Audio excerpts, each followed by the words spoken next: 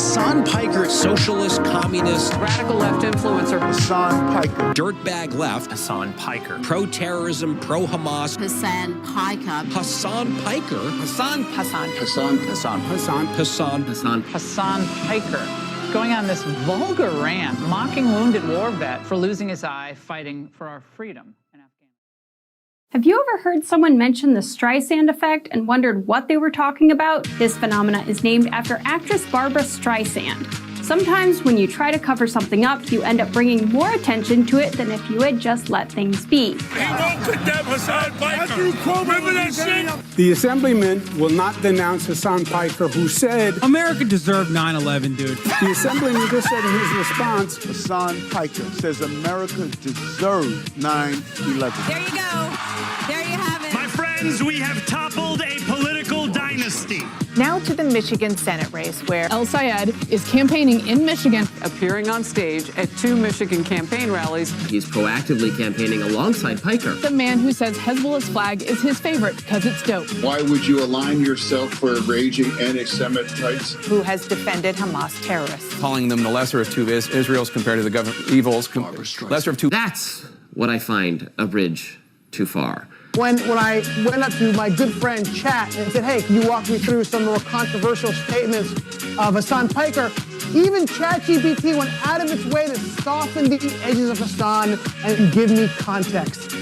Thanks, but no thanks, ChatGPT. Hasan Piker is campaign poison. Placing yourself on the wrong side of a 90-10 issue is only going to make you look bad. It's going to be good for me. It's going to be good for the candidates that I work with. Turns out it was true. Abdul El Sayed at 27%. Oliver Larkin. Malak Kuros, everybody. Nice to meet you, Hasan. Welcome to the broadcast. Thank you for having me. Oh my gosh. What's going on, man? What's up, dude? Good to see you again. I really enjoyed that, yeah. How you been? He's trying to get that out. Wow.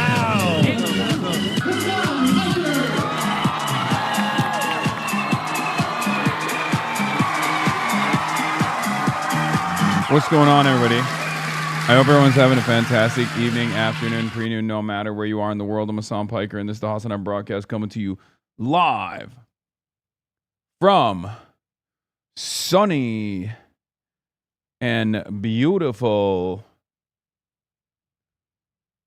Detroit, Michigan, folks. We're live, we're alive, and it's an early stream today, earlier than usual. I know I'm like all over the place. Sometimes I'm early, usually I'm late. But we are back in Michigan, folks. We're back in Michigan. And I hope everyone's having a fantastic one because today's a beautiful day. Today's a wonderful day. Today is Monday. That's right. Detroit versus everybody. You already know what it is. It's Monday, August 3rd, 2026. 10:36 a.m. Come across the river to go to Toronto? Wait. Excuse me. You think I'm going to go over the bridge owned by Maddie Maroon? What gives? You think I'm going to cross the bridge that's owned by Maddie Maroon, Trump's biggest donor? What gives? That's all I got to say. All I got to say to y'all is what gives? Yeah, Matty Maroon has his fingerprints all over this goddamn state. Let's be real, but hopefully not for much longer. Yeah. Oh, you mean the Gordie Howe Bridge? Gordie, how about hell no? That's what I got to say to you. Anyway, it's time to lock in. It's time to actually win this goddamn election. It's been a year, right? 10:36 Pacific time. It's actually 1:38 here. And very quickly, I'm going to go through as much news as I possibly can. Okay, I'm going to try to blast it as hard as I can, as fast as I can, because we have to move out and mobilize. Does this mean you're welcome back in Turkey? Oh yeah, I saw this. Someone is like posting about me in Turkish Twitter. That's always good. There's always some Turkish brain rot too. It's very funny. Like they have Turkish hogs as well, as you guys know, hog universality. But we got a lot of stuff to do today. Tomorrow is like a little bit freer, I think. But personal news-wise, I'm going to get right into it. Personal news-wise, it's part of the podcast where I tell you what's up, tell you what's going on in my life, in the world of Hasanabi Piker. I ended the broadcast last night, and I immediately went to sleep. I ended the broadcast, and immediately, like insta-lock sleep, okay? I passed out at 9 p.m. I passed out at 9 p.m. I woke up at like 4:30, checked Twitter a little bit, and then went back to sleep, and then woke up again at 7. We flew in early, really early from, flew in real early from Milwaukee back to Detroit this morning, and got in, immediately set up, and immediately went live. So, is this a Hasan fan or a Kaya Because she's Yerner? using anecdotes, and his counter has to be empirical evidence. But I don't think you have to do that, because you can just oppose the argument or the anecdote in its entirety by saying, even if that was true, that still doesn't change the dynamic that a woman can be a better leader than a man. And it's not true regardless. Of childbirth. Because she's using... Unc, you gotta vault this hairstyle. All right, shut the fuck up. I couldn't do my hair, okay? Are you a chud-ass canvasser now? I'm a chud-ass loser and a chud-ass canvasser. You already know. All right, so here it is. Okay. Wait, hold on. Let me lower this a little bit, because this is maybe perhaps a little too loud. So, yeah, personal news-wise, I went to sleep. I woke up. I got here. I set up, and instantly we're locked in. Instantly we're going out. We're gonna be hanging out with Abdul a little bit, some influencers at some pool party event. I don't know, but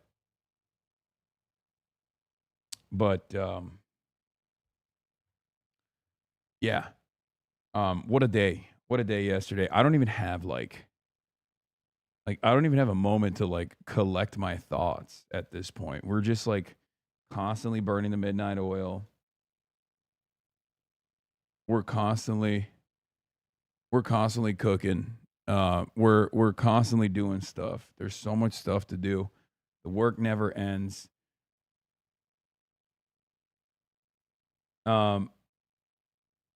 Yeah, I don't know how else to explain the situation.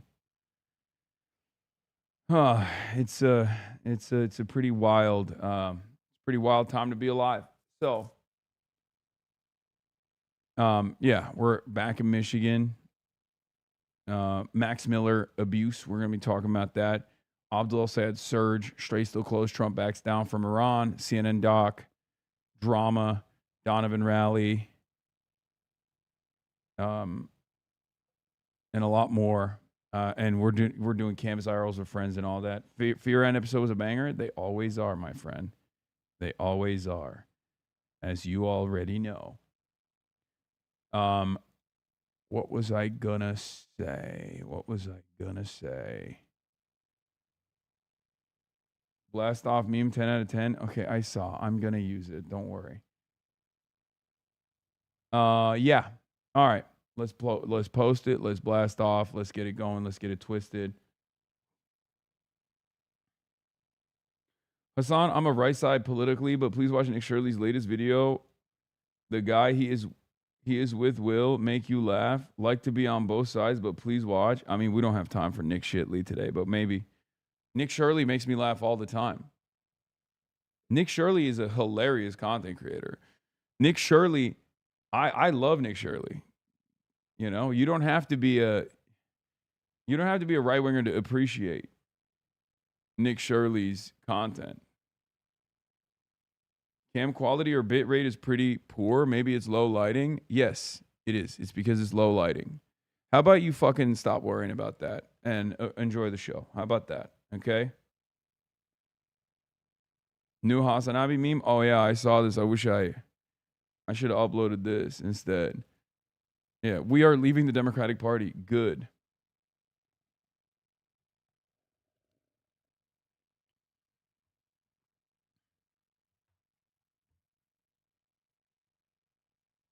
Can you wish Auntie Piker a happy birthday before the day gets too busy? I already did yesterday with the fucking pits out. But happy birthday, Auntie Piker. Yeah, Nick Shitley, the greatest investigative reporter of our generation. Okay, stop it, video perverts. It's just lo-fi. Yeah, no, it's because the lighting is shit. That's what it is. And that's all I got. Can you explain this link? Yeah. Yeah, I get excited.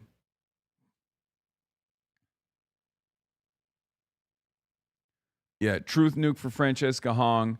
That was a wonderful rally yesterday that we did. Obviously, people are mauling over some of the statements made at the rally, even though I think the rally was pretty normal. I was fairly moderate in my commentary, I think. I was fairly moderate in my commentary. But, you know, to get the short and sweet of it, we can start at, where is it? Didn't I retweet it? I thought I retweeted it, but I guess not. There was the moment where I was like, we're going to make sure no Republican ever gets elected into a seat of power ever again with our successes. What is this? Mitch McConnell discharged from the hospital and heading back to his natural habitat.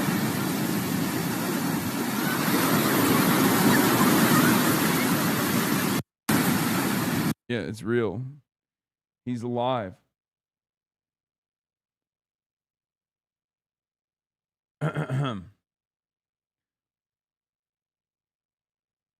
Playlist for later. Okay, hell yeah. Oh, here. We'll start here. Controversial news at 10. Good evening. We start with Commitment 2026. Just 9 days until Wisconsin's primary elections. The race for governor in the spotlight. 4 Democrats competing for their party nomination. Joel Brennan, David Crowley, Francesca Hong, and Kelda Royce. The winner of the August 11th primary will take on Republican Tom Tiffany in November. Tiffany already has his party's endorsement. One candidate bringing a controversial political streamer to a campaign stop in South. I like that Wisconsin behaves like a small potato town. You know what I mean? Wisconsin behaves like a small potato town where they're like, oh, they brought a celebrity superstar from the outside world. Like, and he's quite the controversial guy. It's like, yeah, it's fine, man. We got hella Hasanabi heads in Wisconsin. I know now. Louder, please. Is it super loud? I can't tell. Milwaukee today. 12 News' TJ Dysart I feel like takes us there. I'm the same level of loudness now. Taking center stage. When will they stop labeling it controversial? Probably never. It's actually kind of annoying that everyone just basically takes it for granted that I am a controversial guy. Controversial is, I guess, better than anti-Semitic. But like they either say controversial or they say anti-Semitic, which I really don't like. But here's the situation. They will continue doing that. And it's really interesting because they didn't used to do that. They did not used to do that back in the day. It's only after I started getting more actively involved with campaigns.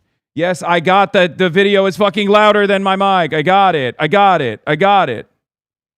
I got it. Calm down. I know. I got it. Is that good? Is this good? Jesus Christ. Holy shit. Like, calm down. Anyway, the point I was trying to make is it's definitely annoying because before I got involved with campaigns, before I started throwing this weight around, the weight of this community around, and pushing for candidates that they also consider quote unquote controversial, the media loved me. They would call me the Joe Rogan of the left. And they were like, oh, this guy's like the whisperer to the bros, the whisperer to the white bros all around, right? And as soon as I started working with campaigns, from Zoran Mamdani's all the way to these sequence of insurgent victories, all of a sudden everyone's like, this is the 9/11 guy. This is Mr. 9/11. He did 9/11. He loves 9/11. He's Mr. Anti-Semitism. He's super anti-Semitic. It's like, it's not, they're not slick. Like, I know what's going on. They were saying you were controversial back then. No, not. Brother. No, the fuck they weren't. It certainly wasn't to this degree. Are you kidding me? Mostly they would just say progressive, liberal, very liberal. Those were the terms that they would use prior to like even post October 7, after the election. The way that they covered me was never anti-Semitic or controversial. The way that they covered me was basically as a the way they covered me was you know, at most like very progressive, very liberal content creator. You're objectively controversial, man. It's not a big deal. Okay, I don't think you guys understand how this works. If the media keeps saying something, the media has every opportunity not to do this. But the reason why they do this is because once they start promoting it like this, then it becomes the reality. Okay? A big part of my fucking job is to do media literacy and media criticism. And a part of my job is to also explain to you how certain things, certain metas begin. Okay? So being called controversial is bad. I mean, it's just a negative framing, which is precisely there's a tool. This is a tool. Okay? It snowballs into something after enough mainstream coverage flips and starts covering me as a controversial person. Okay? That's it.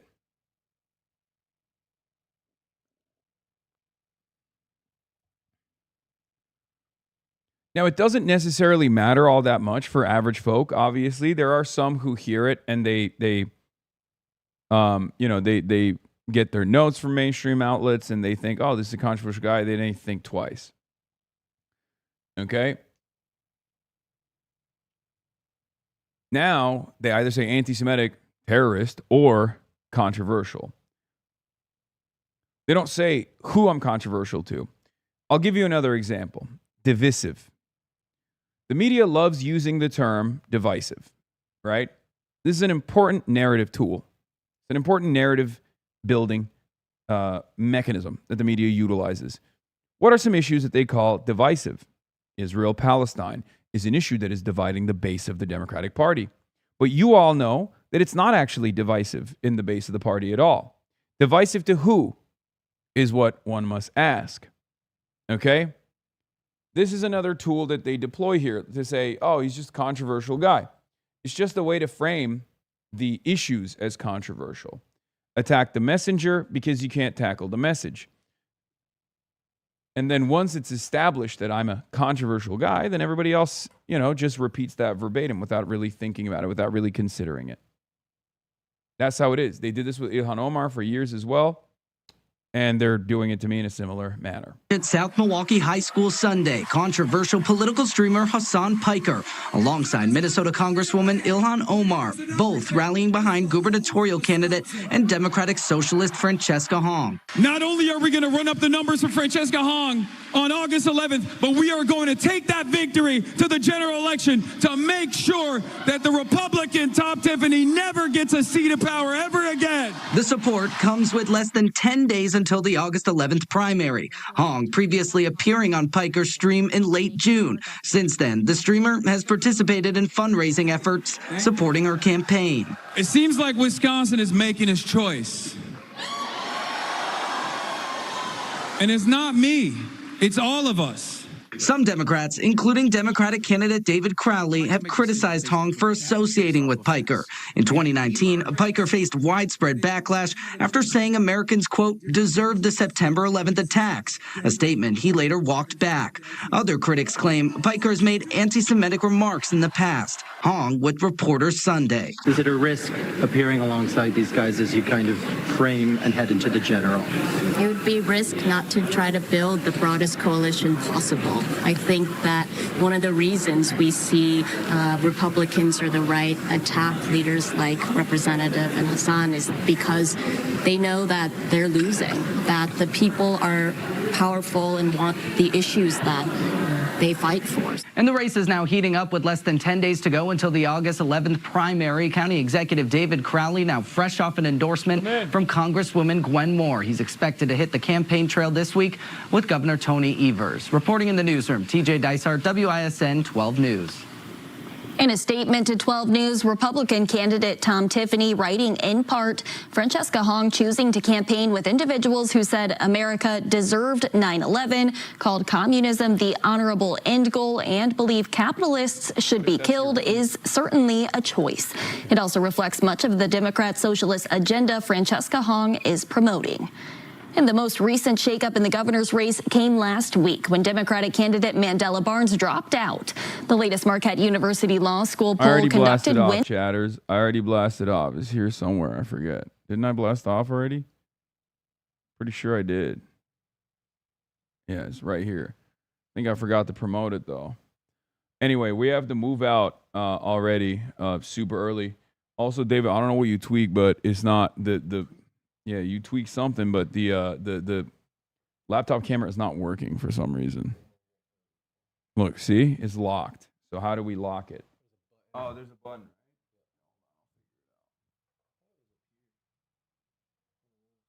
Oh, maybe. Hold on. Do you need the SD card that's in here, by the way? Okay. Hold on. I'll figure this out real quick.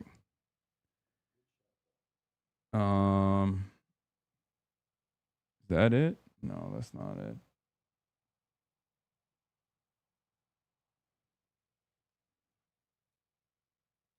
Hold on. God damn it. What the fuck am I doing? Okay. Is this it? No, that's not it. No, that's not the right one anyway. Is it F11? No. Is it? Oh, that's just mute. Yeah, I'm trying to figure out where the shutter is because we have to flip it. We have to take the camera off. And I have no idea where the fuck it is. I think it's an actual button.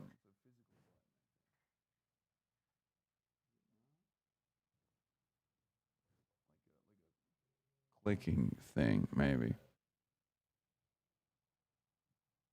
All right, well, look it up, and then maybe you can figure it out. Oh, it's F8? No.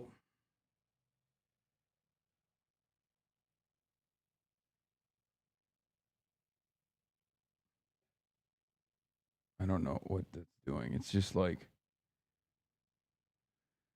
No. There's nothing here, right? No. You can click on here. Anyway.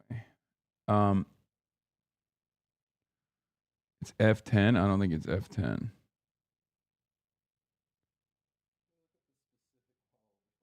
Yeah. It's not that, chat. Did you see the Wesley Bell diss track? No, I did not. You sound mad tired, yo. Oh, I am tired. I'm sick and tired. Careful of the diarrhea lettuce. I mean, let me tell you something, okay? It's not the diarrhea lettuce that's cooked me, but the Culver's cheese curds definitely did, okay? All right, fuck it. I'm just gonna just take it off. Just no camera. We'll just hit no cam. We'll just go into reacts directly. All right. Barnes was still in the race. Shows Francesca Hong leading the Democratic pack with 38%, but a significant 34% of those polled were still undecided. Yeah, you can take it. I already turned it off. WISN 12 hosted the only live debate between the Democratic candidates for governor. If you missed the hour-long conversation on Tuesday, you can catch it in full on the 12 News app and our YouTube page.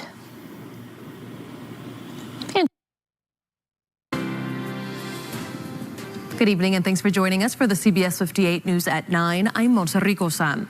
We are 9 days away from the primary election for governor in Wisconsin. Today, Democratic frontrunner Francesca Hong held a rally at South Milwaukee High School with some big names in the progressive movement. Our Catherine Merck joins us in studio with a breakdown of all the developments in the race this past week. Catherine? Hi, Monse. Good evening. The weeks leading up to the Democratic primary for governor have been filled with shakeups. But on Sunday, State Representative Francesca Hong reminded the young crowd at her rally that her campaign has maintained momentum. My name is Francesca Hong, and it would be an honor. Wait, no webcam? That's crazy, bro. I had no fucking clue. Oh my God. Maybe it's because we accidentally locked the webcam and can't unlock it for some reason. But thank you, chatter, for letting me know. Thank you for letting me know, big dog. I know. I'm very aware. I'm very aware of what the fuck's going on, okay? I'm in here. I'm very aware. We're just gonna... it's not F10. It doesn't work. I tried, okay? That doesn't do shit. Yeah, F10 just is the snipping tool. There you go. I tried it. It's fine. All right. To be your next governor. In a crowd surrounded by her supporters at South Milwaukee High School, many voters shared what is convincing them to vote for the Democratic Socialist in this swing state. She's also the only one that's really listening to workers and anti-big tech. She represents everything that I honestly believe our politics should be like. The Democratic primary on August 11th will be the latest test of just how far left voters are willing to go in the November midterm. This is where the sewer socialists showed what government can do when serving the people and not the corporations. Hong spoke alongside Congresswoman Ilhan Omar from Minnesota, who endorsed Hong in April, along with left-wing commentator Hasan Piker, who has divided Democrats for previous comments that critics have called anti-Semitic and anti-American. It's an incredible honor to be here today at the beating heart of the historic American socialist movement's capital, Wisconsin. During the event, Hong said she believes her supporters are united to take down the likely Republican candidate, Tom Tiffany. When people want to fight for something together, when they see something they believe in and they start to believe in one another, I think the Dems are going to have to write a new playbook here. According to the Marquette University Law School poll results that were released last week, Hong is in the lead with 38%. Just over a third of voters were undecided. Mandela Barnes was in second place behind Hong, but he dropped out last week. Milwaukee County Executive David Crowley has moved into second. Yeah, the camera is manually locked. We can't figure out how to fucking fix it, but it doesn't matter because we're moving out right now anyway. We're mobilizing right now. Second place with Barnes dropping out. He's endorsed by Governor Tony Evers and was endorsed by Congresswoman Gwen Moore of Milwaukee on Friday. State Senator Kelda Roys and former Department of Administration Secretary Joel Brennan are polling in the single digits. Let's hear it one more time for your future governor, Francesca Hong! As Hong's campaign aims to excite voters heading into the primary, her supporters already have their eyes on the November election. The momentum is here. As we know, President Trump is trying to protect the vote by passing the Save America Act. The scandal in New Jersey is adding a renewed sense of urgency to that legislation after thousands of non-citizens were found to be on the state's voter rolls. And a Biden-appointed federal judge blocked the DOJ from gaining access to the rolls. I don't know why. Joining us for tonight's big close-up is Democrat New Jersey Congressman Josh Gottheimer, the perfect person for me to ask about this, Congressman. We always appreciate when a Democrat is willing to come on and mix it up with us. So I got to ask you, not only because you're a Democrat, but also because you represent New Jersey.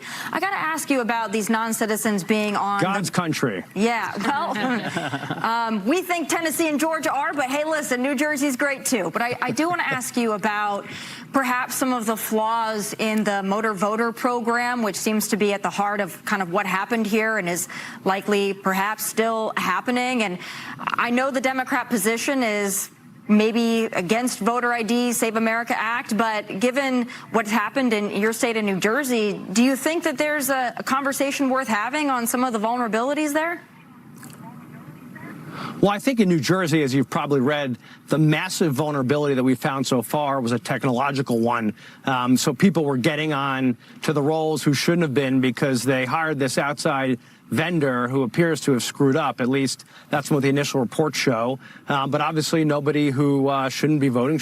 So I believe that as the governor has launched not only a full investigation, but already announced last week she was purging those who were registered who shouldn't have been. And I think we have to keep taking action like that. I think it's very important. But also, as you probably know, and I don't know if this was brought up to you, but the company, Indemia, who designed this program is very involved all across the government, the federal government. They're doing background checks all over the place at DHS and Department of Defense and at the FBI and screenings at the airport with the pre-check. So to me, what's most important is we get to the bottom of where these glitches are and making sure the technology is fixed. Do you think that there are some inherent vulnerabilities, though, when you have a motor voter program that registers people to vote, non-citizens who in some cases don't even realize that they're registered to vote, don't even realize when they get that ballot in the mail that they shouldn't vote? Do you think that that presents a problem that's worth taking a look at?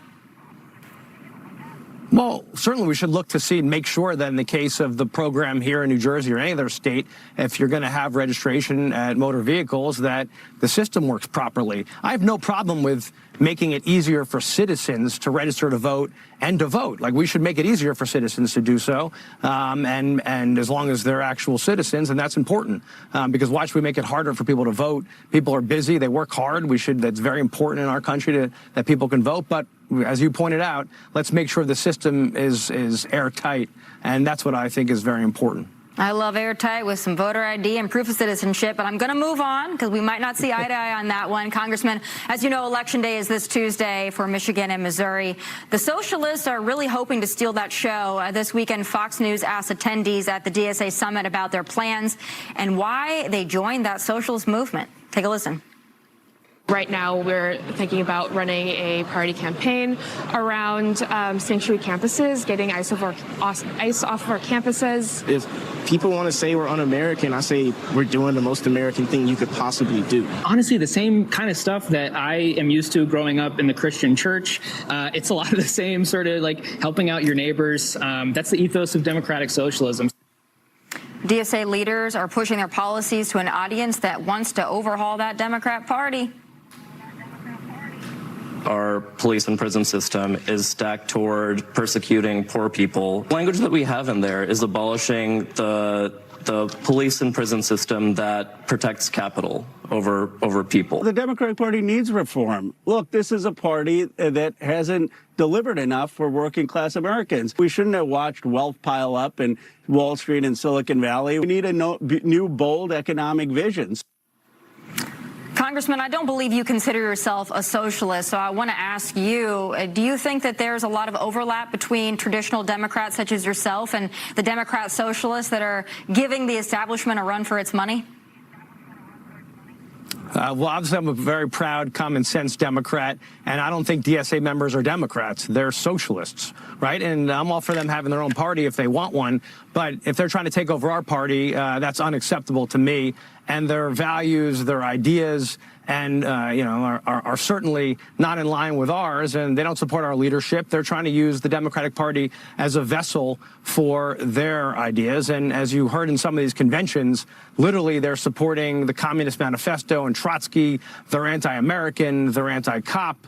They don't believe in borders. And frankly, the good news is there's only about 150,000 of them registered, and there's 45 million Democrats. And so we should make it very clear that they're not Democrats and they're not welcome in the Democratic Party. But if I could say respectfully, Congressman, there are a number of Democrats who absolutely do support them. And we're talking about people like AOC, for example. Some squad members seem to be very enamored with what we're seeing out of the socialists. And I'm just curious, how do you separate the two? Because some of the real luminaries of your party seem to be very cozy and comfortable with what seems to be a creeping, metastasizing socialism within your party. And how concerned are you as well with the, as John Fetterman put it, another Democrat, he's on the Senate side, with the creeping anti-Semitism that also seems to be enveloping parts of your party? Do you see why people are concerned about that?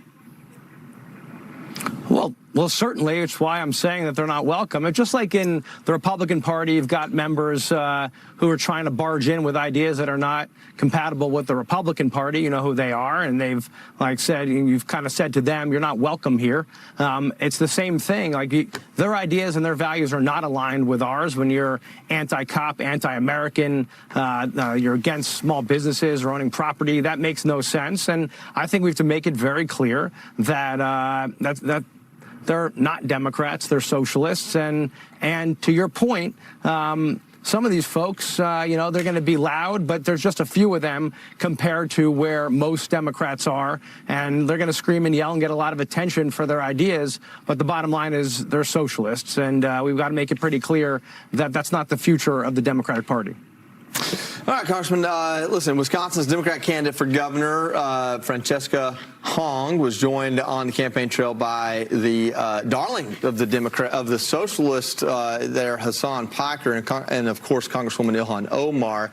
Here's a bit of what they had to say today.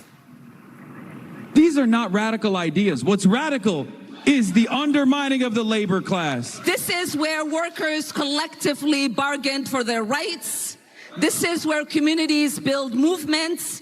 This is where the sewer socialists showed what government can do when serving the people and not the corporations. We're standing up to the people who are complicit in upholding the billionaires.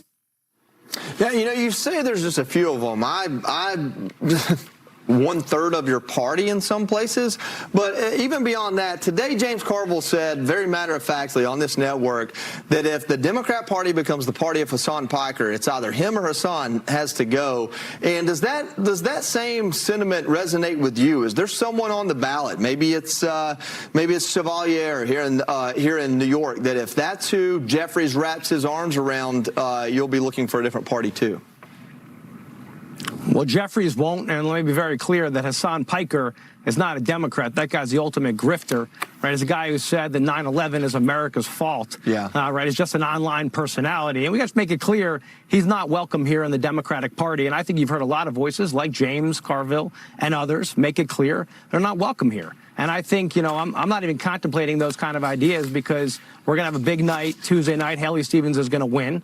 We're going to make it clear. You saw Plattner obviously thrown off in Maine, and we got to make it abundantly clear over and over again that those are not ideas that are welcome in the Democratic Party. We need common sense ideas. We got to stand up for affordability, for getting costs down, right? Whether it's electric bills or the cost of food to make life more affordable for people. That's got to be our focus. These anti-American ideas or shutting down, prisons or saying, those things are not welcome here. We support law enforcement.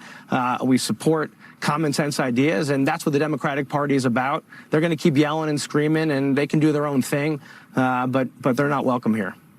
Congressman, you've said that their ideas are not anything like the Democratic Party establishment and not anything like your own, and yet functionally, when it comes down to the actual policy implications, they're not actually all that different. There was I'm sorry. I'm flipping it. She hexed Trump.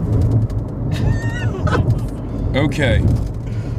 We're live, we're alive, and we are on our way in fully suited up and fully booted up to a pool party, which I've only been in Michigan when it's like kind of cold and kind of chilly, I feel like, which is why in my mind, people don't do pool parties here. Well, like in my headcanon, Michigan is not like a pool place. It's funny too because the lakes, the notes for this event were like business casual. Wait, oh really? Yeah.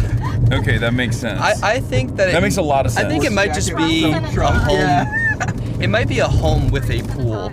Yeah. And people are being a little. Then it's like, oh, it's a pool party. Like, what if I just came with a bathing suit, thinking like, oh, dude, pool party time, and then like the media's there. Yeah. The media will be there. I don't have one, but two fucking journalists trailing me. Who's the other one? The other one's AP. They're doing something too. But that's, it's neither here nor there. So, yeah. I'm not ready for a pool party, but we have a stacked day today, ladies and gentlemen. Obviously, I'll be covering the news and whatnot as we move around all day, and hopefully, I'll be able to figure out a time where I will have some desktop opportunities, perhaps later in the day.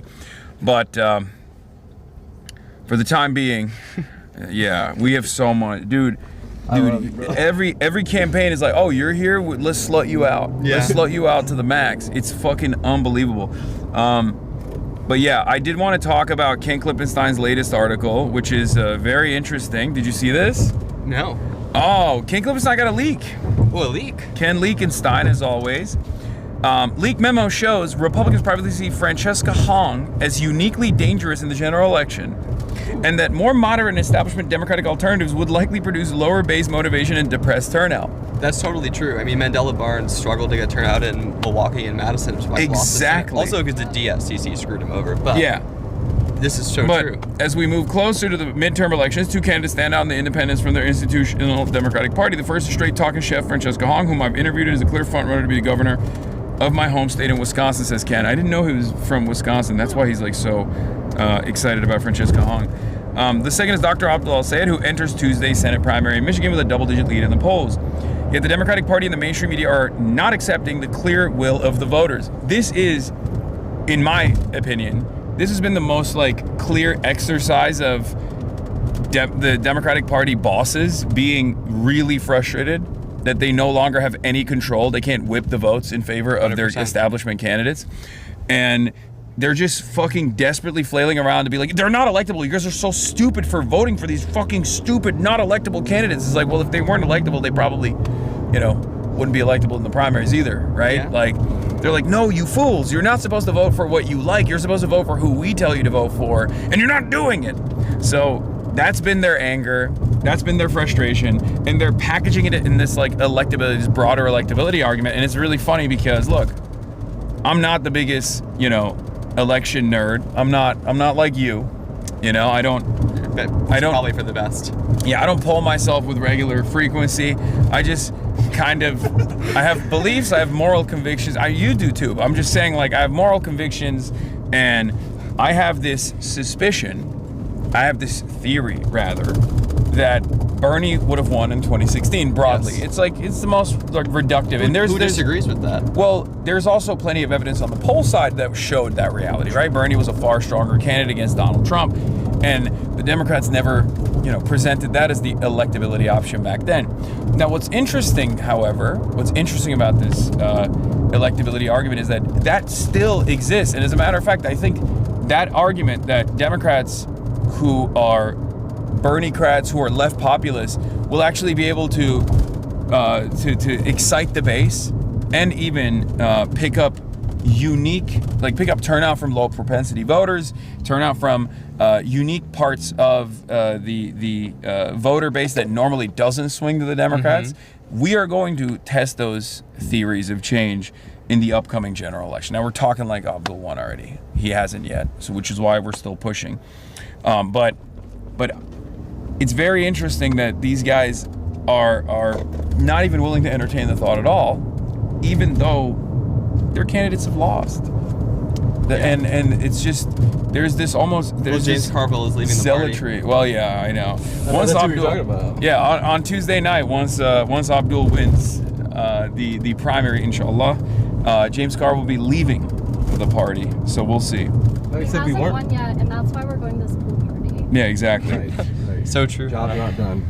But yeah, it turns out, it turns out that the Republicans are also aware of this, and it's very interesting that they sent a memo. We need to take Francesca Hong seriously. Reads the subject line of a memo prepared for U.S. Tiffany's gubernatorial campaign by Republican consultants, leaked and reported on by Jesse Opoin of Milwaukee Journal-Sentinel. The April memo correctly anticipated Hong's dominance in the primary. It also described her as a uniquely dangerous in the general election and that the general election strengths are formidable. Per the memo, as reported by the Milwaukee Journal-Sentinel, Hong's combination of grassroots momentum, unapologetically progressive ideology, and a platform centered on high turnout makes her uniquely dangerous in the general election. Hong's platform is broadly popular and difficult to counter. Her agenda is built around kitchen table issues that pull strongly with independents, working families, and even some rural voters. It's mostly the AI database stuff. All right, Hiller, I'll continue as we... No one likes data centers. Nope. We'll just leave the charger in here. Okay.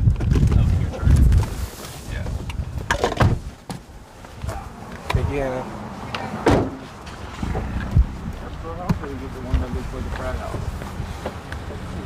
I'm looking at ground. Vincent. Yeah? Do you want me to do the errands we talked about? I think, given we're just going to do 10 minutes here, probably should have stayed. We're coming. Okay. Are we to make it on time? We have to only be here for 10 minutes? Or 15. We can stay here for a little bit. We're at 2:18.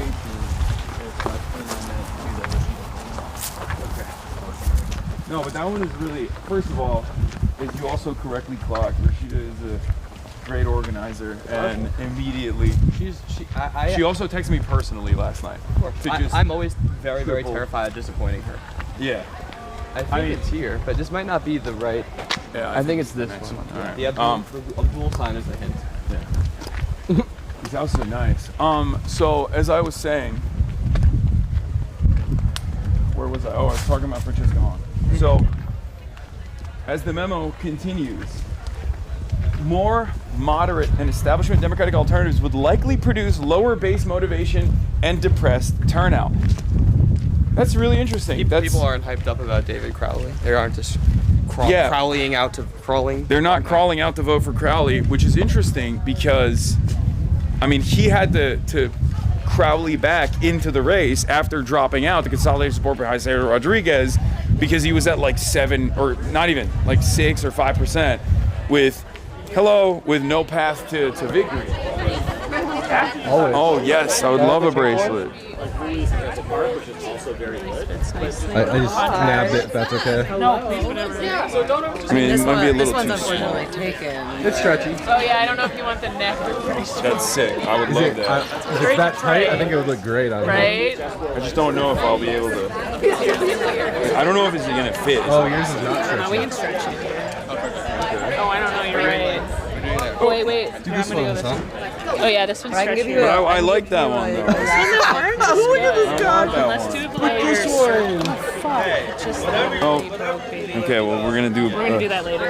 We're gonna do a purple one. So are you talking to yourself again? Oh my God! What are you doing here? I mean, who isn't here? Who isn't here? Oh my God! Look who it is, chat.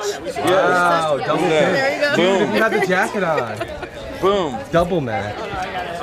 I can also give you a yassified pin if you want. No, it's fine. I really want this. Now that I saw it, I locked in and I want it. But, let me say what up to. Hey, what's going on? What up, baby? What you doing? Cool thing on. Oh, cool. That looks cool. Yeah. Okay. I know you live. What up? How you doing? All right. You're set now. There it is. Do you want some bootleg Abdul swag also? Made a little pack. You guys made bootleg. As long as the money goes out Abdul still, I don't care about bootleg. This is our guy running for state rep. Thank you so much for coming, guys. Of course. It's looking good. I mean, We're doing it. It has been a very hectic past couple of days as well. I just got in from Wisconsin, bro, what you land? It's awesome. That's so exciting. Like if we get like a socialist governor in Wisconsin. He is, yeah. He's our usher. I'm very excited. It is very exciting. So what do you think of Detroit so far? I love it. I've been here before. I came here for Abdul a bunch of times. Right. Detroit is beautiful.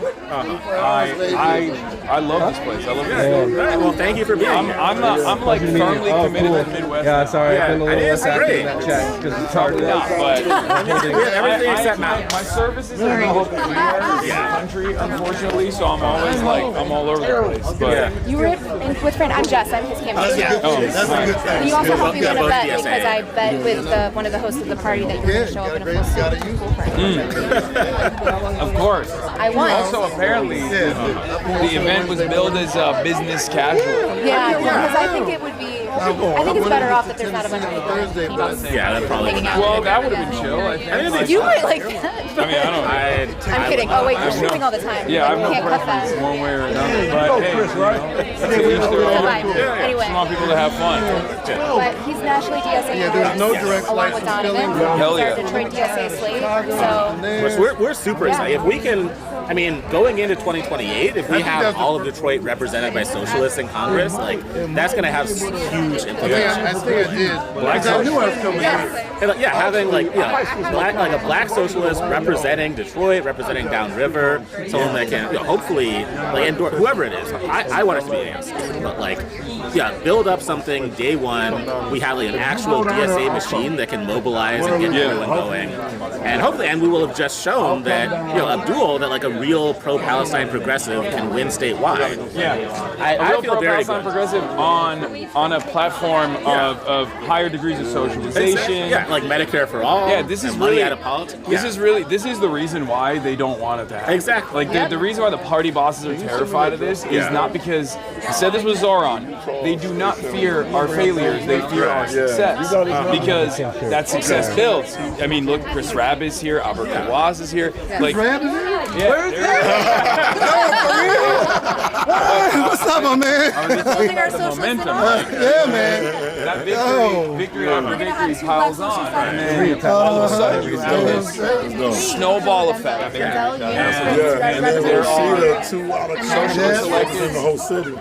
Helping out other socialists to get elected, and that is precisely why they're freaking the fuck out. Yeah. Which has anyone told you about the like money out of politics ballot measure? I think so. Yeah. I mean that too. Like it just is on the ballot like by 9 signatures out of that 1,000 signature thing, which is huge. Like that was a huge GSA priority, and getting that on, like being able to show not only did Abdul win statewide, but a corporate money out of politics ballot measure is going to win every county in the state in November. That's also going to be so huge. If I'm a DTE executive, I'm you're just like fuck out. I'm moving to West Virginia. I'm freaking the fuck out. I'm terrified. I'm thinking to myself, we're about to face accountability for the first time in the state. Absolutely. Up until now, could spell Democrat without DT. Which is, it's been so insane. There's like so much money and like all the way up to the top in the party. And then when you look at, why are we doing tax breaks for data centers and not community solar? That's why. So, but all right, we're gonna walk around a little bit, get a feel for the party. We haven't even walked into the party yet. no, it's really good to do. This is what we're doing on a Monday, chat. We're about to miss what? What happened? Don't say that. I mean, it happens. We have to go to a. I know what? We have to go to like a youth organizing event for a bunch of youth kids. We're just here to show support in the moment. Make sure your camera is mud free. Hi. Oh, hey, how you doing, man? What's going on? Hey, Maurice. Hassan. Hi, nice to meet you, man. Hey, I'm Mira with WFP. Hassan, nice to meet you. Thanks for coming out. Of course. Hello. How you doing? When did you get right over here? Oh, I've been here. I was here. I was here, and then I flew into Wisconsin for the day yesterday to do a rally, and then now I'm back here until the election. So very exciting stuff. No, I'm so pumped. I'm so excited. This is gonna be so much fun. Yeah. No, the momentum is incredible. Like, I don't like to make any predictions, but I'd rather be a. Yeah. I think you have to put it out there. Okay. I think you have to like, manifest it exactly. Sweet. We are manifesting as Will Donovan Abdul is going down. All three of our Is guys. Will here too right now or no? No. Nah, he's in his district. Yeah. Oh, okay. I wanted to meet him. Nice to see you. How you doing? Okay, let's take it. Let's do it. Oh no, I'm rallying the troops everywhere, even out here. Let's go. Even out here. No smudges? You're good? She's really the rallier, you know. No. I'm just tagging along. Okay. Whew. It's not that bad. It's not as hot. What's going on? I'm doing all right, man. How about yourself? I'm Denzel. Actually, you on one of your streams, you featured one of my tweets talking about how folks were trying to take advantage of black folks in Michigan. Oh yeah. Okay, so, I remember. Yeah. It's been limited effective, I think. I would say, for especially older voters. Older voters still watch TV. Yeah. I think like I want to hear your perspective on this, especially for Detroit, especially for Wayne County, especially for black voters, because like we did some canvassing for Donovan, right, Hamtramck, and in Detroit, and like I think for a lot of now that I've been to a lot of districts like upper middle class districts, rich districts, and then also working class districts are very poor. It's very obvious that like a lot of young people, especially in poorer districts, they don't give a fuck about this shit at all, right? They're like, elections, I don't care. Yeah. Like who's Bernie Sanders? Yeah. And it makes sense, right? But I feel like one thing that I have realized, especially in like upper middle class districts, is like if you get young people to get activated, they talk to their parents. Absolutely. And their parents get super excited when they're like, oh, you're doing your civic duty, like I'm in. Like who are you? Yeah. Who's exciting you like this, right? That's what they keep saying. So I wonder like if there's a way for us to be able to like activate youth turnout to some degree in places like Detroit and Wayne County. I think that's the key, right? Because it's also like how I think the way that voting has been socialized, especially in black families, of like it is a familiar thing. Like we're talking about with our family, with the older folks, right? Like I went to my sister's birthday party and like the older folks in the family, I was like, okay, y'all are voting for these folks, right? And when they hear from us, they're like, oh yeah, for sure. And I think it's also the excitement because what you said, like when you are going to some young folks in some of the working class districts, they're like, I don't care about this. Yeah. So when people see like, oh, somebody does care, that they're actually paying attention to our communities, that's a whole nother aspect to it. So I think that is the key point. Like in my role in city council, I'm trying to like figure out how we activate that and like civic education in all spheres as well. So So I think like obviously representation matters a lot in that regard, and then outside of that, the reason why I'm saying this is also because like there is no. I've talked about this quite a bit. We talked about it in New York as well, and all around the country. There is no pathway towards like socialism in any capacity without black socialism. Yeah, it's just like it's not gonna work. Yeah, and you obviously have like a lot more cynical versions of this already as like a hurdle against more progressive candidates, like you see it with Jim Clyburn, obviously. But I think his institutional clout is also diminishing a little bit. I mean, he's done a bunch of key endorsements against left electeds who are now in charge. Yeah. So it's and we got a lot of new.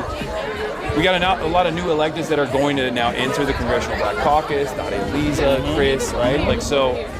That I think is huge.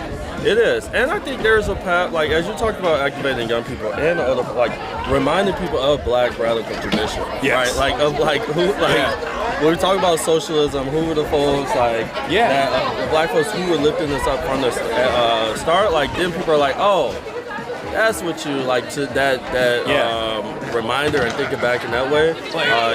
As much as I love Bernie Sanders, like he's not the face of like historical socialism in this country. It's MLK and it's Malcolm. And I think like that is, I mean, that's been deliberately cast aside, I feel like, because look, we have a white supremacist education system, so all the young people that even are paying attention to school are learning a very different version of events. And and they're not getting the true historically accurate version of black liberationist movements. Yeah. So we'll see. I think, and remind the people of the Black Panther Party, and also what come like the actual aspect of it in practice, right? Like that is breakfast programs, like community organizing. That's what I mean. Like I think one of the things that I think DSA is doing very well right now in its electoral strategy has always been, I mean, even this in and of itself, this is like an event. Yeah. It's an event where we bring canvassers out, and there's a fun social component to it. It gets people to, it gets people excited. It gets them to do something. I feel like that's very important. I mean, a version of this is happening in Baltimore, not around elections, but like, community events, we know, have a capacity to diminish youth violence by a lot. Yeah. So I think like one version of like continuous political action has to deliberately target young black voters or just young black folk in general. Yeah. And in a way, like you said, that one that doesn't talk like that up front is not politics, right? Up front is like, how are we delivering on your needs? Yeah. Like also, how can you just be in the place where you can lay your head back? So we should say hi to Abdul now. We gotta leave soon. Appreciate you. All right, nice talking with you. All right, take care. Hell yeah. I just want to say thanks for coming by, my boy. Norris Howard, just did such a nice to meet you. Do your thing, man. Hi, you're the girl that you got yelled at for wearing stuff. Yeah. You're the New York DSA person. Yes, I am. Are you freshly minted DSA? I am. I'm 8 months now. Yeah, look at that. Yeah, Congratulations. Yeah. Nice to meet you. Thank you. Also, how do you feel being on New York Post? I fucking. For your sartorial choices? No, it was for Jennifer Hegseth's sartorial choices. Oh yeah, you called her Timu dress out. Yeah. Right? Fuck that bitch. I but like I'm loving that. your sartorial choices. Thank you. Yeah. This is also a Chinese suit, but it doesn't look Chinese. No Mao suit today? No Mao suit. Oh, what a shame. Yeah, I'm not trying to turn, so close to the campaign. So close to the election. I'm not trying to turn it into like a Hassan is a Maoist show. Yeah. No, but I love the Mao suit. I love it too. It looks dope. Yes. It looks dope. It's tailored. It is made by a Chinese tailor who like literally invented the Zhongshan style of suit. That's beautiful. I'm unashamed about that. I will continue wearing it. I just, sometimes you gotta switch it around. And you're not supporting fast fashion like Jennifer Hegseth. It's true. It's true. That's what's important. All right. Well, nice to meet you. Nice to meet you. What's up to Abdul? We got to get out of here. I guess so. Correct. Whoever you're voting for is. Oh, they are. Bought and paid for by the same people. Aren't you hot? Only a little. Oh, I was like, I'm yeah. Winning in the Senate, yeah. Someone who's not bought off by the people who are waiting. After a bill? Hi, how are you? Hi. Nice to meet you. I'm Elena. Nice to meet you, Hassan. Hey, Elena. Aren't you like, we met in April. Sweating in that suit? No. I'm pretty chill right now. You know the Subway Take Show in New York? Yeah, So they do the Detroit version on the people. Nice. That's sick. Yeah. I know Kareem very well. He does a great job. Yeah. So. Have you ever made a pitch for him to go on Kareem's show? I can hit him up ASAP, but once we get in the general, I think we'll make it happen. I think Kareem's Egyptian, right? He is, yes. Unfortunately, too many Egyptians in Congress. Too many Egyptians in Congress right now. Adam Hamawi, Abdul. I don't know what's going on. Yeah, Kareem is Egyptian.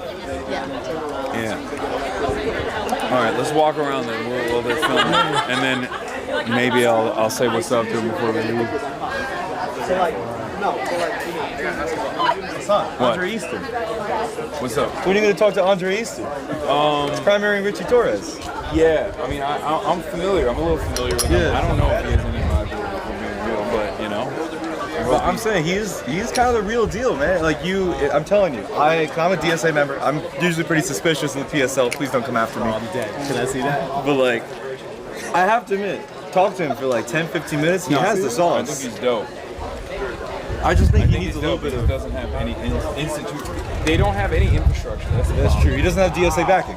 Yeah, he doesn't have any institutional backing. He doesn't have any infrastructure, so that makes it very difficult, especially in the deep blue district like that, where people are just going to vote on the Democratic ticket no matter what. So they'll be seen as a spoiler, and it'll make it much harder. And I fear that is going to lead to like because everything I do it's turned into an example. No, that's true. You know what I mean? I respect it. Yeah. So what? Well, we're doing a walkthrough. We're walking out, and they're giving us on the way out. Like I don't. So like your transformation in terms of like just the. Bro, you're the reason. You're like literally part of the reason. I'm like literally the most dressed down politician in American history. I know. And he's wearing suits. No, but like here's what happened. We did all the fucking, you know, I have people come on my stream all the time, but when you were like, oh, let's go stumping, I was like, I didn't realize that was a different thing. It's a whole different thing. I didn't realize that the media would treat it as a whole different thing. So then after to be fair, I don't think anybody realized the media was going to treat. Like there was like a full-on freak out on every channel. I know. But, and it has only snowballed. It has only continued. There was a documentary that came out on CNN last night. Now James Carville's talking about leaving the party. We got John Fetterman, James Carville, fantasizing about leaving the party. I'm like, you're sweetening the deal. You know what's really interesting? Like our party, if you look at what happened with Trump, you had a whole bunch of like center-right people realize that they had no home in the party that they destroyed. And then they all came to our party and trying to tell us what our party ought to be. And then you think about like James Carville, I'm like, bro, you architected the complete right-wing like ascent to neoliberalism in '96. Yeah. And I don't know, like my point is this state is a swing state because of the machinations of the Clinton the Clinton era of politics. NAFTA, exactly. Yep. This is not a swing state, and neither is Wisconsin. I'm so annoyed. Like everyone's always like, these are dangerous states to be making these sorts of decisions on, and it's like these are not. First of all, the decision is being made by the voters.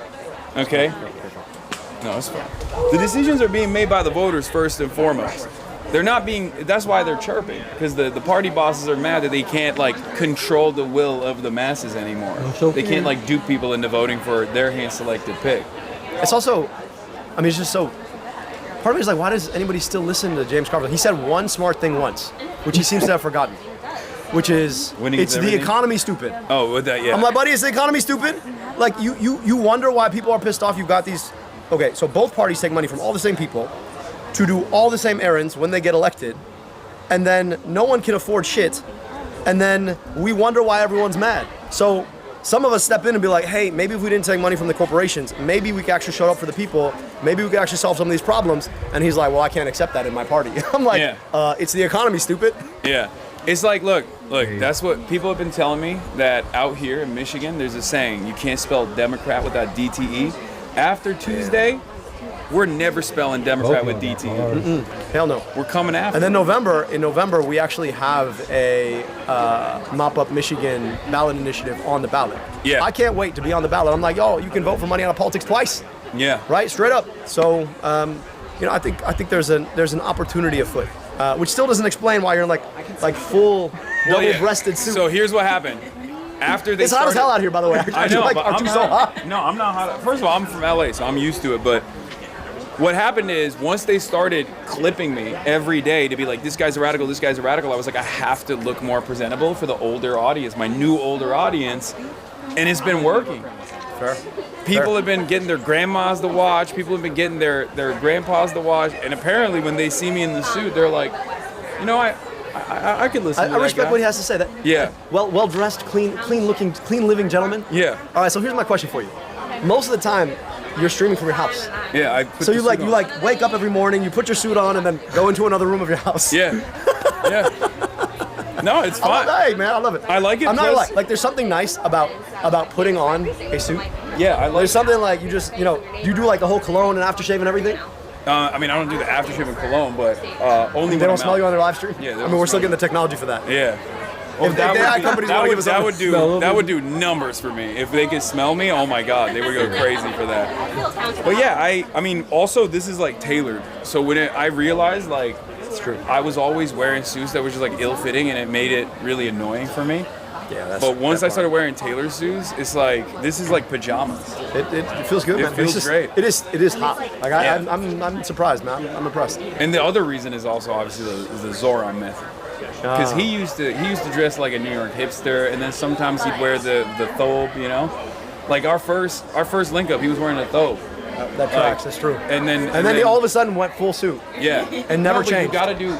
Look, Malcolm X did respectability politics as well when it came down to switching from the zoot suits to a more traditional,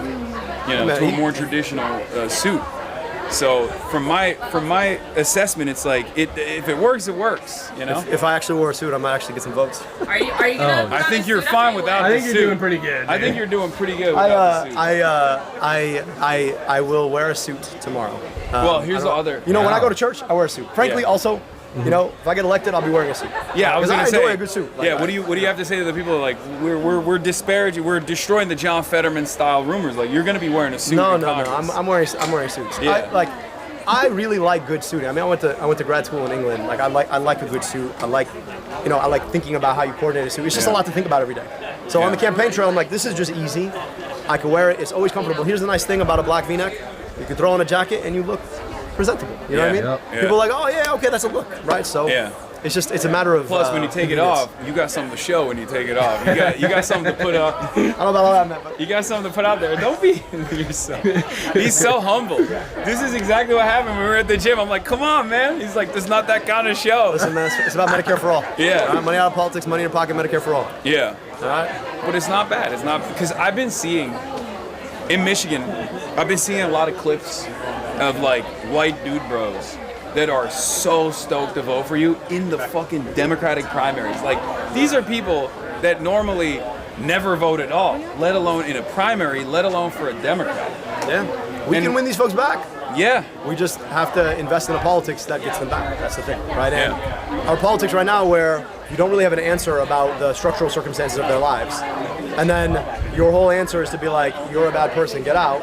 Yeah. I don't think that works. And I think you've got to be able to speak to the fact that like too many young men feel totally duped by some set of industries we're not willing to actually have an honest conversation about. So like, if you feel like the economy is so insecure that the best way to make it is to engage in some form of betting market, whether that's Cowsheet or crypto or something else, is a pretty big indictment on like how the economy's working. Yeah. So if you're willing to just be like, hey, that it might not be great to allow these big corporations to gamify people's dopamine circuits, and also maybe we should build an economy that's somewhat secure for people, and also you could be a bro and not be an asshole, and not blame women in your life for all the bad things that happen, and also you probably should like get out of your room and take a shower and put on a suit, or at least put on some nice presentable clothes, go and do your work.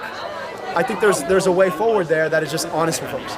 So there's also one last thing, so we got to go hang out with Rashida, who's a lot cooler than you, but you know that already. Of course. We're gonna go and see like all the youth advocates, like the ones that are canvassing all around Dearborn. Love them. They're amazing. But I saw your word cloud. I don't know if you're familiar. So there were two different word clouds associated with both yourself and with Haley Stevens. And I think one of the things that you did really well this entire cycle was obviously have a policy first platform, which unfortunately falls by the wayside in the media coverage all the time, because I see you constantly being like, no, I do talk about the issues. That I talk about the issues. Like, when I come on your show, you talk about everything else. But I'm trying to get money out of politics, put money in your pocket, pass the microphone. Yeah, this was actually something interesting that Dave Weigel pointed to as well, where he was like, it's all topsy-turvy now. When Abdul goes on Hasan's stream, he's talking for 2.5 hours about like policy breakdown. And then when he goes on, a 5-minute, 10-minute media hit on mainstream media, it's all like, oh, Israel, controversy, made-up controversy, manufactured outrage. But the reason why I was talking about the word cloud is because having a policy-first platform and messaging discipline on that has made it so that all of the words associated with you are Medicare for all, money out of politics, whereas all the words that were associated with Haley Stevens, the most salient term that stuck with her was AIPAC. And this is something that I think a lot of other Democrats should take note of. Obviously not in the primaries, because we're good. I'm glad that the establishment is not aware of this, but defining yourself with your policies has played a major role in your appeal, your mass appeal, in spite of the negative attack ads. Well, you know what it is they attack me, and then there's this secondary effect, which is they attack me and they raise my my name recognition, ID. yeah. And then people are like, all right, I keep hearing about this guy. Let me look him up myself. And then they turn to our social media, they turn to everything else, and they hear me talking about the things I always talk about. Yeah, no, absolutely. And their makeup is like, oh, they hate him because he's for money out of politics, money in my pocket, Medicare for all. Yeah. I'm in. I'm in. You know what's ironic about that? It was Trump that actually successfully did that. Everyone always yelled at him, and he had a very simple message. It was a horrible one. It was one that was full of racist vitriol. But it was, if you were just like issue agnostic, if you're just looking at it from a cold, calculated perspective, the reason why he was able to effectively dismantle the Republican establishment and then take out Hillary Clinton in the general was because he had MAGA, he had Build the Wall, he had Lock Her Up. These are all odious and dare I say, harmful policies, but they were very simple to understand. It expanded into a broader policy platform for the people that were getting activated by it. They would attack him, and then he would flip the script and be like, these are my issues.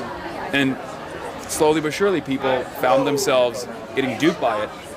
What we have an advantage on the left, as like left populists, Bernie-crats, these insurgencies, is that we have an issue-centered platform. Yep. An issue-focused platform that centers the working class. That's the thing is that, like, you know, a lot of people, everybody's paying attention now, but a lot of folks were paying attention 15 months ago when we kicked off this campaign. Yeah. Walking into rooms with like 5 people at a time and actually having a conversation with people about what it is that they wanted out of their politics. And I've been saying the same thing for 10 years, but hearing how it's manifested now and hearing the words, people always say when I say that point about it shouldn't be this hard. People are like, oh, you made that up. I was like, no, that's what I literally hear from everybody. It should not be this hard. Yeah. Right? And it shouldn't be this hard for a number of reasons that we can actually address. It's not like the world just made it hard. It's that we have public policy that made it hard. Yeah. And we have a choice about whether or not we want that public policy, and that's what we're trying to address. So. Anyway, I won't take up more of your time. Man, I know people want to good to see you. Talk to you. The Thanks man for being of the here, hour. Man. Appreciate you. you. I'll see you tomorrow. And you know, maybe I gotta go to your tailor. Yeah. All right. Do we have to? Everyone was like, well, Joey's a journalist. He's not a creator. I was like, yeah, he's a creator. He's just like, he's like drive again, and I'm like, God, this is constantly.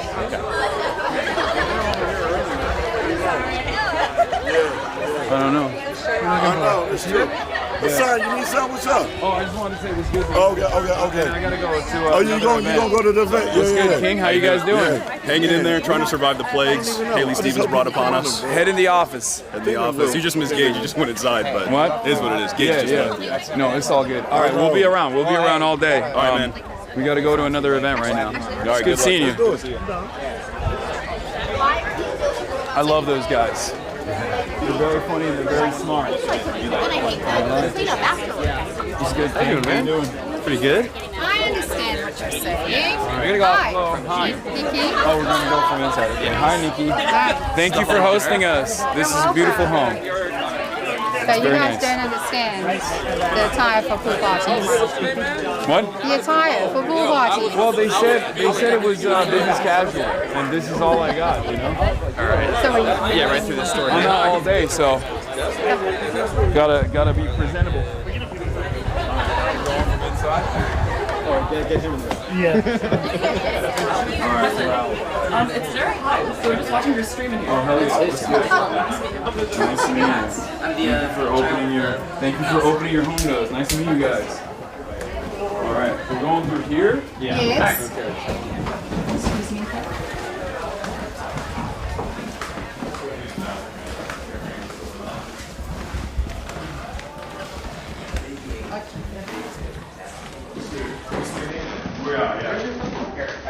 Okay, I was like, my instincts. Which way? That way? Yep. Oh. Okay. Okay. All right, thank you. You're welcome. Actually, oh, it's open. I didn't know that. Let's do it. Oh, hell yeah. Okay, thank you. Thank you so much. Hannah! All right. It's good. You're good. All right. All right, let's do it. You guys heading to the rally this time? In a roundabout way. We have one we'll more be back. stop. We have one more stop before the rally. I want to ask you real quick. What? What's up? Oh my God, dude. Okay, sure. It's juicy. Okay, I'll do it. I appreciate you, brother. You too, man.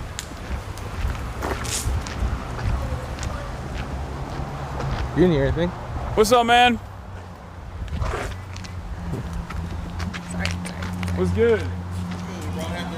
Finally come meet you. And what's crazy is I didn't know you would be here. I literally just hit you back on DVDs. Oh, on yeah, Instagram, because bro. I saw it, yeah. I hit this guy up months ago. He just fucking leaves me on red for months. I apologize. No, I don't he's have too a good cool. relationship He's too with DMs, man. I don't have a good relationship with DMs, man. But definitely love to chop it up with you, man. All right, well, I'll see you around. We're going to be around all day. Yeah, Are you going to the Donovan rally later? Yeah, I'll be here. I'll chop it up with you then. All right, yeah.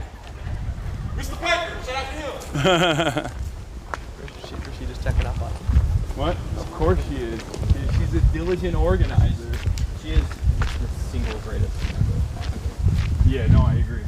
Now I'm disappointed her. Terrified. We're already disappointing her. We're late. No, we're good. We're good. We'll make it. It's this one, right? Yeah. Sorry, a lot of people wanted to make fun of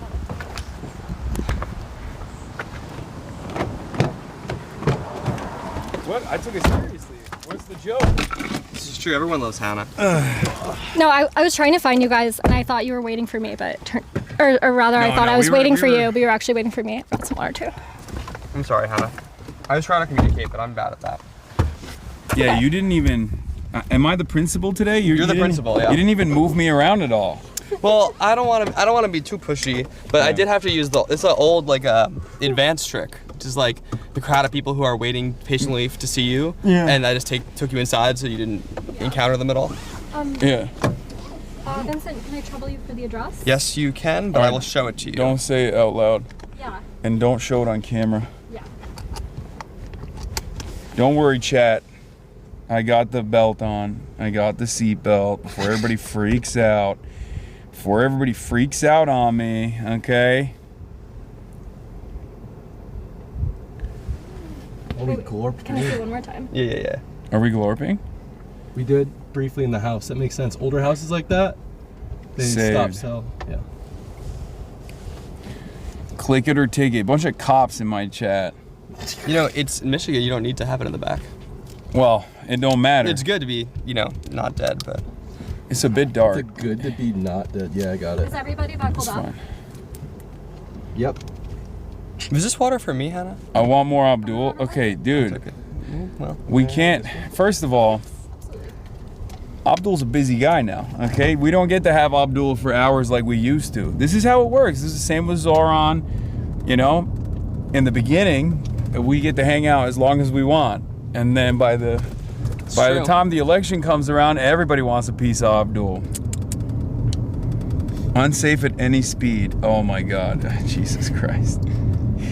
They're still talking about the fucking seatbelt. Ralph Nader guys. Yeah, no, I know. They're all a bunch of goddamn nerds.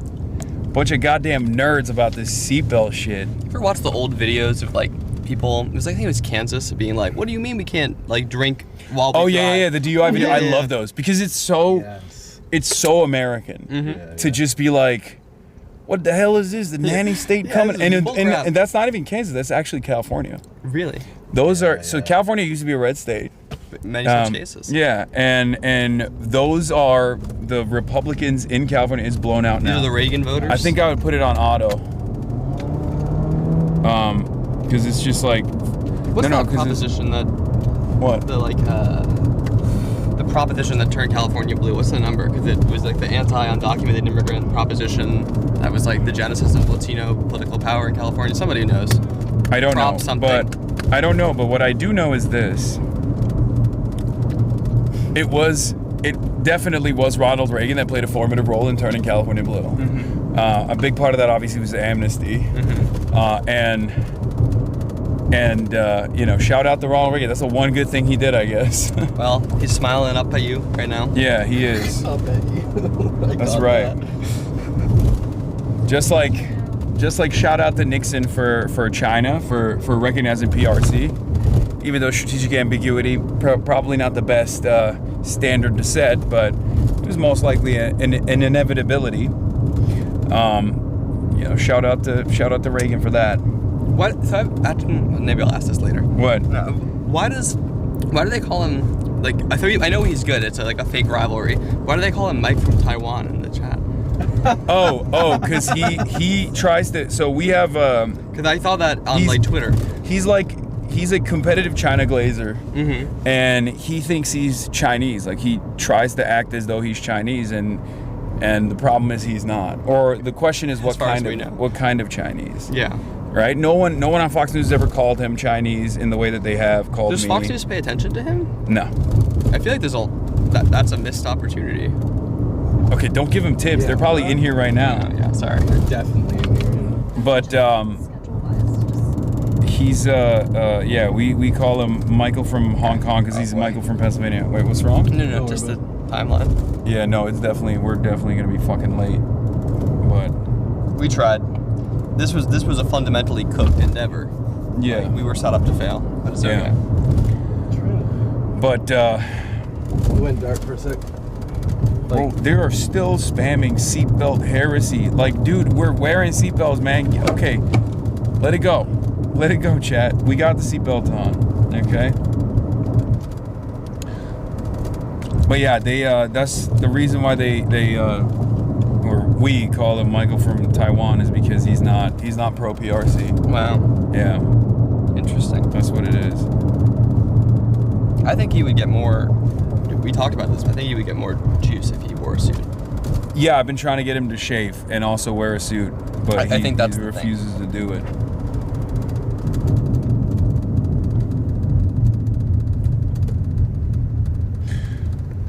Not trying to be that guy.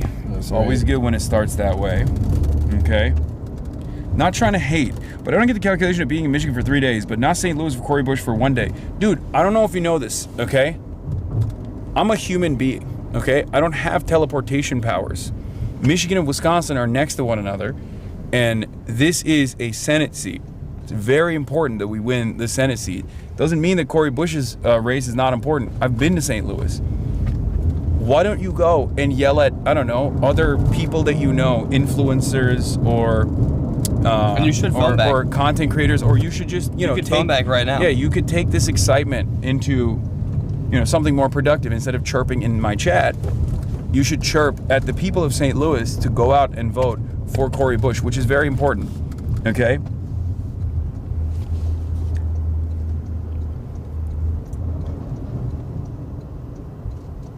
I hope you guys understand. Go yell at Brian Tyler Cohen or Adam Mockler or something and be like, why aren't you guys doing this kind of stuff for... There's a Canvas launch for our St. Louis viewers. Canvas launch at 2 p.m. today in Florissant, North County, in St. Louis. And you can make calls, check out their Mobilize. They've got phone banks today at 2 p.m. So anywhere, you can join the 2 p.m. phone bank on the Cori Bush Mobilize. That's mobilize.us/mobilize. If you got time to bitch in my chat, you have time to fucking pick up the phone, or go to the phone bank and smile and dial. Someone in the chat probably has it. It's just Cori for us is the Mobilize. Yeah. Go dial. Sorry.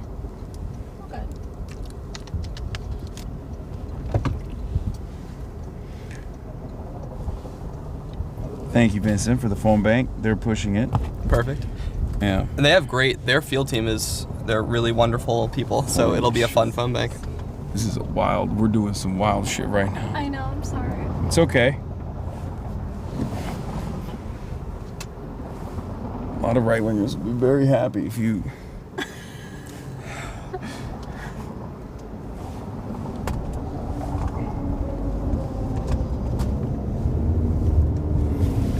Okay, we made it. We made it safely. It's not Hannah's fault. Michigan is a really hard state to drive in. I'm loving Bird Dog being there. But is he an intern? Yeah, he's my intern. Yeah. I'm getting college credit. Yeah. He's doing this. Yeah.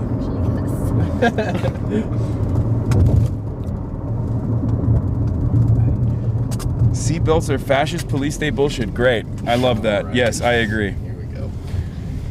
I agree.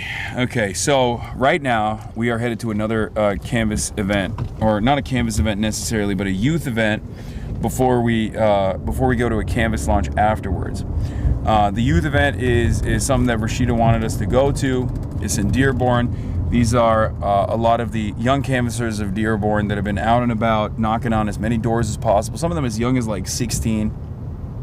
And we got to rally the troops. We got to fire them up a little bit. Give them a stern talking to. Make sure that they're keeping up the messaging discipline. You know? I mean, if they're Rashida canvassers, they're so locked in. Yeah, no, These for are the sure. most locked in troops to For have sure, ever locked. of course. This is so fun too, because I think I've never, in my like time in Michigan the last couple of weeks, I've not been in traffic like once, and now we're in traffic. Yeah, no, it's perfect timing for that to happen. I didn't even know that there was traffic in Michigan.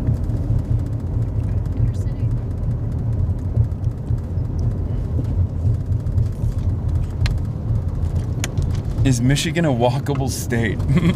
I've been doing some walking that I shouldn't be doing here for sure. Yes. Me and Danae, I think it probably was right around here. We went to a library where the event originally was supposed to be, a Donovan event, and then it was 20 minutes down the road, and we just did like a horrible like highway stroll, basically.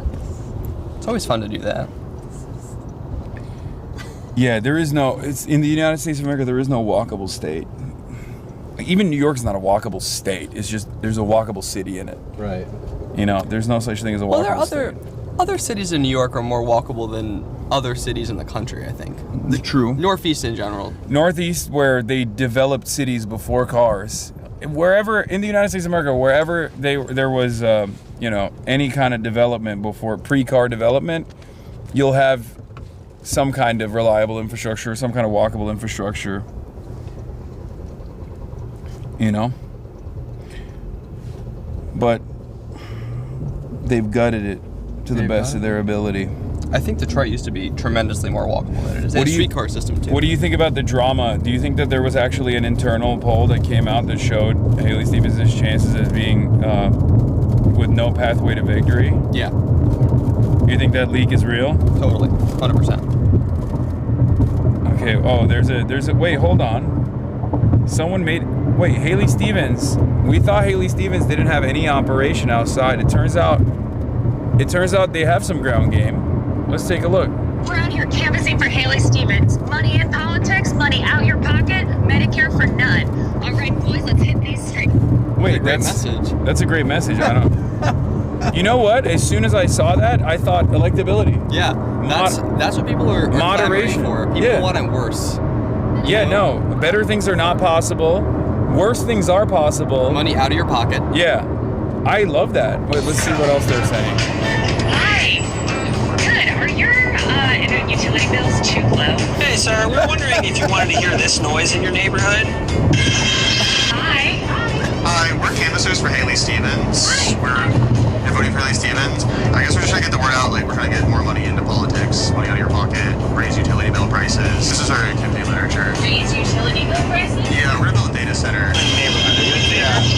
It's the sound of progress. Vote for Haley. We're gonna stick it to him. All right. We're gonna try and convince another person to change their minds. This is exciting. Only a few days left. We're here with Haley Stevens' campaign. We saw the Abdul sign. Do you think your energy bills are too low? They're not too low. I think we could have more flock cameras for everyone's safety, right? Yeah. It's safer without it, actually. Oh, really? How fun does that sound? That doesn't sound too good. I'm voting for Haley Stevens because I want to thank ICE. Boom. That's my Smearing message. off ICE. I would like to go to an immigration detention center, also known as a concentration camp, and talk about how wonderful the ICE agents that work there are. Wesley Bell also voted to thank ICE. Yeah. Yeah. I love that they use like the Ford F-150 sound. Yeah. I don't understand it. Why are people in the chat not understanding that this is the reliable, moderate way to win elections? This is a good general election message. Moderate. It's messed up. Yeah, you can spoil your ballots in the state of Michigan, so you can spoil your ballots and write Haley Stevens. Write in Haley Stevens. Yeah, Don't vote for her in the bubble. It doesn't count. Yeah, write in. Do a write-in campaign for Haley Stevens. You're committed to Haley. Yeah. You see, ex-New York City Mayor Eric Adams traveled to Wisconsin to convince residents to allow a data center to be built and was booed. Critical move. That's my goat. That's a surrogate I would go for Wisconsin Falls. Yeah. Eric, you know who Jennifer Rajkumar should have gone to? The red dress. Yeah, beast mode. Or what was it? What have you ever seen that photo? Yeah, they left? Yeah. So funny, because Eric Adams left his birthday present from Jennifer Rajkumar in New York City Hall, and it was like a framed printout that just said like, everyone wants to be a beast till it's time to go beast mode. And it's just him and her. Incredible. Yeah. We're out here to thank ICE agents, talk about how good everything is, and talk about how we're gonna stick it to them broadly. That's it. Broadly. Stick it to them. Doesn't really matter what we're sticking to who. Stick it to them moderate style. I don't know. I mean, that's a resounding message for the general. I just want to repeat that over and over again. Yes, phone bank for Corey, chat. Mike interviewed the guy who hosts Francesca Hong's campaign and he was suited. Okay, he wore it one time. He's got to wear it more. I think it's fair to be like, Francesca's special. She gets the suit. You know? Yeah. He busted out as a sign of respect in his culture. It's a sign of respect to wear. In our culture, in the streamer culture, it's a sign of big respect. So you're a man. You respect everyone. You're a man of people. Nothing like a last-minute voter suppression effort. There's really no low for the AES crew. Wait, last-minute voter suppression effort? Shouldn't that draw turnout further if we're talking about fucking Haley Stevens' internal polls looking terrible? That should get you more motivated, right? Voters like voting for winners. It's actually, this is why campaigns spend so much energy fighting the viability fight in the media. Like the horse, it's terrible the media is obsessed with the horse race, but the reason campaigns have to contest the terrain on whether they're leading or not is because a lot of voters don't want to vote for someone they think is going to lose. So you have to. So you are saying it was a voter suppression effort then? Because I thought, when I hear that like my candidate is doing worse than I anticipated, I get more agitated to go out and fucking canvass, go out and door knock. You know what I mean? Yeah, but.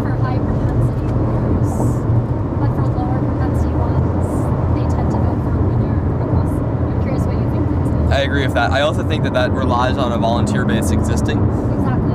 Yeah, I'm the. That's true. Guys, I am Stop a phone banking for Corey. Yes. Start phone banking for Haley Stevens I have been phone banking for Haley Stevens this entire time, telling people we're gonna stick it to them, and that she has the receipts. They keep hanging up on me. It's terrible. They're like, "What does that mean?" And I'm like, "What do you mean? It's a little stick it to him." He's not using scale to win. He just got an old phone book. Yeah. Michigan. Yeah, I've just been calling up boomers over and over again and going, "That's the Michigan way," and then hanging up.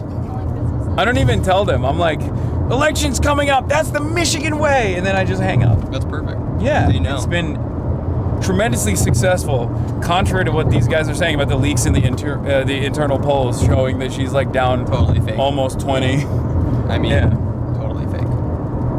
You see that the Kirsten Gillibrand, Mallory McMorrow thing? Oh so my God. So Kirsten Gillibrand is so insane. It is crazy. Chat. Kirsten Gillibrand, it turns out, was actually advocating so hard for Haley Stevens and so hard against Mallory McMorrow that she was telling other party bosses and big donors in the Democratic Party that would, go for the centrist pick, the reliable centrist candidate, to rat fuck Mallory McMorrow. She was going up to them and telling them that Mallory McMorrow is a Democratic socialist. Which is really funny because, it also goes to show, because, that would normally excite people. Like, if she was telling that to, normal voters, but that's the one room where they're like, oh my God, a Democratic socialist is terrifying. And that's such a fumble, because she really, that's just so stupid. This is River Rouge, the big, very significant plant, most significant industrial zones in the country, huge environmental justice zone we're going by. And also in Donovan's district, and the Detroit Pistons giant basketball, of course, which I did not know was here. That's cool. Oh man, those smokestacks.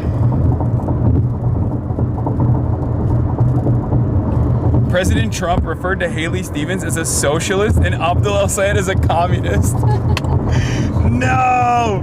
What the hell? He's leading. We're talking about the Democrat, right? Yeah. When you have a communist versus a socialist, that's the way I look at it. You have a communist versus a socialist. It looks like the communist is leading. We're talking about the Democrat primary. Wow. So true. It looks like the communist is leading. I like that this is a part of my theory for change. But like the very fact that they are now making a distinction between Nancy Pelosi and someone like myself, where I'm the communist and she's no longer the communist. But then also Trump taking it one step further to make a distinction between a socialist and a communist. He's learning. Is beautiful. He's reading theory. Yeah, it's beautiful. Yeah, Trump is like, yeah, that's right. Haley Stevens, she's a revisionist. Wait, what DSA caucus would Trump be part of? What do you think? I mean, he is JD Pond, so it would be Bread and Revolution. Okay. Like he is, or is Bread and Revolution the most? No, Reformer. No, but not even. No, definitely not Reformer Revolution. What's the one? What's the Maoist one? Mug. Yeah. Bread and Roses is what I was thinking. No, Red Star. No, Trump would be Red Star for sure. It's just funny that if things had just gone a little differently in his life, like I don't know, I feel like there was a pathway in his to becoming a socialist for Trump. Trump would not be in the DSA. Let's just get it out of the way, because he would be a Baltimore Maoist. Like he would not be a DSA guy at all, because he'd be like, what the fuck are you guys doing? This is all bourgeois electoral bullshit. I am super pro People's Republic of China. I love the PLA. I think probably that right. Like he is a Maoist third worldist through and fucking through. He has decided his war that he's waging is not with the American elite. It is with the American working class. It's very clear. He's like, I don't care about the American elite. That's fine. They are parasitic capital. They will always exist to a certain degree. What we have to do is tackle the reactionary America working class. He's waging war with the suburbs. He's waging war. He's waging war with his base. He's killing the boomers. The new Medicare initiative, Medicare Part D, he's wiping that out. He's making it more costly for the fucking boomers to get medicine, even if they have Medicare. He has undermined the entire NATO Atlanticist movement. He has destroyed. He's destroyed USAID. True. Destroyed USAID. And no one talks about. Few talk about. Millions of people died because of USAID. Yes. Well, that's not very Maoist third worldist, to be fair. True. And USAID, many problems, soft power America, many problems, but... Perhaps his destruction of USAID was his own, great leap forward, where he's like, some people are going to die as a consequence of this, but also at the same time, this is like an initiative that we have to advance to defang the American soft power, CIA influence around the world. Maoist third worldism. Did you hear about the Guinea-Bissau study thing that him and RFK did? Him and RFK did it together? I thought RFK... The Guinea-Bissau... This is like a little-known thing. This group, Stand Up for Science, exposed it. Yeah. So the CDC gave like a multi-million-dollar grant with none of the normal procedures of issuing a grant to this University of Southern Denmark. They have a project, this small West African country called Guinea-Bissau. It's a narco state. It's like heavily operated by Colombian cartels. A lot of the cocaine that moves into Europe goes through Guinea-Bissau. 50% of European cocaine by 2030 will go through West Africa, by the way. But they're enterprising. That's cool. But it's they have really no civic infrastructure. They have a public health budget of $500,000 for a country of 2 million people. There's no U.S. embassy since the 1990s in Bissau. And we gave a multi-million-dollar grant to the Bandim Health Project, operated by the University of Southern Denmark, which is like this sort of neo-colonial venture that does like dependency public health work in Guinea-Bissau, to do a study where they were going to get tens of thousands of children in Guinea-Bissau and tell the parents of all of them that they're going to get a Hep B vaccine, and half of them would just get a placebo, to test RFK's theory that Hep B vaccines don't work. Fucking insane. And this is a country where Hep B is endemic and has a huge fatality rate.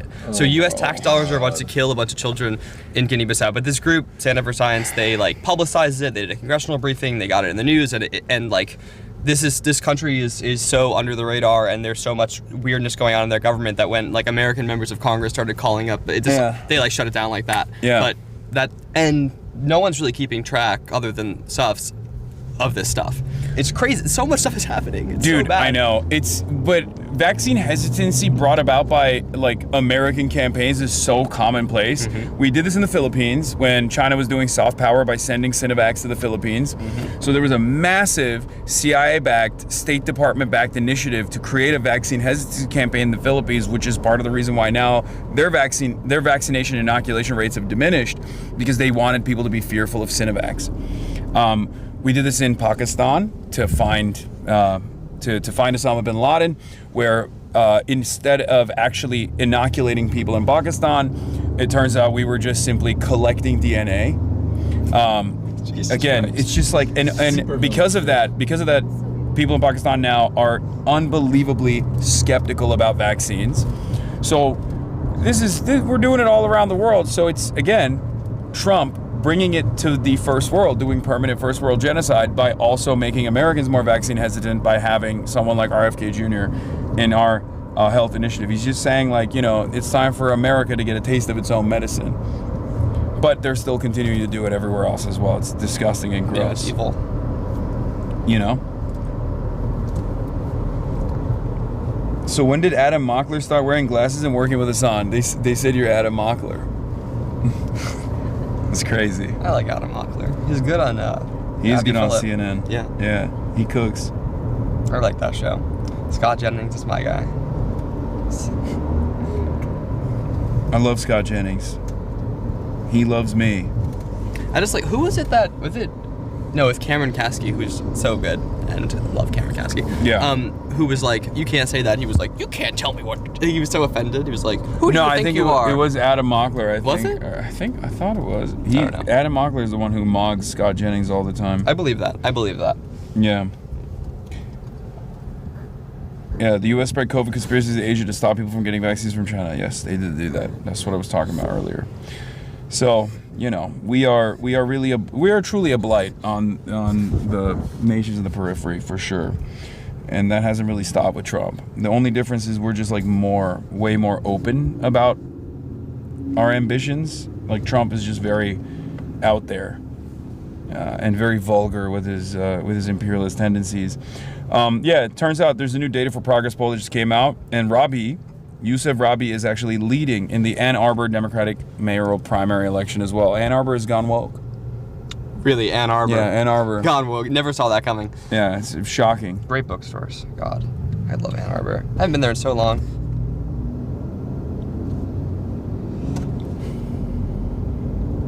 Yeah.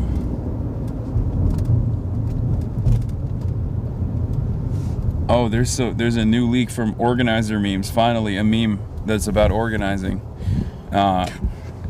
Someone anonymously shared from an insider at Emily's List saying, there's been a political shift at Emily's List and people should be asking questions about it. We've abandoned progressive candidates and staff are being kept in the dark. We have made serious arguments for supporting progressive candidates based on polling, fundraising, and campaign strength, and what our team has done in the past.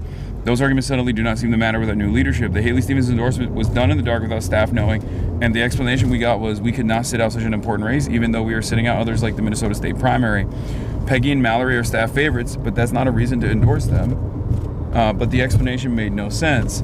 We nearly endorsed Genesee and DC mayoral race, but the process fell apart at the last minute, and we were never told why. DSA is being thrown around like a slur. As a reminder, we once proudly endorsed candidates like Cori Bush and Ilhan Omar. The results are not good either. We are losing more races than we used to. See screenshot from 50+1. Morale is extremely low and something needs to change if we want to survive politically or as a team. Wow. I mean, it makes sense for them to endorse Haley Stevens, I guess, at the end of the day. Emily's List endorsed those progressives when they were incumbents. What? I don't think Emily's List was ever... They endorsed those progressives when they were incumbents.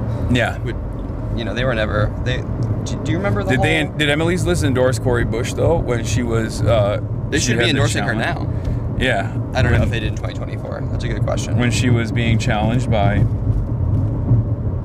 Wesley Bell. I'd be surprised if that was the case.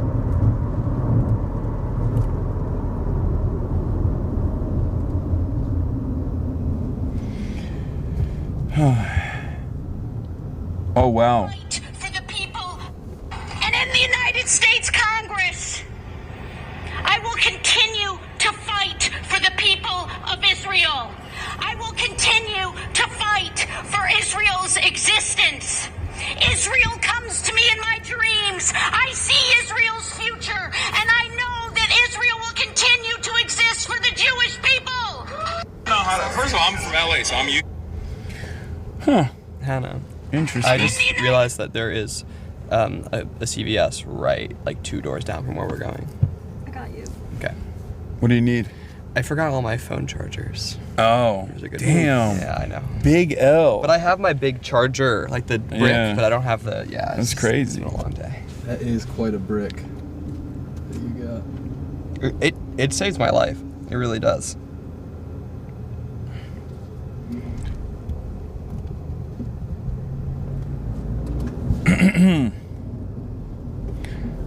See, Fox News is doing AI slop thumbos. They tried to make fucking James Carville look cooler, I guess, Well, I really- and me scarier. I really like that I caught a little bit of the documentary. Yeah. I like that he's like dressed like shit. Yeah. Like- No, he was dressed like shit, and I was in a suit. Yeah, it's very funny. And it's like which one of us looks more presentable to the older audience The viewer, that he's yeah. supposed to be? You know, the older audience is supposed to be watching. Yeah, I know. He also, it was really funny that on the Fox News interview that he did afterwards, where he's like, "Oh, this guy's gonna be Hasan's party," or you know, "I'm leaving the party," or "He's leaving. One of us got to go," and he literally says like, "It could be me," which is like, okay, yeah, cool. I guess he's like waving the white flag already. But yeah, so funny. I get an inconceivable amount of like fundraising texts that are like offered by him, and I really want to know like who are the, because if it's being sent out, there is a universe of Democratic donors that are like moved by James Carville, and I really want to better understand who just those like people are. 857-year-olds. Probably true.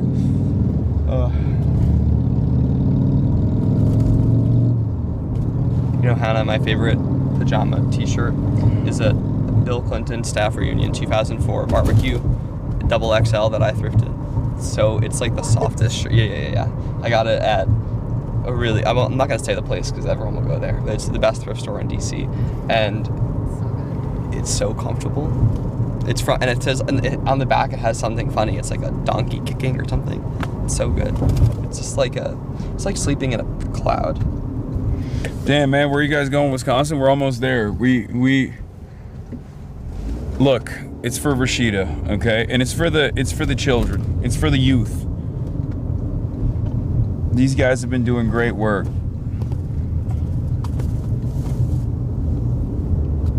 gonna answer this. I just hope we'll get never Hasan Democrats in the future. Going good. How are you? You have never Hasan Democrats right now.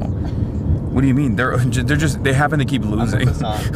Otherwise, like there is a good deal of them. About to do 5 minutes of this canvas launch, and then we're gonna be like every single Democrat that has run against candidates that I'm working with have been never Hasan Democrats. As a matter of fact, I believe part of the reason why they're losing is because they think this is a salient issue. To position yourself. To position your opposition as a Twitch streamer turns out it's not very appealing to anybody. It's certainly not appealing it's not drawing youth turnout. And older people they don't know who the fuck I am. Who's the streamer that you, the evil version of you? Like the... Bad? Oh, Bad Empanada? No. Or, you were talking about Sex Destiny? Yes. There are no young people because I think it was a few years ago that he's some org or some functionary, and he keeps creating like new shell orgs to make it look like it's like a canvas operation, but then all they do is just tweet about me. I remember they don't do any phone bangs, they don't do any door knocking operations at all, and it's just like this hate. It's just like constantly tweeting about me for some weird reason. I'm sure there's money for that though, because like it's clear that there are a lot of big donors. Totally true. That donate to both, suspiciously to both the Republican Party and the Democratic Party, that happen to have identified me as like a primary op. Yeah. And I'm sure those guys would love to fucking float money in their direction, you know? Just I believe that. I just remember maybe 2 years ago, somebody I know was working on a red to blue that was not one of my races and was complaining about, I think, him or some organization of his like made big phone promises that they just didn't come to fruition. So. Yeah, no, they're not a very. I was trying to think of like who appeals to young people on the on the center left. And I'm trying to think of a figure that's none exists. No, there is none. It doesn't. Like I guess it would be like Midas Touch maybe, but even they're not too bad. They're not. But yeah, the Midas Touch also. Yeah. Like Midas Touch is like agnostic. Like they don't engage in like factional fighting. They don't. They are very excited about, you know, Abdul and candidates like that. They're like very clearly a anti-Republican organization, which is part of the reason why I've always like given them credit. Like they just hate Republicans. True. Even before they became this like media behemoth, they would tweet out like George W. Bush era liberalism style tweets at a time when like Democrats weren't doing that. So I would always give them credit for being like very angry anti-Republican. All right. Like an anti-Republican media outlet. Right? I think it's just straight, right? Sorry. Okay. It's not. Maybe it's in the plaza? Is it the church? It could be. It's probably. Oh, I see them all in there. They're right there. We're in the right place. Okay. I have to pee. I think we can achieve bathroom. I can just drop you off. Yeah, let's just get out right here. Yeah. And then we could do like 10 minutes. Yeah, we'll just hang out with them for a little bit and then. Whoa. Don't worry about it. Whoa. You okay? Yeah. Okay. Here, hook that up. Whoa. That was so. All right. You didn't do it. All right. Well. I'll show you. I tried. You guys gotta squeeze it. Oh. I lied. All right, I'm gonna carry it. What the hell is going on? Aftermarket lens cap, man. Here, let me see. Oh, that was sick. I like that.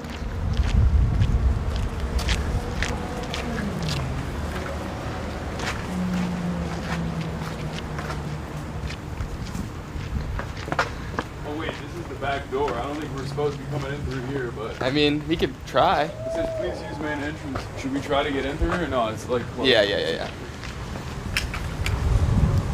They got excited. Oh. Watch out for the poop.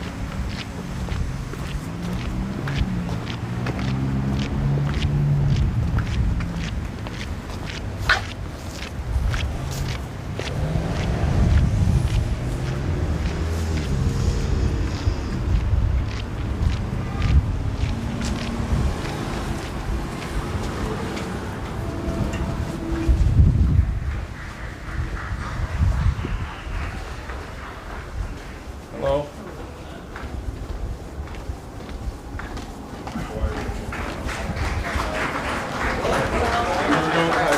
This way? All right. Go on.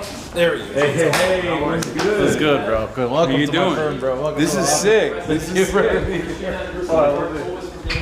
Always being there for us, Rashida. Thank you. So this is a canvasser celebration, and so I do want to talk about one canvasser, Sister Fatima. If you would please join us. Come on, Fatima.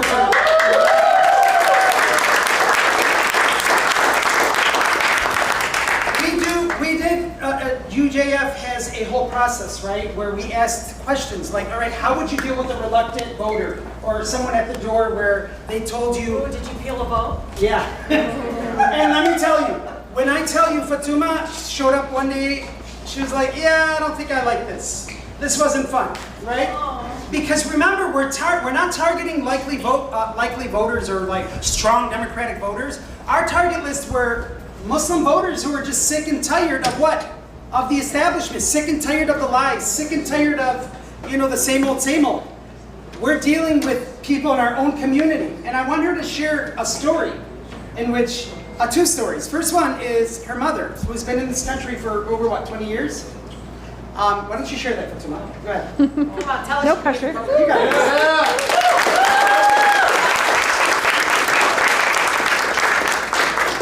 Yeah. So my mom has lived here for a long time. Louder, they can't hear you. My mom has lived here for a long time, and she hasn't voted, but like since I started canvassing here, she voted for the first time.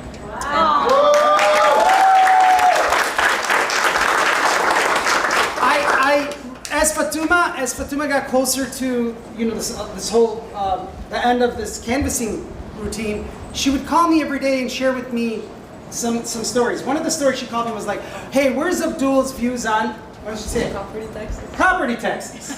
And I'm like, that was somebody in Dearborn. And then Fatuma was like, she did a quick Google search because she's like, wait, it's not in the script, right?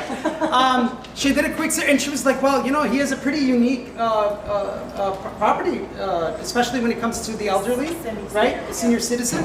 And so she would go back because the guy goes, convince me, right? Do you want to share what ended up happening? I texted him after talking to Rashid about like his views on taxes, and then he texted me like the next day, and he was like, "Oh, I appreciate your work ethic, and that him and his whole family voted for you."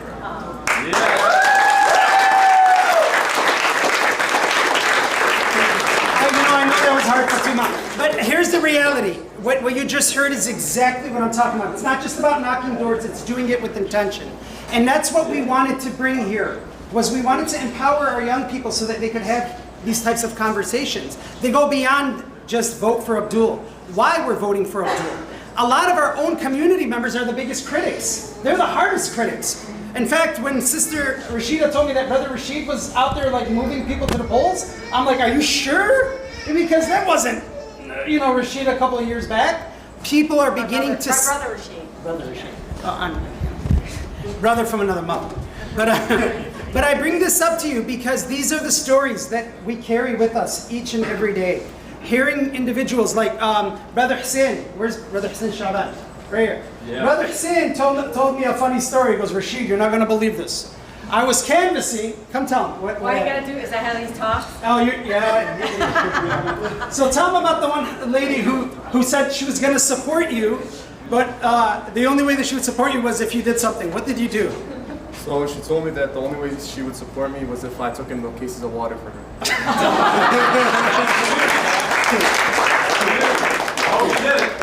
And he did. He was like, where was it? There was another brother, I'm trying to remember who was like, man, I don't know, this lady, just complimenting me and asking me to come inside for coffee and tea. Oh, don't go inside now, sis. I know. And she was like, no, man, I gotta go. I got a minimum that I gotta get to. But the important thing to note here,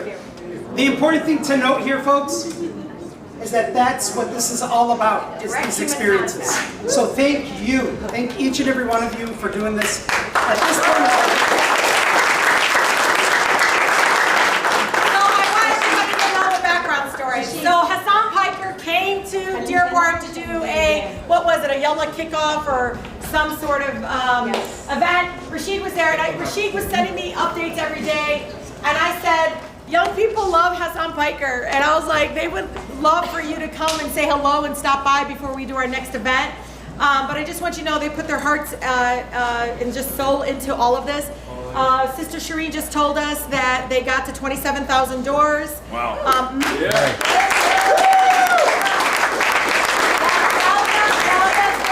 A lot of really outreach and trying to make it more fun and joyful at polling locations. So we're really just happy that you're here. I just want you to give them some love. Of course. And I just appreciate you coming to say hello to them. Of course, anything for you, obviously. Yeah, we got it. We got into the event, and I'm flying back and forth. I was just in Wisconsin yesterday. I just came back here, right? And first day we land, we go to this event. Rashida speaking at it, Ilhan Omar speaking at it for Abdul.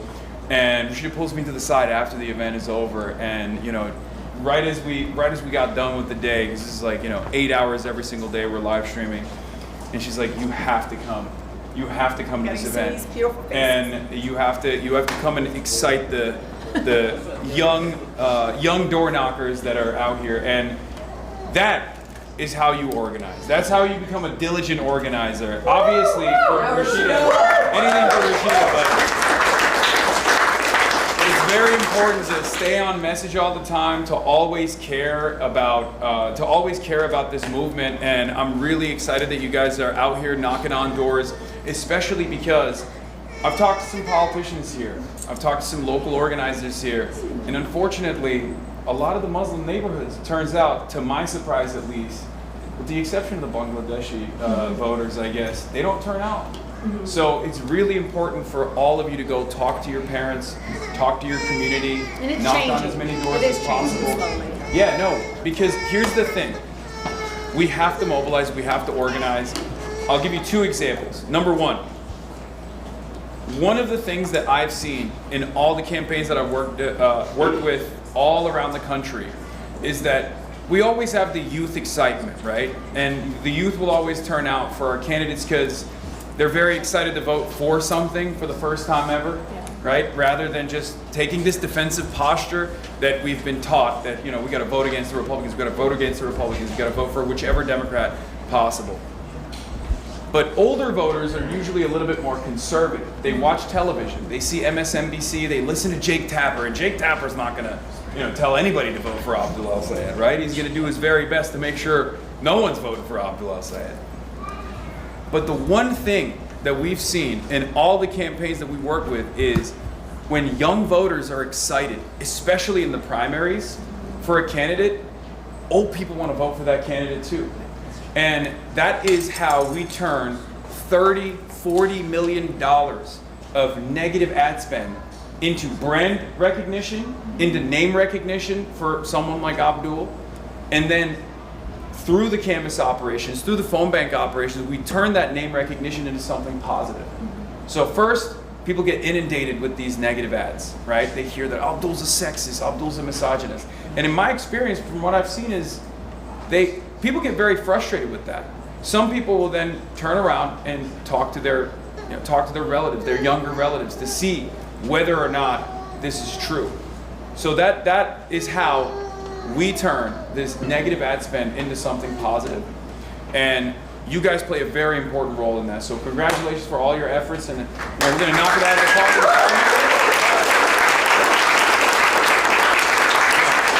We're going to run up the numbers in the primary, then we're going to take that victory into the general, and we're going to defeat the Republicans. So know to work your backyard. You guys know I'm the eldest of 14. If I don't text or call or sometimes threaten them, they won't go out to vote. Motivate. Well, I say don't even call me if you have any problems. Because you don't care, you don't want to vote. You know what I mean? I can with my siblings. You should threaten them. Yeah, I know. I just say don't even call me if you have an issue because you obviously don't care to vote and make your voices heard. Yeah. But just know that you all have the power. Just like Fatma, you talked about getting your mom to vote.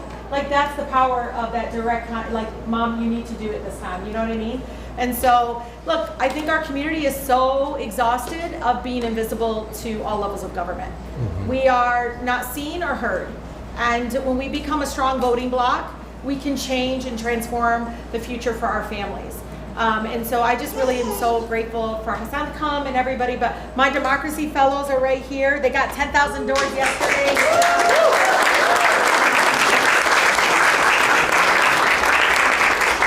So again, thank you for coming. I know a lot of people are excited. They don't see it. I don't know if they're nervous, but you guys, So, no, they don't even care. They're like, oh, it's Hasan. I do want you to know Rashid Beydoun is their leader. Where is he? Yeah. Right there.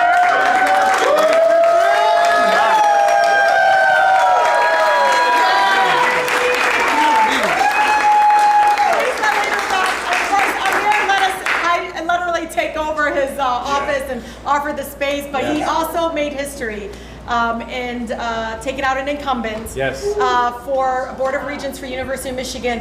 And it's a crazy, beautiful story of an attorney that defended and fought for U of M students who were part of the encampment and fighting against the administration at the school. They wanted to support divestment and were targeted, and he supported them, and they turned around, recruited him, and had him run, and he won the nomination. We're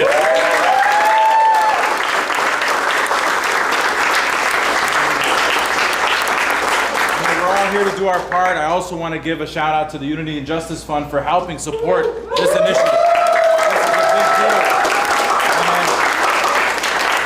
Shireen and Dahlia have been here for several weeks now on the ground, helping us gather the grassroots initiative here to get the canvassers organized, and Rashid's been doing the field operations. Bassam's here from DC, and from Jersey, Sacramento, I'm sorry, way off. He's from Cali, he's out of town. But in any event, the Unity and Justice Fund, for those that don't know, is one of those organizations that is out here to support the grassroots initiative. And so for folks that can help support Unity and Justice, look them up. They're a wonderful organization. We need your help, we need your support, we need your donations if you can, your time, your energy, if you can't produce dollars. But it's an amazing thing. We have a wonderful guest here as well.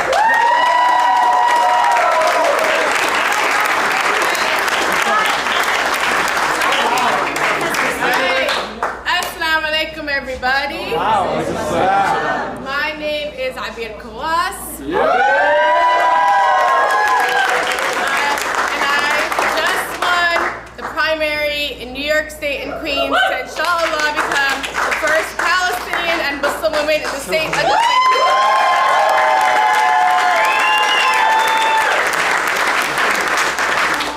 And I feel so blessed to be out here with you today, because one thing that I believe as a woman who has come from the movement, a democratic socialist, someone who's come from decades of organizing, is that it's not about one candidate. We are part of a national movement. And we are literally going to change the fabric of our society together to make sure that we are delivering for struggling people. Y'all are all part of that. I'm so excited to be here in Michigan. What up?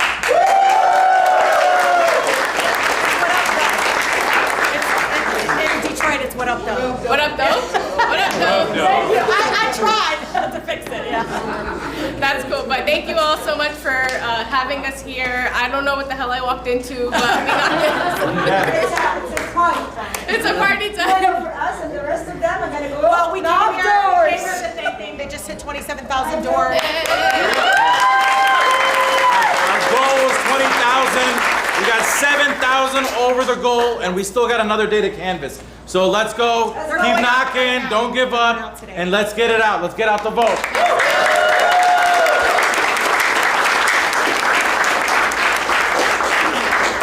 I mean, Albert, this is how you started off as well, right? Oh, yeah. This is one day, you're gonna be just like her. We're gonna be knocking on doors for one of you guys, okay? Remember that. By the way, I used to work at Access, just like every single Arab person. So, like, Dearborn is like a second home, and you all seriously are building the foundation. Like, you will see 10 years from now how much everything that you have done today will pay off. So, let's give yourselves a round of applause.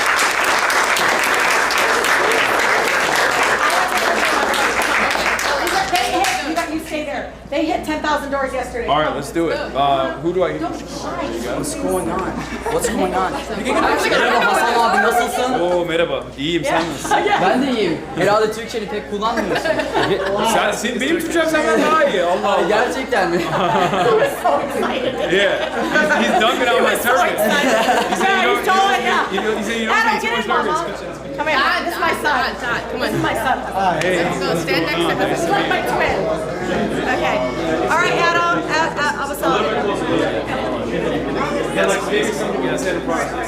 Just go back now. Do 0.75. Point five. Okay. Are you ready? Yes. 1, 2. All right.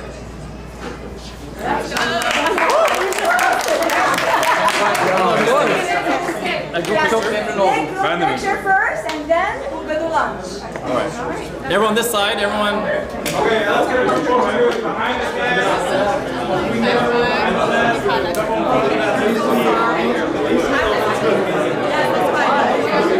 Just in time.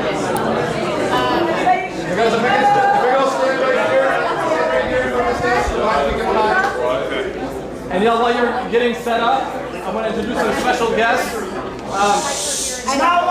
You guys, we have Dr. Jakaku Tayyib, who's the father-in-law of Ahmed Sayyid.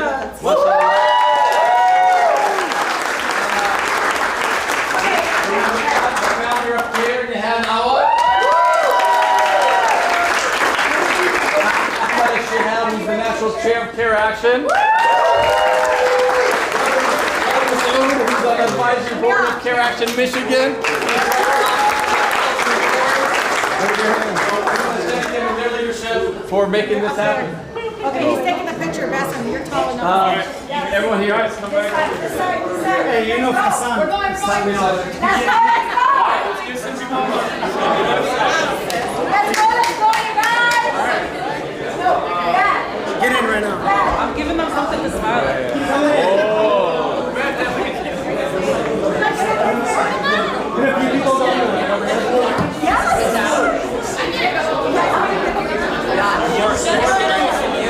Wait. What? Can you see her?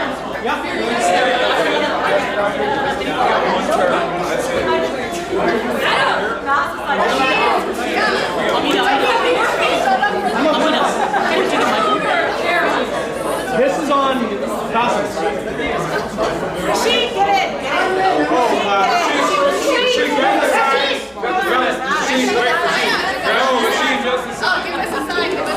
You in IT, right? In the box, right? They're in the box. Hold them up front. Okay, hold on. Yeah, hold a bunch of more. We need organizers in office.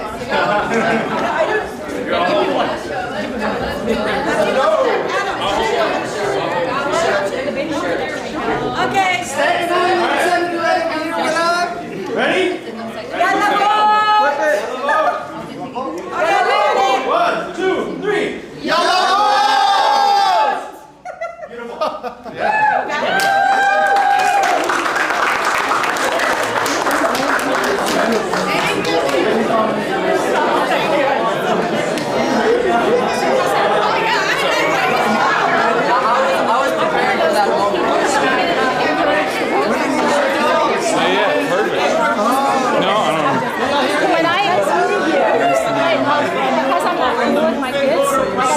Yeah, I have to people, so we tell them that we're cool people. All right, yeah, we got it, definitely. We're old people. Yeah.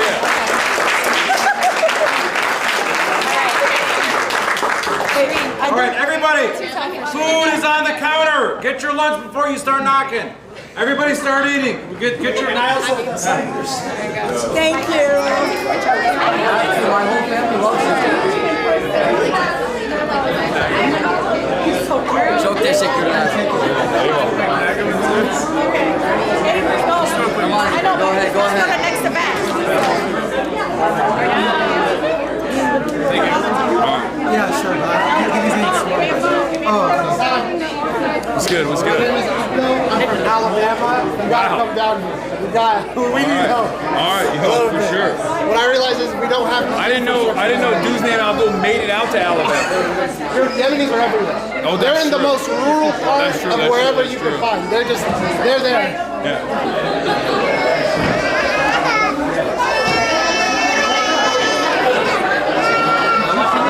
They made about this. Oh, this is crazy. Yeah, it was pretty good, right? We're gonna do a selfie. Sorry, we're gonna do this with Rashida. I'm trying it. I don't. So you'll just finish it. You have. Thank you. His brother was asking. This is, you know, the reason why the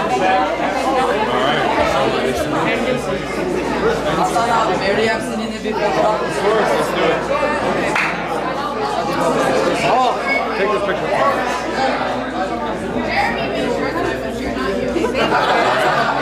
Okay, come on inside. Rashida. Whoa, why you got this like zoomed all the way?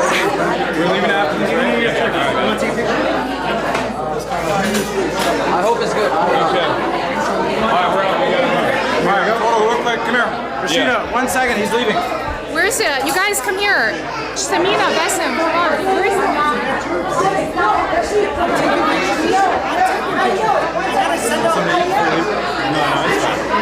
It's fine. I'm on way. I know, but we gotta run. Okay. All right. Yeah, Quick picture. I would love to eat, but want something to go for the road? I don't know what we would eat. Okay, look right here, everyone right here. Chicken. Eric's like the feet. No, you gotta have a plate. No, we gotta run. Because we have another rally right now. Yeah. Shrimp it. Here. See the shrimp paper right after this. Man, it's shrimp. My nephew. All right. Real quick. All right. Nice to meet you. Thank you for everything you guys are doing. Appreciate it. Okay, see you guys at the next spot. Thank you for making this. Thank you. Thank the world. You asked. I know. I appreciate it. Thank you. I'll see you at the next one. I'm going to run the show. All right. Okay. Yeah, all right, quick. He wants to take photos before I leave. Sorry, I just want one picture. He says he's watched every fear ad. Oh, yeah? I'm the biggest Hasanabi head in this room. Yeah. Thanks, man. I'm Jeremy, by the way. Hey, nice to meet you. Good to meet you too. Thanks, man. Have a good one. Yeah. Can we do walking pictures? No? Try. All right, quick. We need to get the care action picture together. I'm so sorry. We have to go. Can we walk and do it? Yeah, because we're late. Everyone's coming. Everyone's coming. The whole care action team wants to do it. Here, we'll just do it right here. You guys stand up. Stand at the top. Yeah. Let's just get all the care action up here, and then I'll stand down here or something. And don't worry about taking a picture. You get it from the stream. Does anyone have a camera, real quick? Something like that? Yeah, meet up. Jeremy, here, take a picture. You guys gotta eat, bro. Please don't take it off his shit. Jeremy, take it off. All right. Please don't take it off his shit phone. Why are you guys talking shit about my phone, guys?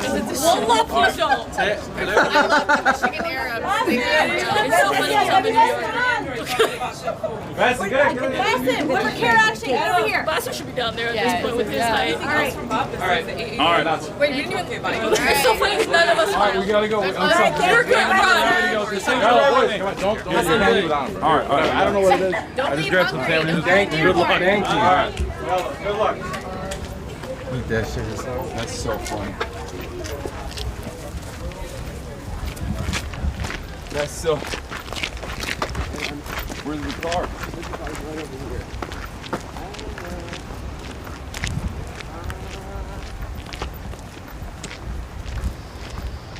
That's it, isn't it? Yeah. Toyota. Look, he answered that sometimes. Sorry, y'all. You get the ground for now. Oh, thank you so much. Do you happen to have napkins? I think you're. Oh, no, you're in the front. Yeah. We gave us a lot of shawarma. You want one? I have some Donovan lit. Oh, sorry. I don't know It's that. my that will- skin. Wait, let I me. eat like meat. It's fine. It's fine. No, It's fine. David here. I can't. You eat it. Bro, there's 4 of them. Eat it for me, son. I don't, but you can use this as like a placemat. That's okay. I mean, I don't even know what these things are. This could be vegetarian, maybe, if you want to look. I'm good. They look delicious. I'm good. They do look. I had like a really weird pastry from the coffee shop that's near where we were earlier, and it was terrible. So I'm good. Okay, well this is gonna be Dearborn food, so it's gonna be good. Gonna be heat. Okay, here I'm gonna use this as a placemat. I got child locks over here. I realized that for a couple days now I've accidentally had the seat warmers on. Done that. So I've gotten out of the car and been like, why am I so... Why is my butt all wet? Yeah. You know where we're going? Yeah. Oh yes. Indeed. I'm saying this like it's not the publicly announced rally. That's. Yeah. Still, no, it's smart. Best practices. Let's get a mukbang review, Hasan.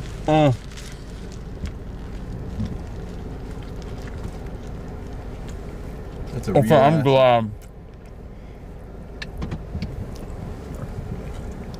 I'm glad he was adamant about giving this to me. I am too, because it would have been 9 p.m. again. Chicken shawarma, pickles. Oh. French fry. Bro, do you want one? There's like 4 of them. Eventually. Chicken shawarma, pickles, fries. Obviously garlic sauce. It's bomb as fuck.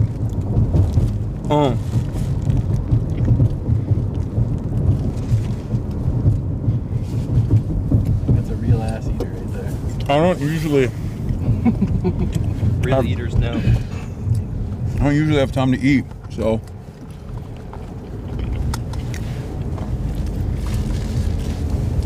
especially in this hectic schedule. I'm out here fucking running a presidential campaign pretty much. Where's that charger? I have like a Oh, wow, you're so good. Okay, cool. No, you're not part of this.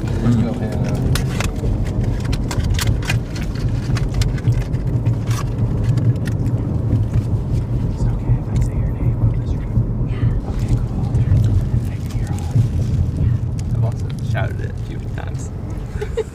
Yeah, but it could be, you know. True. Could be anybody. Yeah. Could be anybody. That's the Hannah we all know. That's right. I mean, not these people, but a few people. How do we get the brick out? I bet you Hannah's texting her now being like, what's happening? He's texting you while driving? That's crazy.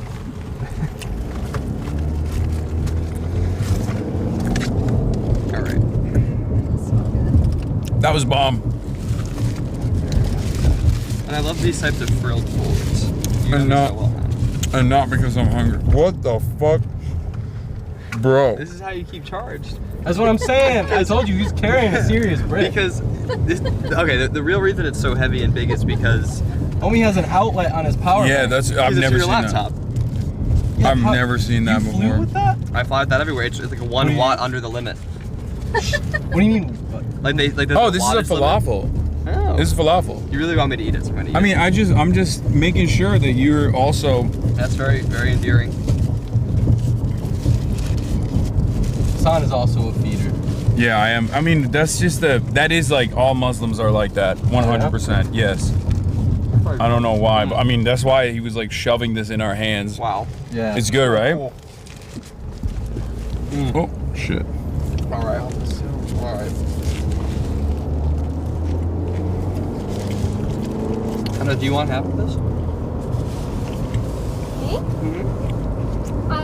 Maybe when I'm not driving. I know, but I'll just save. I would love that. Okay. That's the Michigan way. All right. You're gonna be. Damn, Dr. H's digital consultant is bullying me. Mo. Why? He's like, get off the screen, bro. We just said Mo. Oh. He's really good though. We did win. Funny. You said that, I immediately panned you. Man. Mo. He's so funny. That's how my grandma is too. She's like, you're too skinny here, more food. No one is saying I'm too skinny. Okay, they're blitzing through the program, so you're gonna go after the training. Okay. So like all the speakers are gonna speak, then training, then you. Okay. And then we. Actually, the best speaking slot. That's so true. It kind of is. No. But I think we really gotta then try to evacuate after the press scrum, so the people canvas. This is fun. I love pulling. And see, I moved you. Thank you. You did. They loved you, Hasan. So was that a Canvas lunch? It's Care Action and Unity. It's Unity and Justice Funds. At work.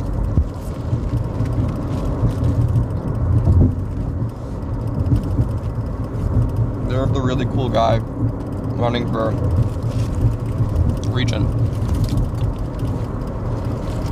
Amir. He's the man.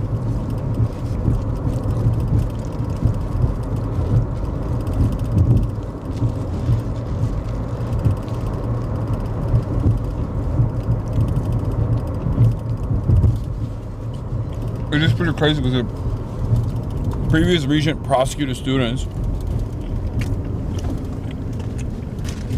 like allowed the prosecution of students, and Amir was their defense counsel. And then on top of that, it turns out there were like leaked text messages of the previous regent where he was saying like creepy ass shit. Did you see that? Mm-hmm. That's the story. This is the guy that you guys met who like is unseating him.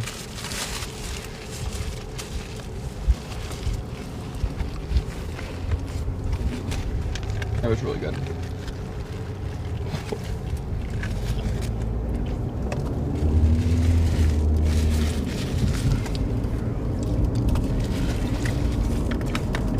That's also part of the story as to why Attorney General Dana Nessel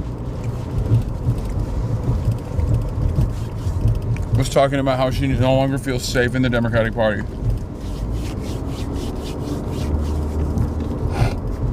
This is all shit that happened. I know. It's so silly to say stuff like that. Like, oh, my emotional support apartheid state.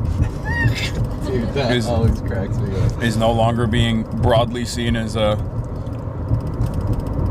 this incredibly important part of American foreign policy. People are criticizing my emotional support apartheid state. Oh, what are we gonna do? Anyway.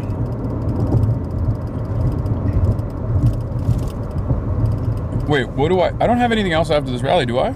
Yeah, you do. You have many things. Oh, fuck. We're gonna meet the people with Donovan again. And then you have an Abdul rally canvas launch as well. When we get out of the car, can you check the battery? Yeah. Damn. Yeah, no, it's pretty good. So we're launching at Donovan Canvas now. Yeah. And I'm speaking at it. Yes. And then we're gonna do the canvas with him. And then right after the canvas, we're gonna depart for Get Out to Vote rally with Abdul. When I said we were IRL all day, I didn't realize it was like that. Okay. What is this one? That is the Abdul one. Detroit. Detroit. Let's go. I'm actually very stoked on that. I loved whenever we're doing canvas for Donovan, I would also sometimes ask, like, who are you? Yeah. Who are you possibly voting for? I mean, they're cross-endorsed. Yeah, I know, but like, it's still kind of, because there are, for those of you who haven't figured it out, there are some split ticket voters, even though they're both directions. Yeah, even though they're cross-endorsed. In the suburbs, there are like weirdly Shri Tanadar supporters that will then vote for Abdul.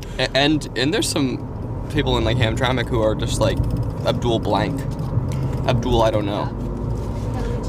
Yeah, I guess Shri has penetrated that market with ads a little bit better. Shri's penetrating.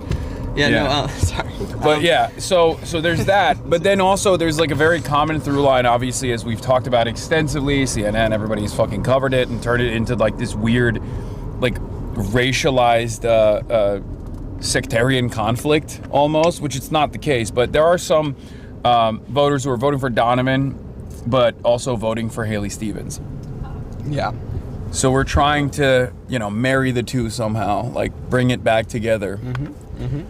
100%. Yeah. And but I mean, it's been interesting. Like all the people that I've talked to that are voting for, like, I have yet to meet a Haley Stevens voter. Yeah. Even amongst like black voters, older black voters, they're like still super stoked to vote for Abdul for the most part. We had definitely met a few the other day on Sunday. Did we? Yeah. But we're gonna win. You guys did? I didn't. Yeah. Well, we don't take you to those places. Why not? Take me to those places. I want to meet. He's good at it. I want to meet the voters who are like, because if they're a Haley Stevens voter, they probably know who I am. At this point, I don't know. It's interesting. It's interesting. At this point, they might have. There's definitely a class of Haley Stevens voter who knows who you are. Yeah, the people that are at her rallies who stand behind her when she says like, Abdul brought his son. I was like, Apex right there. Did you see that? Get him. Oh shit. APAC. Yeah. Wow. That's so crazy. Wow. Their offices are right there. I saw APAC and I thought APAC. Yeah. But yeah, there's the people that are standing behind her that go like this when she talks about me. There's got to be like some people that have heard about me and are like not excited. That's true. Mallory. I'm fascinated I don't think Mallory McMorrow hates me. You think he was just like? I think it was just talking points. I don't even think Haley Stevens knows what I fucking look like. I think if I were standing next to Haley Stevens, she would literally think I'm like a voter and not know who the fuck I am. She'd pitch you. She'd be like, "You look like a conservative." I would love to see her canvass you. Does she canvass at all? I don't think. No. It's just so funny because Donovan is extremely devoted to, and as he should be, personally knocking on doors. Yeah. Which is funny too because a lot of candidates are not. Yeah. And I can attest to this. I think of all the candidates who need to do it, Donovan, like his retail politics are so good. He's the one who can get away with not doing it, yet he's still dialed in. If he just loves people. Bro, you ended her campaign. She hates you. First of all, I didn't end her campaign. She ended her campaign by coming after me for no reason, and that's not my fault. It would have been better off for both of us if she didn't do that. But I do think like Haley Stevens is just straight up like people put talking points in front of her and she's just like reading it. Because I don't think she knows what I look like. I don't think she knows who I am at all. I think if I walked up to her and I was like, hey, what's going on? I'm Hank Piker. I live in Wayne County or something. I don't know. Wayne County. Yeah, I live in Wayne County. So specific. I'm a gentrifier. And I'm a marketing executive. Self-proclaimed. Yeah, I'm a marketing executive, and I'm really confused about who to vote for. I don't have a plan of action. I don't have a plan to vote. You know about Chuck Schumer's fake family? Yes, of course, the Baileys. So you should say, I'm Jonathan Bailey from Long Island. Yeah, I'm Jonathan Bailey.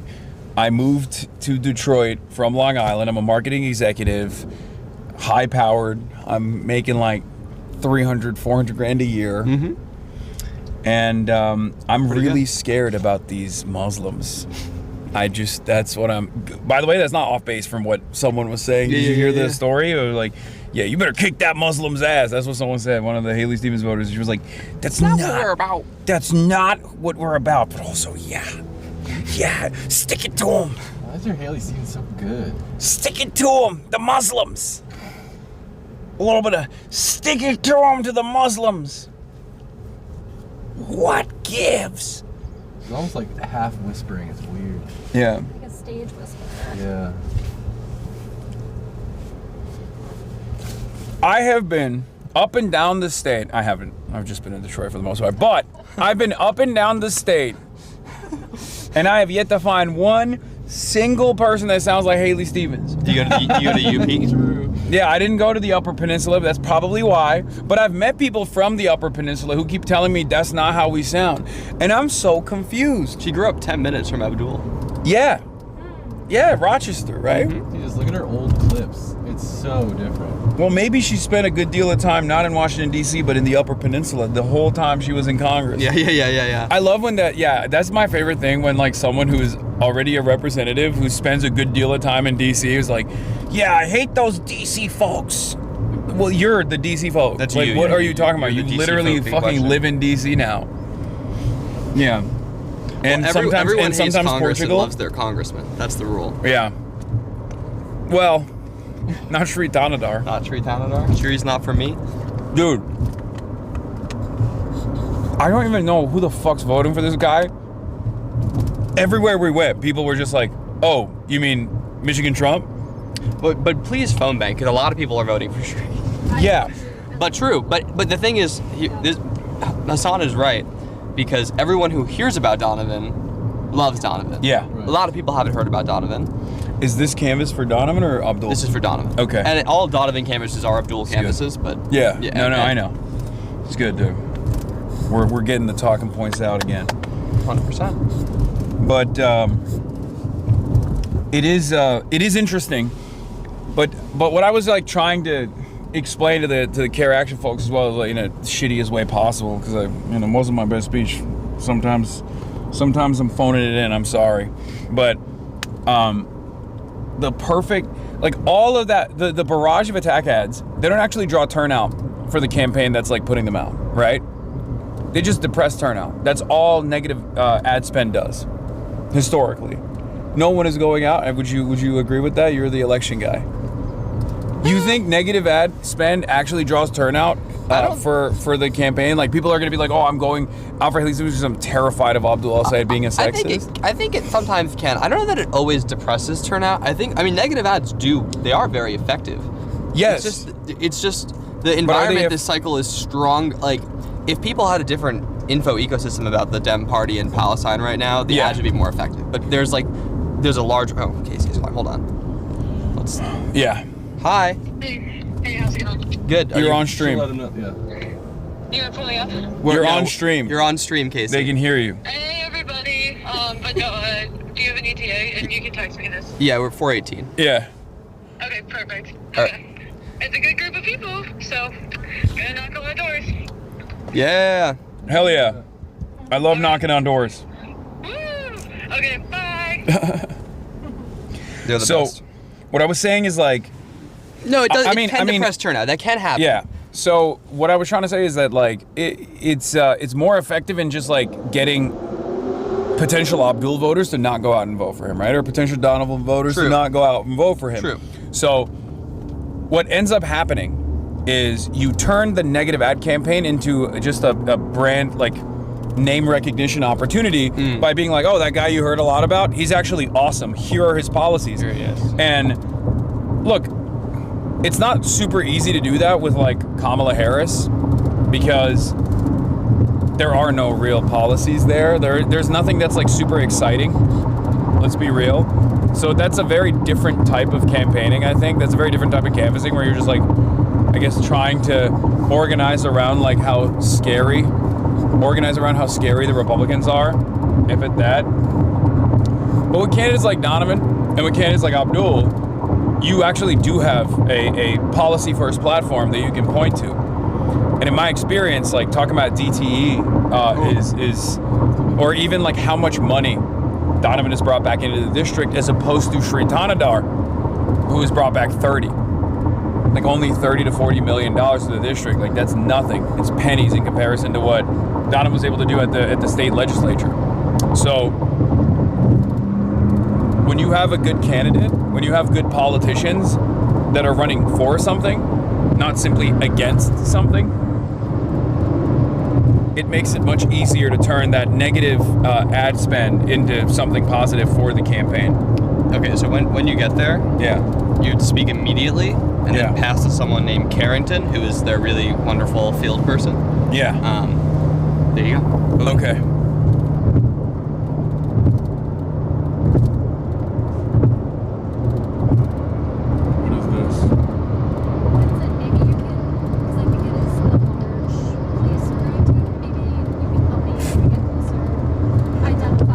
Yeah, I have a precise point. What is going on with the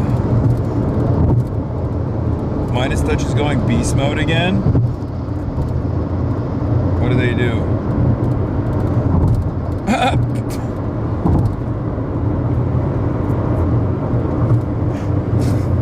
Well, do you see the clip? He did, yeah, I did. So great. His Who are you with? ABC? I like BBC better. The Japanese yen one. I did not see that one. He said, like, the reporter asked, like, why are we bailing out the Japanese yen? He said, Japan has been very good to us, with the exception of Pearl Harbor. I did see that, yeah. Except for Pearl Harbor. Except for Pearl Harbor. Yeah. We had a really bad situation during the New York Pearl primary. Harbor? Yeah. In Pearl Harbor. It was bad. I was there. It looked me on. During the New York races where I just couldn't stop doing the Trump voice at all times. Yeah, So, that's me with Haley Stevens right now. I'd walk into the office and I'd be like, hey, everybody, let's get out the vote. Yeah. This is about how long it took for it to go south and people to lose interest. It's another person who's going beast mode is Miss Rachel. She's been going crazy. She's been like endorsing over and over again. Yeah, she rocks. Yeah, I mean she's always awesome. And she maxes out. Yeah. Did you see her post that was like, here's all the people like I'm supporting, politely discuss in the comments? It was like the most Miss Rachel endorsement post. She was like, politely discuss amongst yourself your feelings about these candidates in the comments. It's so funny.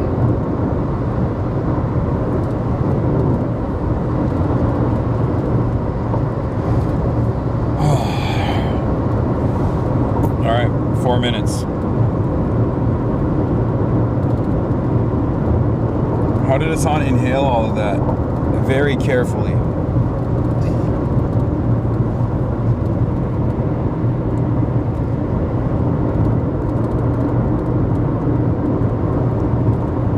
Haley Stevens internal poll news untrue. Yeah, one of the internal pollsters came out and said, louder for those in the back. Her pollster, I'm her pollster. This is nonsense. It didn't happen. Allegedly, I'm also playing linebacker for my Seahawks this year.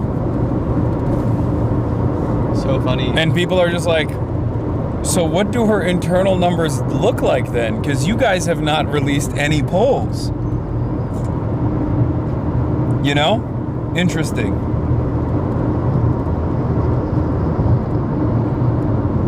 Have you heard anything about Kyle Blomquist out of MI1? DSA endorsed Uper, who will probably win his primary? I hope so. I like him a lot. But he's like too far away from me. Him and Will Lawrence both have been a little bit inaccessible because they're actually doing the work in their fucking districts. That's rough. You know? What a sin. Like, I thought I would see him today. Nope. He's Will Lawrence. I thought I'd see him today. Nope. He's fucking knocking on doors.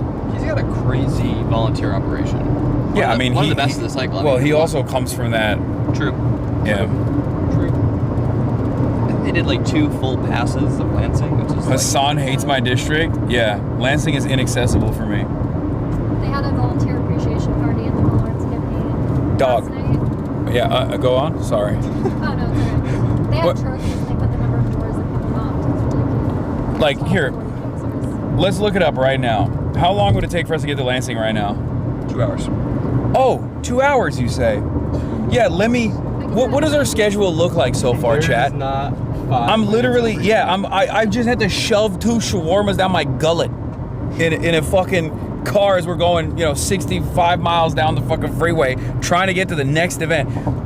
Do you think I could have sidestepped the day of festivities to go to Lansing, Michigan?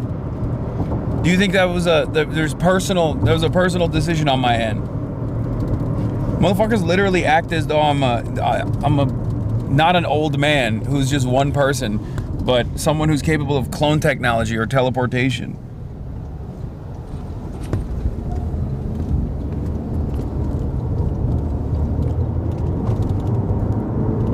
Yeah, what about Kalamazoo? Yeah, let me get to the Upper Peninsula as well. Kalamazoo, Upper Peninsula. Okay, so I'm gonna give you some directions how to don't stop at the stopping point. Okay. Just keep going and you make a right on 14th. Don't stop at the stop sign. Like, yeah. Just run through the red lights. Don't worry about pedestrians. Kalamazoo is not the Upper Peninsula? No, I'm just saying all of those places, including the Upper Peninsula. And this right coming up here. Right here.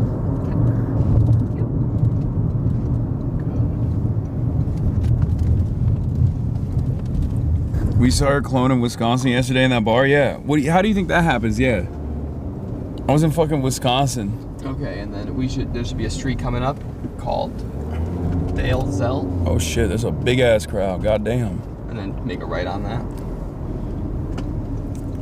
And then we just drop off on that stop sign. Perfect.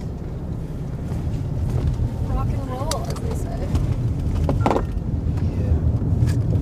This building is beautiful. Yeah, it's gorgeous. There's a lot of really pretty buildings here. Yeah. All right.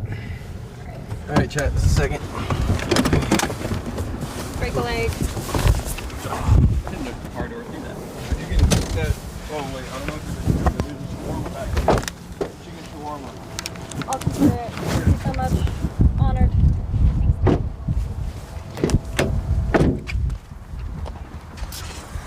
Hold on the ISO, chat. It's bright as fuck.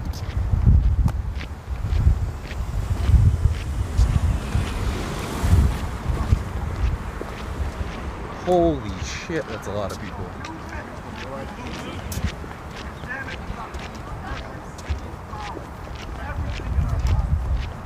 What up? How you doing? Perfect timing, huh? Really? Sorry. We got stuck. We were all over the place today. That's true. I was in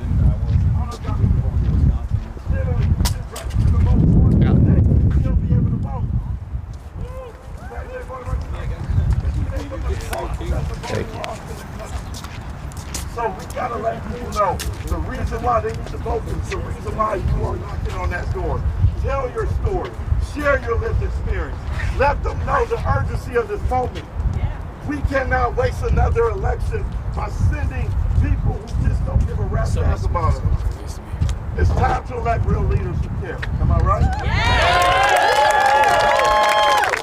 We're going to win tomorrow with y'all help, and I'm so honored and grateful to have all of you here.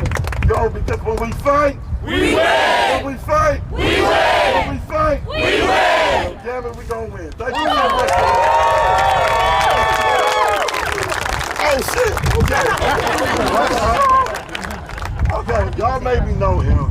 He's probably famous than all of us put together. I don't know But I just got to give you know about it. Linda's pretty famous too. But I had the honor of taking this man to Buddy's Pizza. And like the honor, y'all. Because I don't know if y'all know, Detroit style pizza, the birthplace of Detroit style pizza was at the original Buddy's on 6 Mile and Conan on the east side in my district. So I had to take him there. And like, he could tell you the story, he enjoyed the meal, y'all. It was really good. But we was on this stream for over a couple of hours or so. And man, we raised over $50,000 on this man's show. And I'm forever grateful. I never even knew we could do that, like that type of number. But this is what it means to have a working people's movement. A movement that's stretching all across the country, that we're going to fight like hell because we deserve better. Y'all make some noise for Hasan Piker.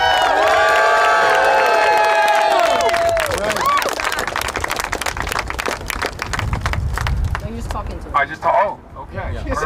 I don't have to press anything.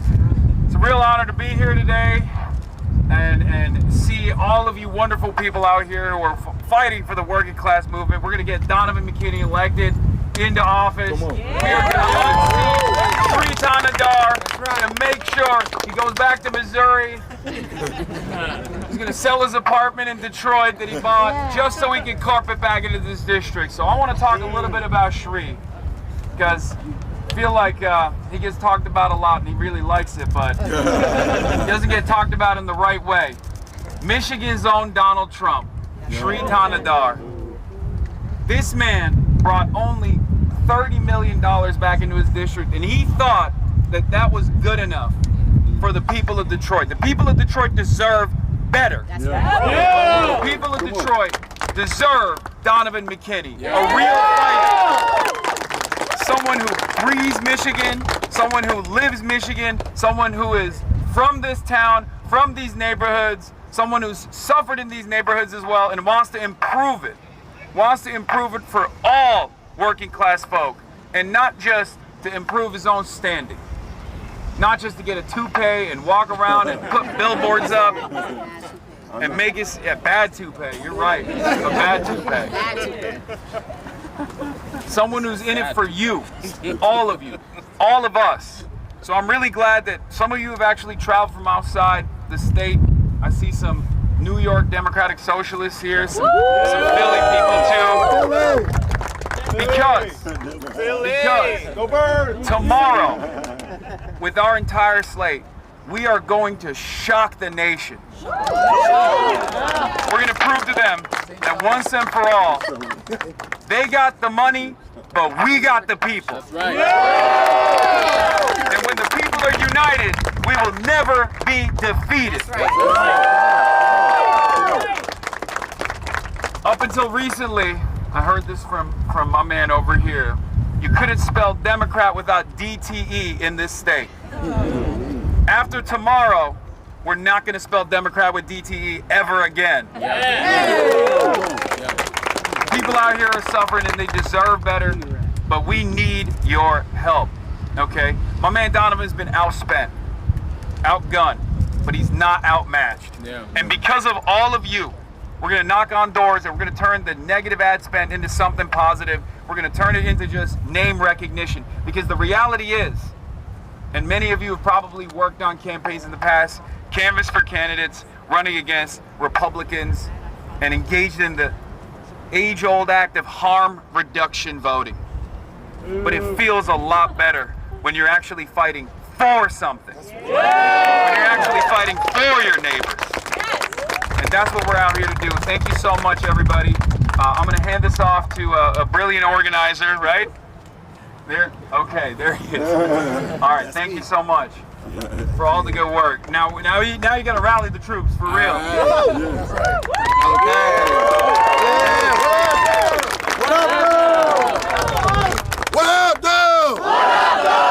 All right, so I'm gonna ask y'all to have a little bit of rhythm, okay? I'm gonna split y'all in two different groups, two separate groups, all right? Just a smidge. It's only ones and twos. So everybody to the left of me, I need you to repeat. When we fight, we win. When we fight, we win. When we fight, we win. This your turn. Now go. When we fight, we win. When we fight, we win. When we fight, we win. When we fight, we win. Cool.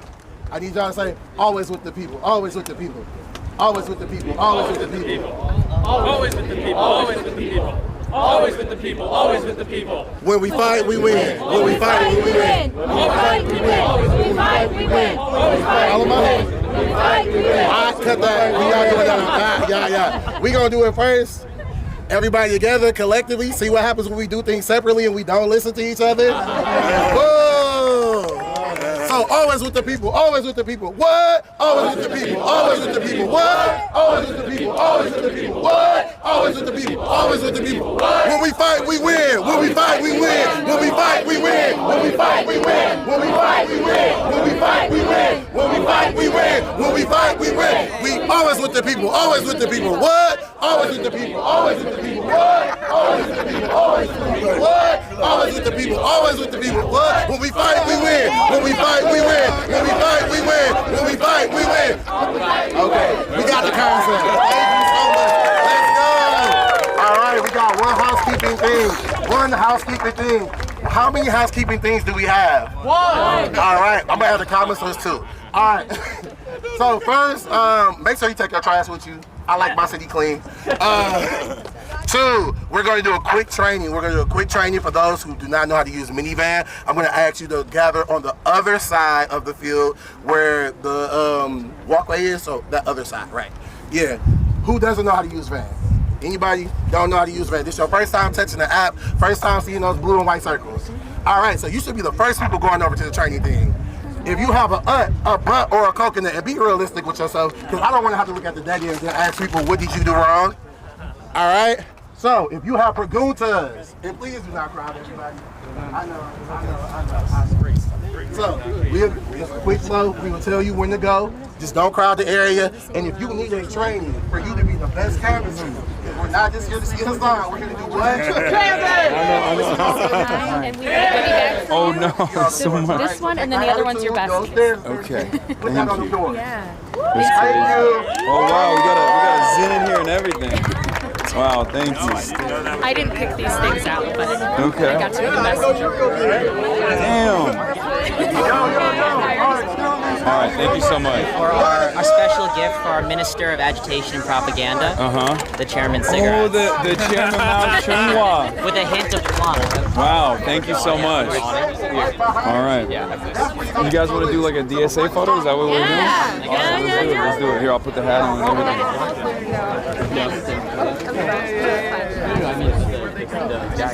Oh, this is sick. Everyone hold a piece of OCSA. We're gonna do a press guy. Right? Oh, we are? Okay. Oh, underneath the rotunda. Okay, let's do it. Who got? You take charge of this. You want me to get some lit? I'm gonna hold some lit. That I got the sign. God, you guys have done such a great job. Seriously. Oh, this side.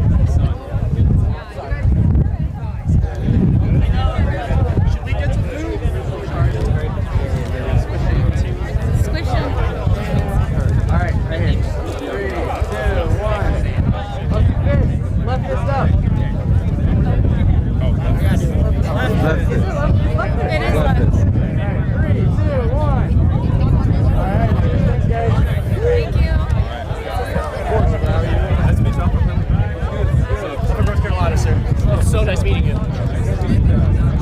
Love your work. Take care, sir. Mr. Piker, Mason with Free the Press. Just want to say, why do you hate America, bro? You got me. You got me. Have a good one. Yeah. No. Sorry, everybody. Okay. Oh my God, you're about to. We almost got to get the bag, dude. fucking destroyed. I like that though. You got security on you. Josh the Progressive. Nice to meet you. What's good? What's good? I love your videos, man. Good to meet you, Josh. He's on Jubilee all the time. He's a Hasanabi head.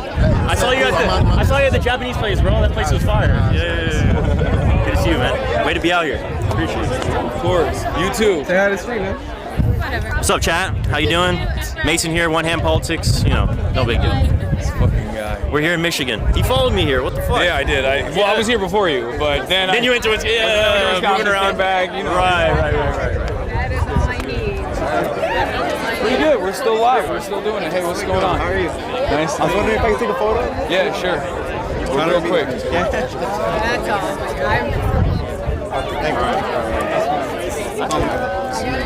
This your team, this your shot. Come on. I got a what? Sorry. No, go ahead. I'm Vivi Ahmed. I volunteer for both. Abdul. Donovan McKinney. I mean, you name it. We had to. Controversial man. Mad respect for you. I love the controversy. Yeah, all right, let's do it. Can I give you this to put in the car? What's going on? Good. How you doing? Doing all right? Hey, how you doing? Look at this. Nice to see you. Tired. I have to do press gag real quick. I'm sorry. You're inspiring me to be a coach. Hell yeah. Thanks for being here. Can I take a picture real quick? Sure. Thank you, guys. What's going on? We have to do it. Wait. The coach here wants to know which watch party, Abdul or ours? Okay, now you're good. I don't have any cards. I'm sorry. Wait. No, I don't. How are you? Yes, it's finally see you. Where's my camera? David! Oh, there you are. I'm always nearby. This guy right here, look at him. This is the man. This is the man who sounds like Haley Stevens. You know, people in Michigan do sound like that. No, they don't. They do. I sound like it right now. No, I'm just messing with you. Claire Hendrickson, you know, you got kind of a nasally kind of. We have an A. We accept. But I'm not from elongate our Michigan, A's. so I can't. Well, it's okay. You've been doing great work. Well, thank you. What do you make when, you know? Oh, am I in one of the? You're in the video. Oh, I'm in the video right now. Wow. Oh shit, look at that. You're in one. People have really tried to turn you into like a boogeyman, a monster. Mm-hmm. Do you ever regret any things that they say and use against you? No, I mean it is what it is. It's not necessarily about the message. They want to turn it into the messenger. They want to turn it into a problem with the messenger because they can't tackle the message, right? So, what's the easiest way to try to position yourself against policies like Medicare for all, policies that center the improvement of working class conditions in this country? You just talk about the people who are advancing this message, and you talk about them as though they're silly, as though they're ridiculous, as though they're aggressive, violent. It is what it is, but as you can see from all these people out here, it doesn't work. It could have worked, and it did work, I think, back in the day when there was a lot less diversity in where people get their information from. But nowadays, I mean, we have independent platforms that can compete with a lot of the mainstream outlets. So people hear about me, or they hear about the candidates, right? And they have an opportunity to listen to the candidates directly, or listen to me directly, unfiltered, in a way where they can ask these questions themselves. We're a lot more accessible. So it doesn't really work. The platforms, you know, the new media, they didn't even really exist 10 years ago. Yeah. When Abdul ran in 2018, his platform was not dissimilar to his platform right now.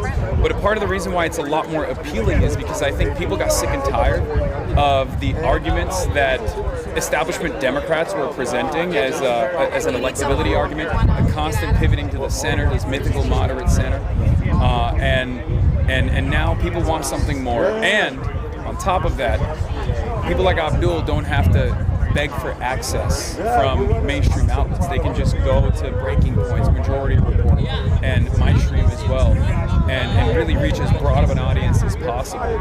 And I think that's really important. I mean, that was, ironically enough, what the Democrats were talking about as to why Kamala Harris lost in 2024. They even brought me up as the Joe Rogan of the left. And then they decided maybe we don't want the Joe Rogan of the left actually. That was a mistake.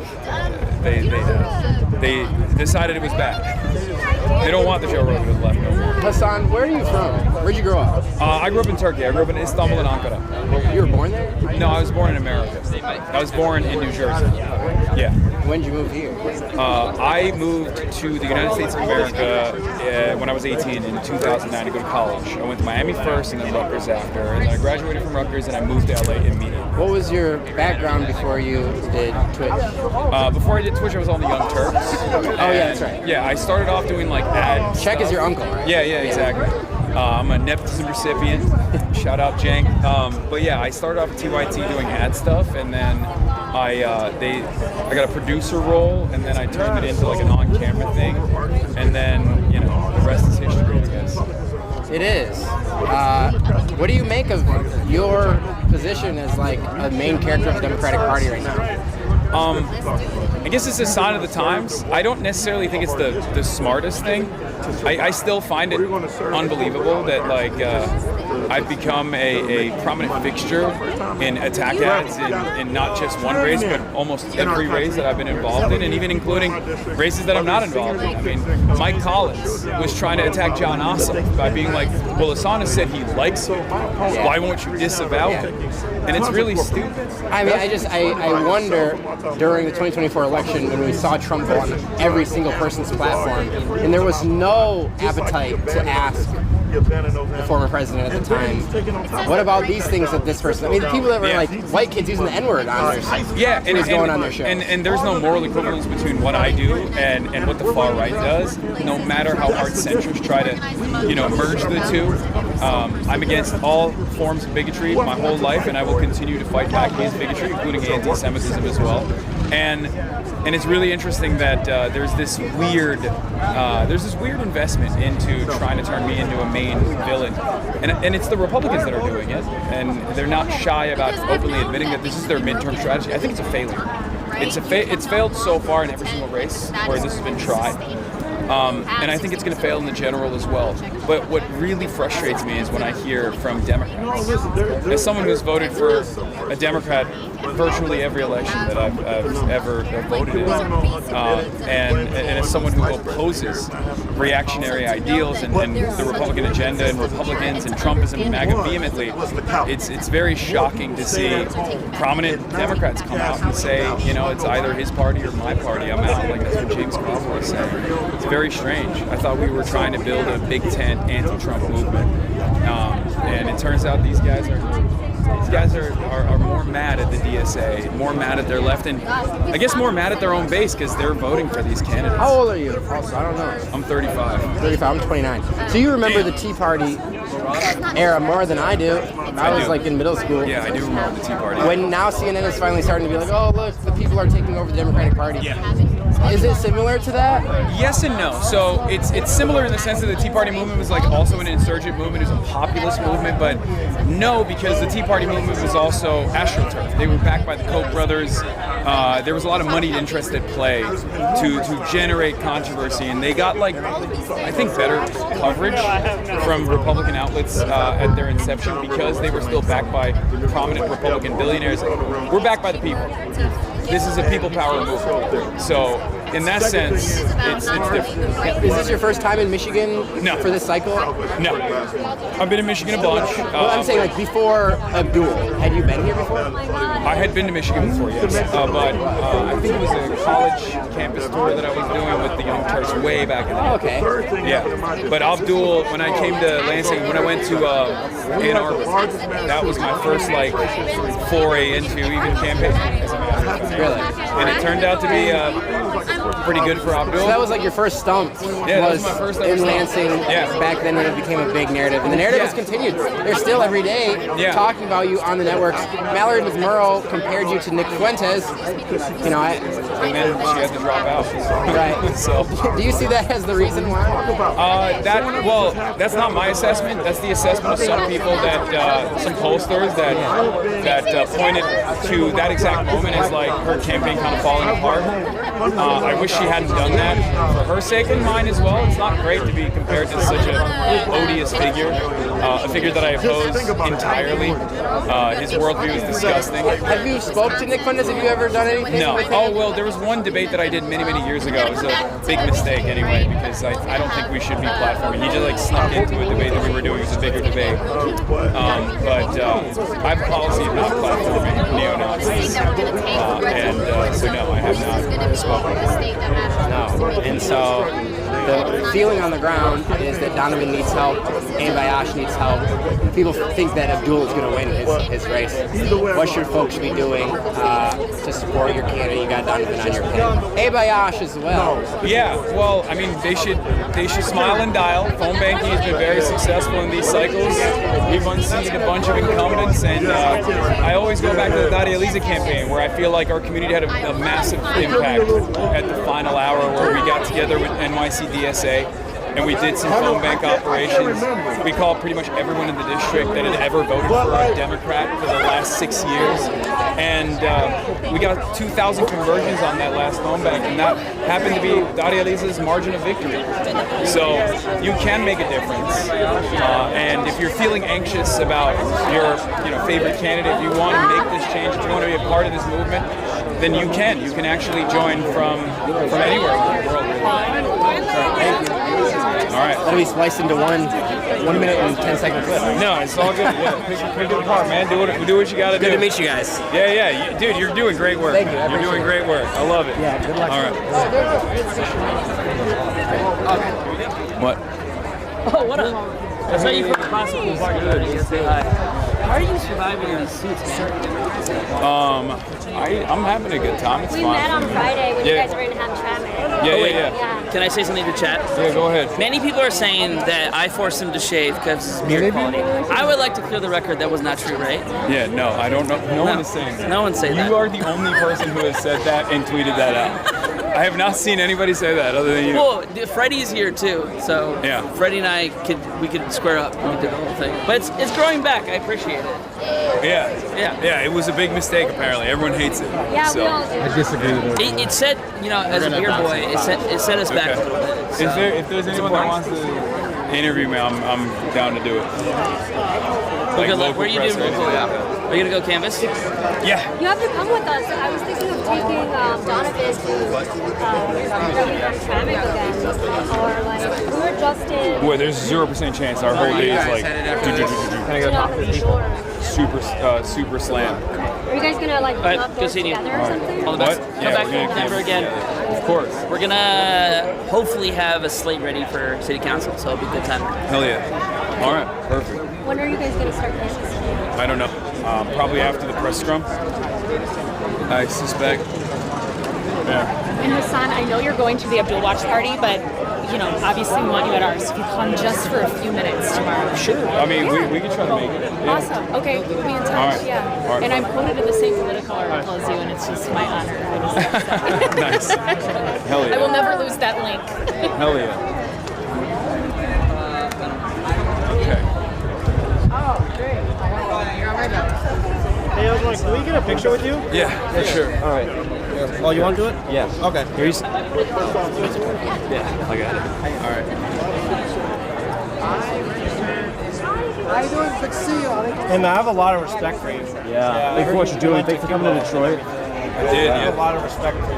Thank you.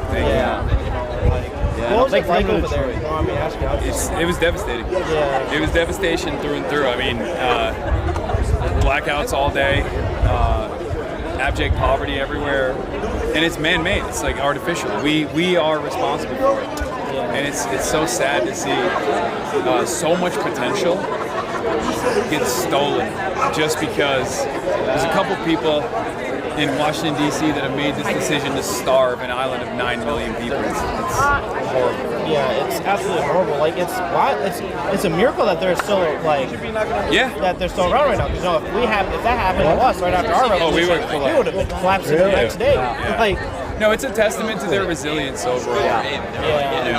Okay, good. Yes, thank you. I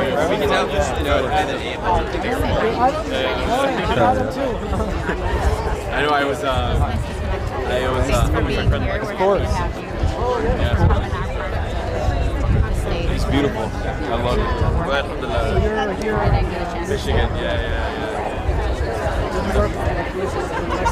Well, you know, I will tell you that all your things that you want to get a good deal because you need one. 8:30. Okay. Well, no. Say where. Don't say where. No. Absolutely not. I don't say where for myself. Not just for you, Mr. Piker. What about? We'll let you know. We always got the best food. Oh, I know. I've had it. You don't have dietary restrictions. No. Just I don't eat seafood. That's it. Oh yeah, that's not a thing. Yeah. All right, we'll let you know. Take care, honey. All right. Okay. What's up? Great. Hi. Nice to meet you. Hi. We're big fans. Nice to meet you guys. Can we get a quick picture? Of course.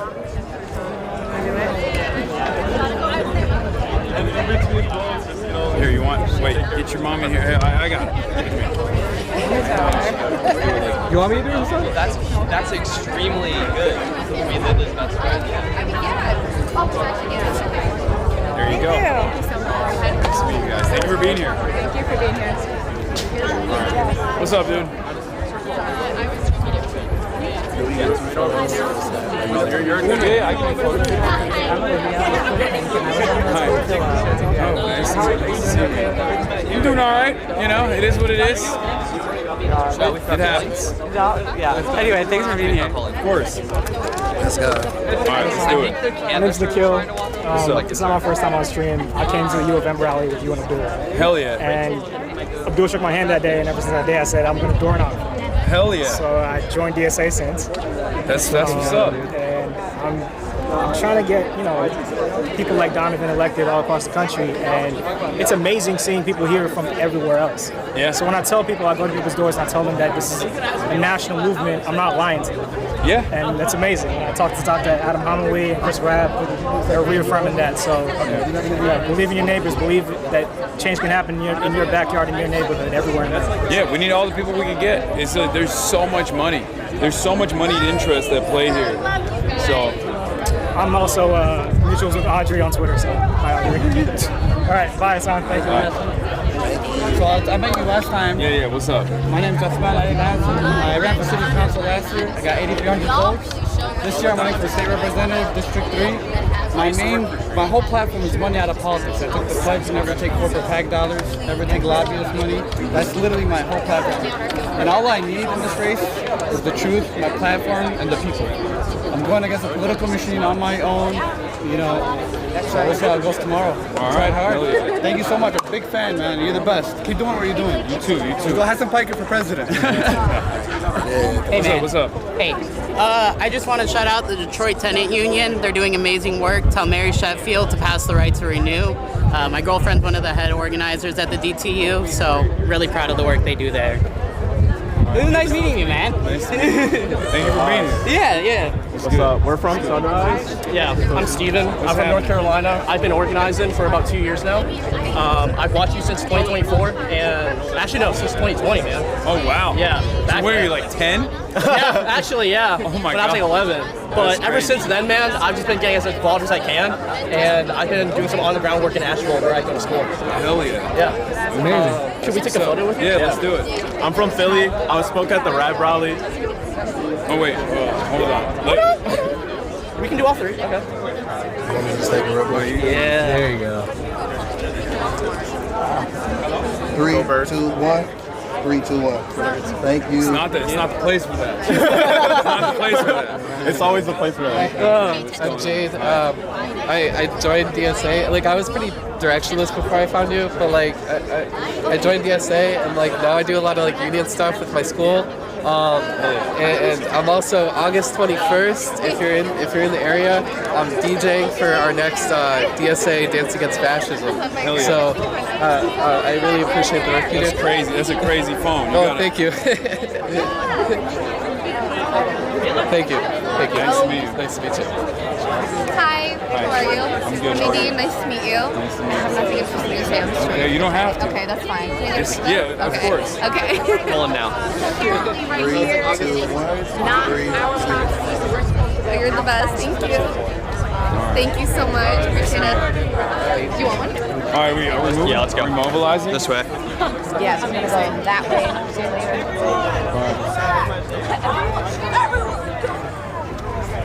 That's all. Should we go knock some doors? Yeah. Oof. It is fucking hot. Are we getting in a car? Oh, okay. This one? Oh. 1 second, chat. It'd be funny if it was not. You guys have enough space? Oh yeah, we should be fine. I'm just going slow as to not hit my lanes. Let's go. Yeah. What? It's crazy. Sorry. It's okay.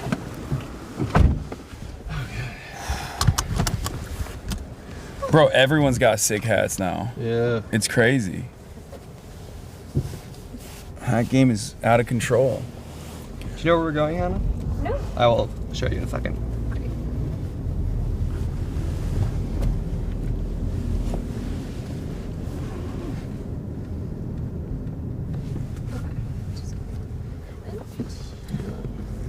Chappie normal challenge failed? Wait, why? All right, we're here now. Just try it. Just being No, that's good.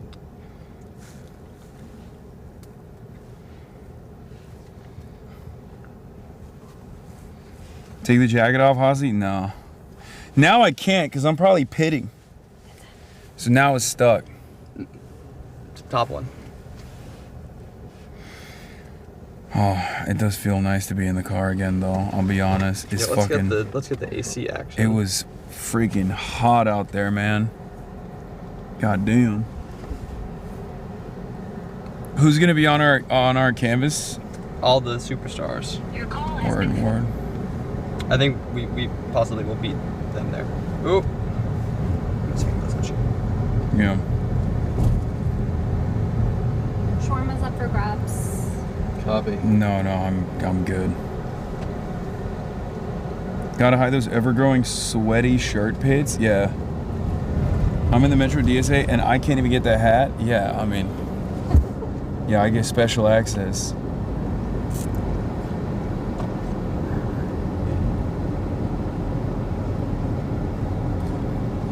Drink water? I know, we haven't really been hydrating. Oh, alright.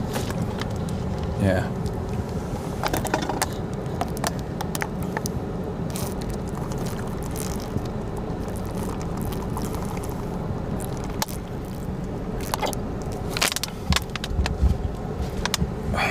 Oh God. I hit the spot. Hi. So, is everyone? Sorry, I'm not really being coherent. We pulled Hasan and are on the way to the next site. Just wanted to make sure that you clock that and the other pulls are happening. He's like our sim character, yeah. I'm the DSA build a himbo. Perfect. See you there.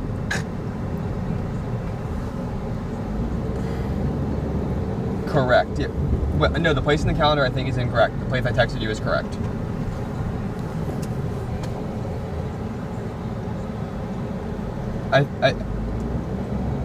Oh really? I thought they were. Okay, just double check. Can you double check with her? Okay, perfect. No, you're good. I thought I wanted to get us out first anyway because that's the most chaotic of the people. All right, bye. We gotta check the battery soon. Oh shit, I forgot. It's okay. Have you checked it at all? Yes. Was it good? We're on the main right now. Oh, we're on the main? We're eating through the main? We We're have at 90 at it though. We should definitely swap it Yes, then. I have 3 full batteries. We gotta swap. Alright, for sure. Like, honesty. Hey Vincent. Yeah. You wanna be a camera operator for 5 I'd love to be a camera operator for 5 seconds. I'll give you slack in a second. Here you are.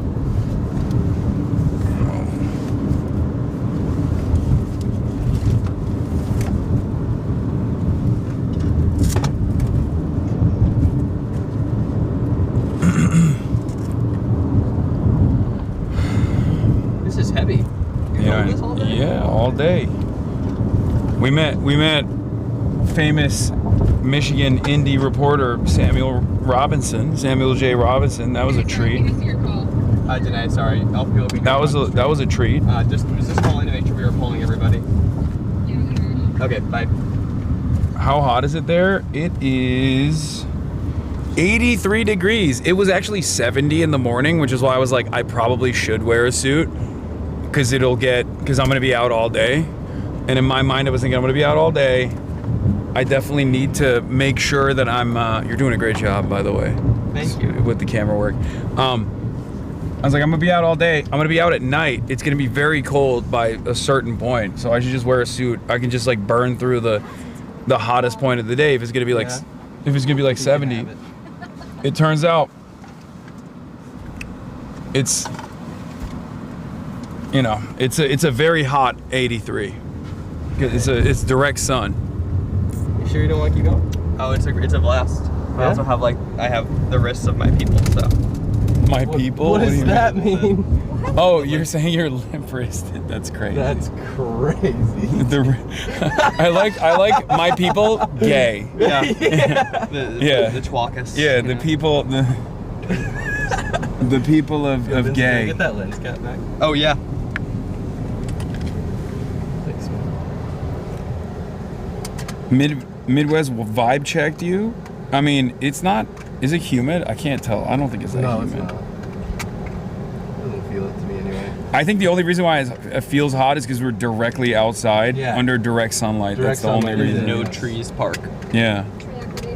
That was really beautiful because the security started kicking us out, which was I want that to happen every time I need to pull people. Like the timing on that. Yeah. Immaculate.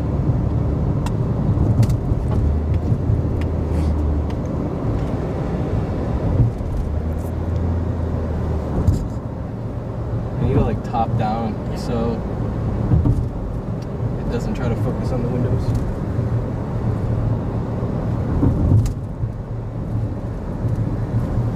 All right. Hasan is so spoiled. It's true. I am. I am spoiled by LA weather. It's true. Oh, sure. Yeah.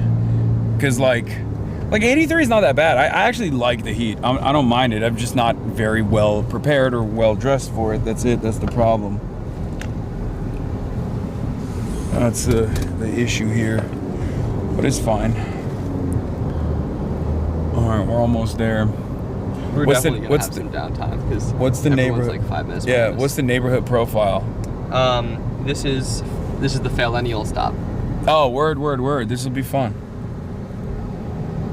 I like both though. I like going to a district where a neighborhood where it's like nobody gives a shit about politics at all. But I also enjoy going to a district where yesterday we were in Milwaukee in a very it's upper middle class white and Hispanic neighborhood. Like the North End. I don't know. I don't know what part of Milwaukee it was, but it was like river-ish. I guess, but it was very, like I said, it was very like college libs, white college libs, Hispanic college libs, and that was where we had a bunch of Hasanabi heads living there too. Bayview, Southside Bayview. Absolutely, yeah, that's like the wokest neighborhood in Wisconsin, other than Madison. Yeah. So yeah, we're gonna beat everybody here by at least 5 minutes, so we should have a second to recalibrate. 5 minutes. I know. No hydration break. You were brought up on a CNN panel this morning? Oh, brother. Let me guess. Tony. No, let me guess. It's,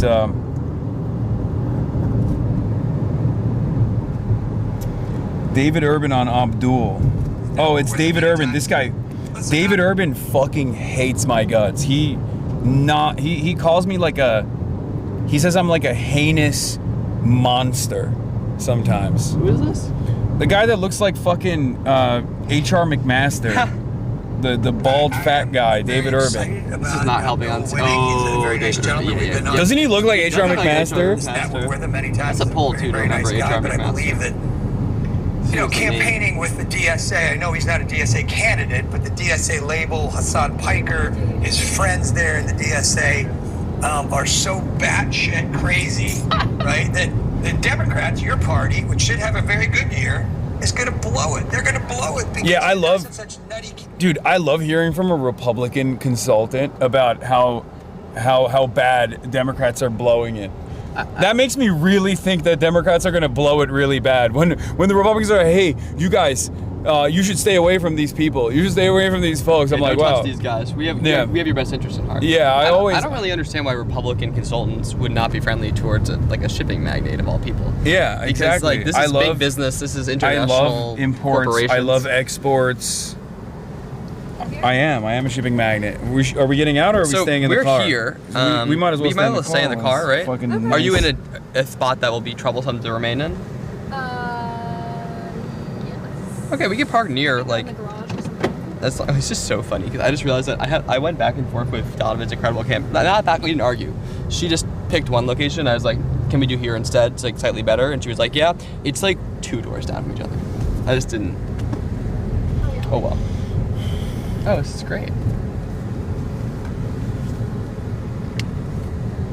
There's a Blick store. All right, don't reveal where we're at in real time, dude. What the fuck? Oh, it was not. That's not the name of the store. Good save. Thanks. Candidates, when you have Bill Maher saying that he's open to voting for J.D. Vance. Yeah, Bill Maher, the center of power of the Democratic Party politics. Oh no, not Bill Maher, fucking reactionary asshole who's been basically positioning as why I left a left moment for like the last decade. Bill Maher. He would even consider voting for Sarah Palin. When you have James Carville saying, we've got a big tent, but there's some shit that I just can't have in our big tent, right? When you have this internal schism in your party that it's so divisive, and it is clearly on the side of the communists right now. The side of listen, hold on, wait, listen. The people in your party that have the energy, that are pushing, they want to dismember. Don't call names if you don't want names called back. They want to disassemble the party. They want to get rid of the Congress, the Senate, the presidency. This has been a contentious show today, and I would like to end it in a note of harmony. Thank you for that. If you look in Washington right now, there is one thing that Democratic and Republican campaign professionals agree on, and everyone agrees on it that I've talked to. Yeah. That is that Abdul El Sayed.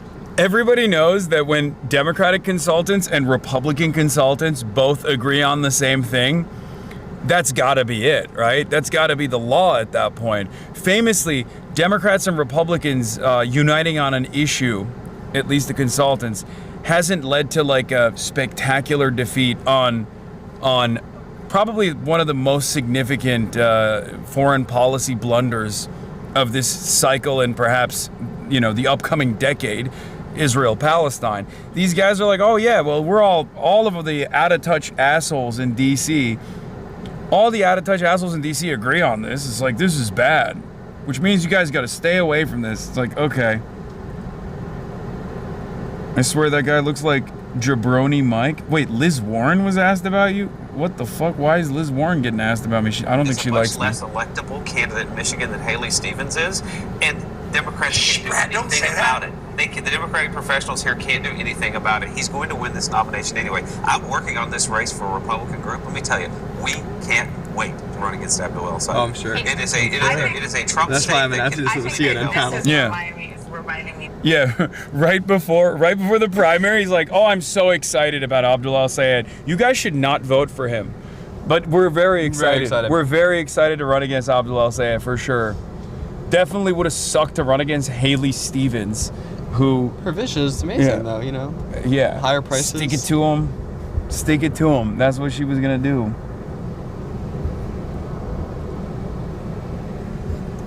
Yeah, thank you, Brad Todd. Also, panel is mostly dominated by two Republican consultants. Like, they get the most speaking time on this issue, and I don't see anybody on there that's even like DSA curious. Classic.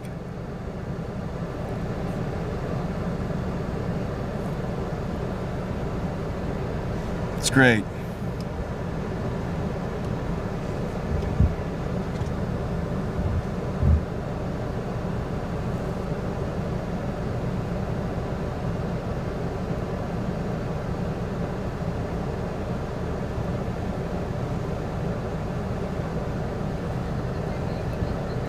Okay, cool. Do you know which ones are coming? Okay, cool. There was disinfo. That's perfect. All right. Disinfo. All right. Everybody's coming. Oh. James Carville just said that if Hasan Piker becomes a big part of the Democratic Party, he's out. Well, what do you make of that? Look, James Carville has an opinion on everything. I pay attention to almost 1 out of 10. Oh, is that right? Okay, thank you very much. Cheers. Catch you around, bye. Okay. She doesn't hate you. I like that she still has her Okie accent. Yeah.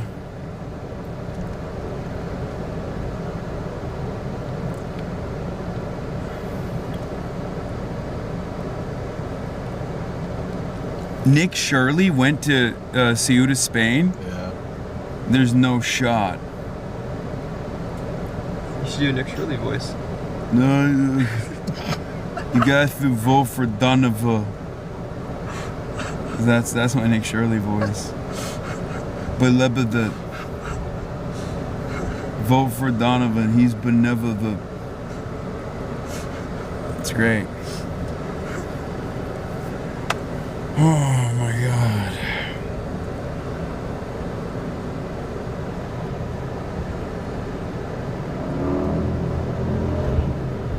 Vincent, are we going to be doing like a walk or a Oh yeah, drive? we're gonna walk. Oh, you said that like we're gonna walk a lot. No. Well, It's fine. I'm ready. I'm ready to do it. Tanned, rested, ready. can I leave the keys with you and go use You know that the was bathroom Bobby somewhere? Jindal's slogan when you ran for president? Really? Yeah. Tanned, rested, ready. Shocked that he wasn't able to win with that. Have you seen his I like that his portrait? I like that he said that to be like, no, I'm not Indian. I'm actually just tan. You saw his portrait, right? You know the famous Bobby Jindal portrait? I have not seen. Oh no! You got to see this. You know what Bobby Jindal looks like, right? No. Like on a baseline. Well, you just look up Bobby Jindal, and I'll pull up the portrait, and we can do a little side by side. Okay. I'm now getting the worst service ever as soon as I try to look something up, but we're gonna get there. Here we go. All right, so this is Bobby Jindal in real life. This is what he looks like IRL. And then this is the portrait he got painted when he was governor from the Independent. That is insane. That is, bro. That's and then his slogan, tanned, rested, ready. Yeah, he just wasn't tanned there that day.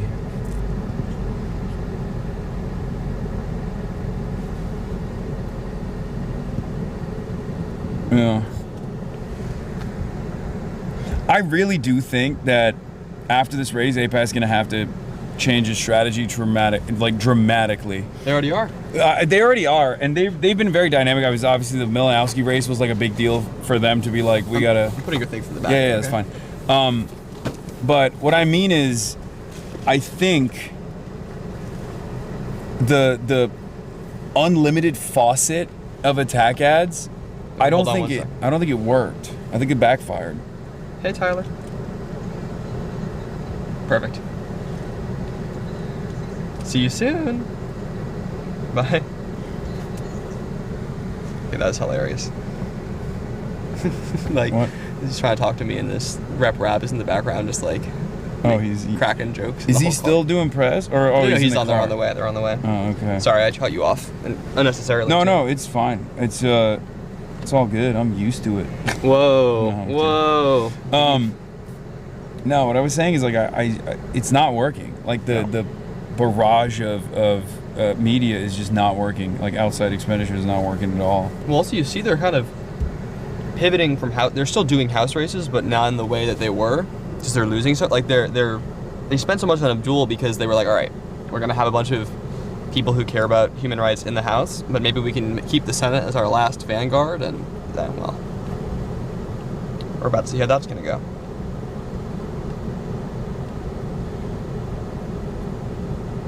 Yeah. Oh man.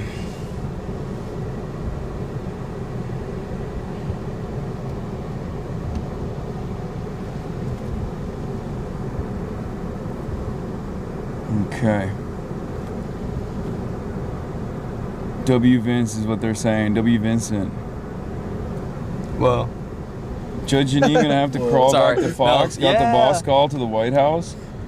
Oh, cause she fucked up the prosecution of the Olympic guy.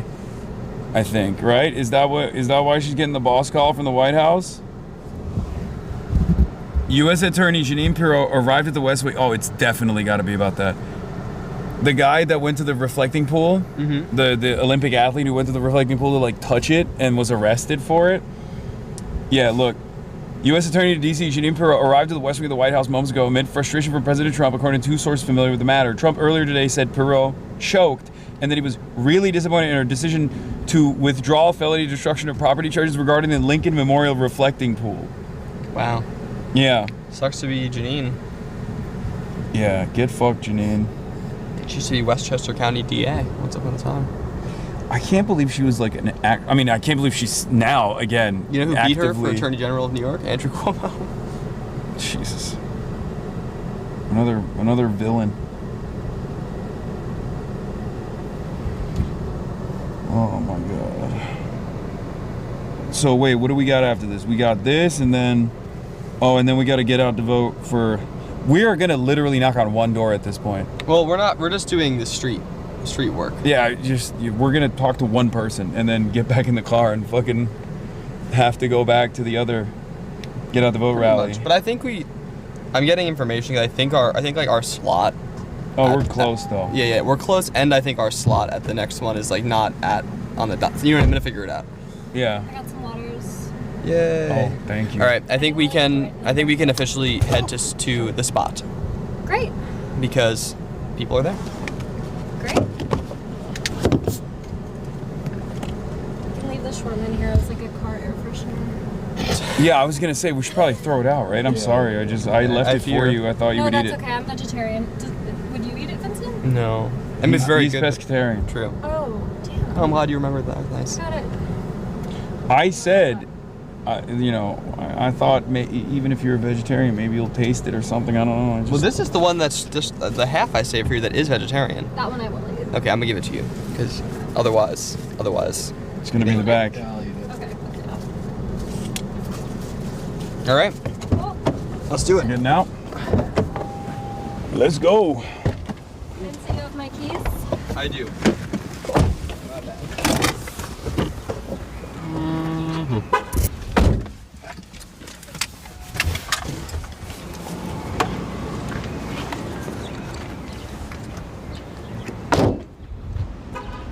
You know what? I'm gonna take this off. I'm gonna leave it here. Wait, actually, let's see. How bad is it?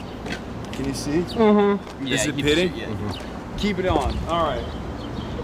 Sorry. All right, we just got to keep it on. Oh, hello. Hey. Hi. I'm Julia with AP. Nice to meet you. We met a few months ago. Yeah, when I nice was to back see you. here.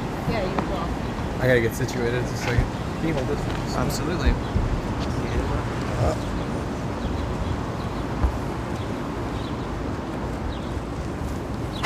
Fucked up. I should have taken this off in the car. Is he blown out? It's feel like definitely the ISO might not be all great. right. It's definitely blown out. There's no shot it's not blown out. Let's take a look. But yeah. No, it's not bad. It's not bad. It's auto ISO. Wow, the way you're holding it is so much better than the way I'm holding it. That makes sense. You want to hold it close to your body. All right. Oh my God, it's like burning my skull, the sun. And I got a hat on and everything.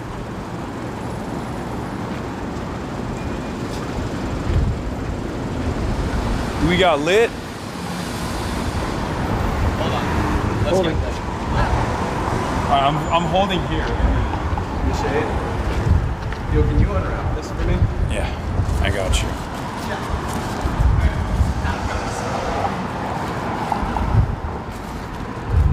It's beautiful. It's perfect. Here you go.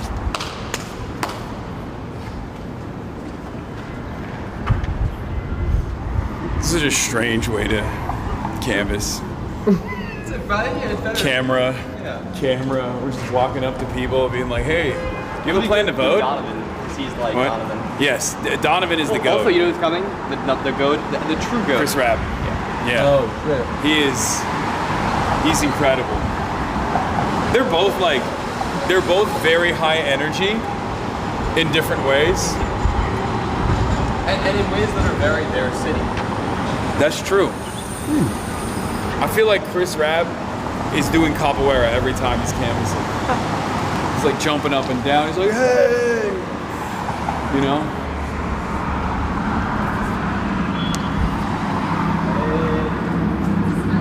Yeah, I hope. That's definitely way more than it There's is. a couple of duels. Oh my God, I want to sleep in it. And a couple of Donovans. You sure?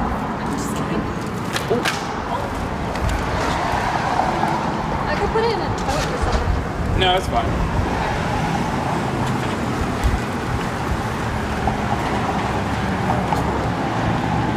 Which way are we going, left or right? It's like right. We're always going left.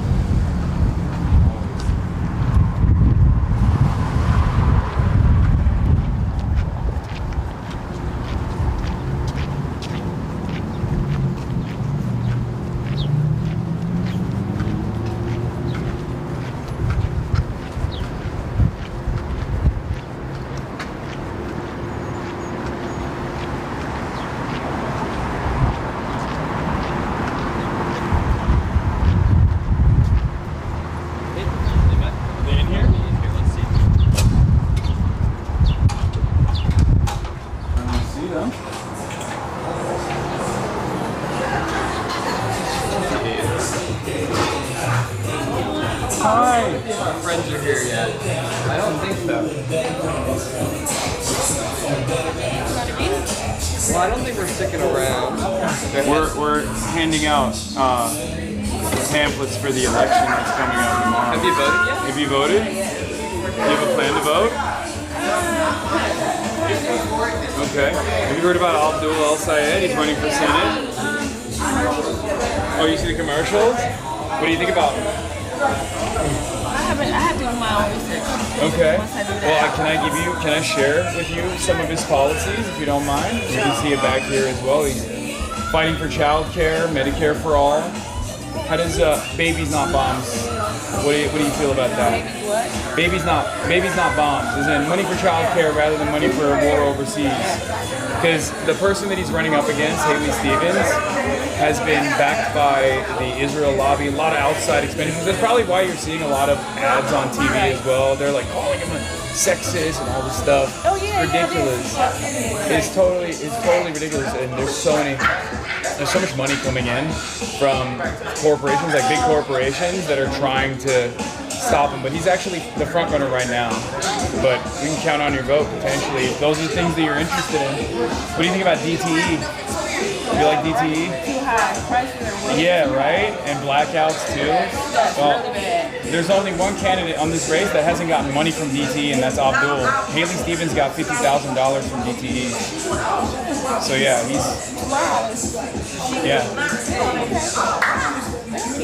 yeah, you can. Of course, that'd be great. Thank you. Yeah. How do we figure out? She's interested in Abdul. How do we figure out how to get her to go out and vote? Are you registered? You are registered. Oh, well, you can go vote anytime tomorrow from 7 to 8. Where do you live? You can vote for me too. I'm running for State Senate. Yeah. Holy shit. And Donovan. You guys are for all three of us. Oh, Donovan too. The same district. Yeah. He's gonna be here soon. So I'm gonna ask you, what's your schedule tomorrow? Tell me. Let's walk through it. We're gonna go through it together. 2. Okay, all polls open at 7 a.m. You have time to go vote. So what time are you gonna wake up? We gotta talk. Studies show 9:30. You gonna get up? Okay, so that means you gonna wake up. You gonna make yourself some oatmeal. Okay, what do you eat? Come on, we're gonna manifest your vote. So you gonna make pancakes and sausage, syrup or no syrup? Syrup. What time do you finish breakfast?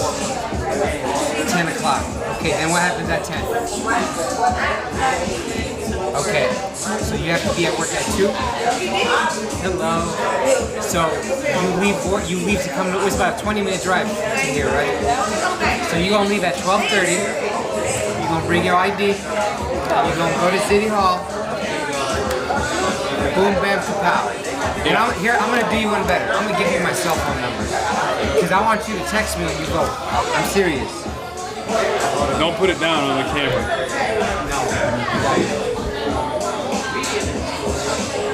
This is my real self. Actually, I'm not paying that attention because I will text you and remind you. Quit playing with me. This man is working hard to represent you. You gotta do it, man. No, I love Shit. it. I love it. Donovan's race is going to be close because they defined him before. Yeah. They were saying like Dirty Donovan, like he was like Dirty Money McKinney. That's crazy. They were And like then pretty Megan racial McKinney. with it too. Oh yeah. They darkened his beard. It's pretty fucked up. Yeah. Yeah. Our boy Donovan was like, he was getting attacked a lot early on. Hold on, I'm gonna just give it to you. Bam, you get my whole picture and everything. What's going on? Receive. And then you can text me. No, text Hell me yeah. because I'm gonna remind you. Donovan McKinney, Abdul El Sayed. Donovan McKinney and Abdul El Sayed. Tell me that. Oh no, I said. Which district are you in? Are you in this district? I live in Dearborn Heights. Oh, Dearborn Heights. Is Dearborn Heights? You go for Rashida. I'm just saying. Come on. Abdul El Sayed. I know all the going, districts. Yeah, of course you know all the memorize. districts. I gotta Yeah, memorize. no shit. You literally are in this. You're in the state legislature. I don't memorize it. We have to flip it to for majority. I got you. But yeah, I'm going tomorrow. I already planned on going to Brooklyn. Hell yeah. What time? That's what's up. I don't even know. You Probably. gotta ask voter what time. I get out of here pretty late, so What time is late? I get home like around 1 a.m. Yeah. Okay, when do you come in to work? I come in 2. So you can vote before that. Yes. Polls open at 7 I a.m. have time Polls in open at the 7 morning to a.m. go and vote. Yeah. Yeah. I have time. It'll take you 5 minutes. There won't be lines. I I already promise. know. Yeah, it's quick in my. Yeah. Yeah. Appreciate you guys just going down. Yeah. We're here. Just Milad. Milad Ibrahim. Milad. Nice Hassan. Hassan. Are you on YouTube? I see Yeah. Yeah, he's a big famous. Oh yeah. Hasanabi. Hasanabi. It's nice to meet you, man. Yeah, nice to meet you too, man. I'm here for him. My parents are actually the owners here. Can I get a picture with you? Or Yeah, let's do it. Here, we'll leave some pamphlets for you guys too, so you can send it out to people. I set up a sign. If you actually walk out that back door there, you'll see a sign. Someone put a big On sign? Hell yeah. Let's do it. Job, real quick. Or let everyone see something. Hello. My evil twin. Thank you.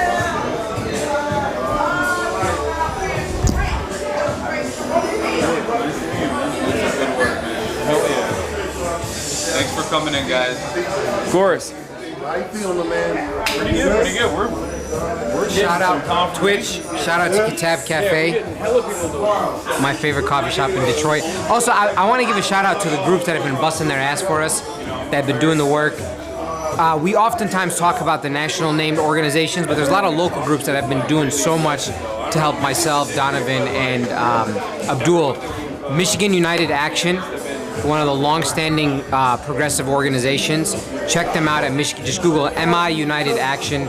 They do so much great work. Detroit Action is another incredible organization that does so much work, and they have been knocking thousands of doors. So if you've been coming in from other parts of the state to knock doors for the slate, it's not our campaigns, it's actually these incredible organizations. So huge shout out to all those incredible groups that have been busting their ass to make sure that voters are hearing the noise beyond, cutting through the noise rather, from the mailers to the TV commercials, to the text messages. That human interaction is so important. So shout out to all the people that flew in to help us out. Thank you. I'm Abraham Ayash. I'm running for state senate in the 1st district. I was in the 13th. So let's get Donovan and Abdul over the finish line, y'all. Is this how Twitch works, by the way? I don't understand. Yeah.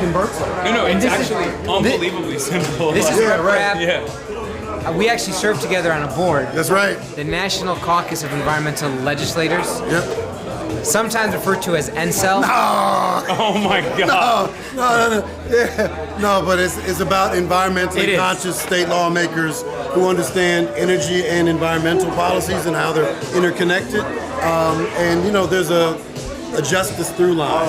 You can't talk about these policies without talking about justice, economic justice, social justice, racial justice, not just environmental justice. It's all connected. So, and there's more of us who care about these issues because normally when you think of environmentalism, there's a certain kind of connotation of whiteness and maleness and middle classness, right? But the reality is the people closest to the land, closest to nature. Donovan's whole family had childhood asthma. He was talking to me about how he was talking to us about how like his kid now has like early onset asthma, childhood asthma. It's devastating because it's the same neighborhood, it's the same smokestacks.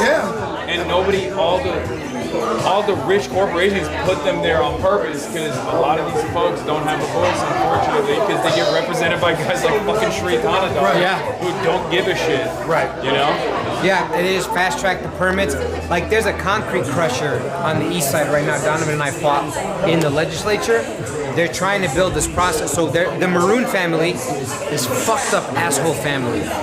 They are billionaires. They own the Ambassador Bridge. You're talking about Maroon, Manny Maroon.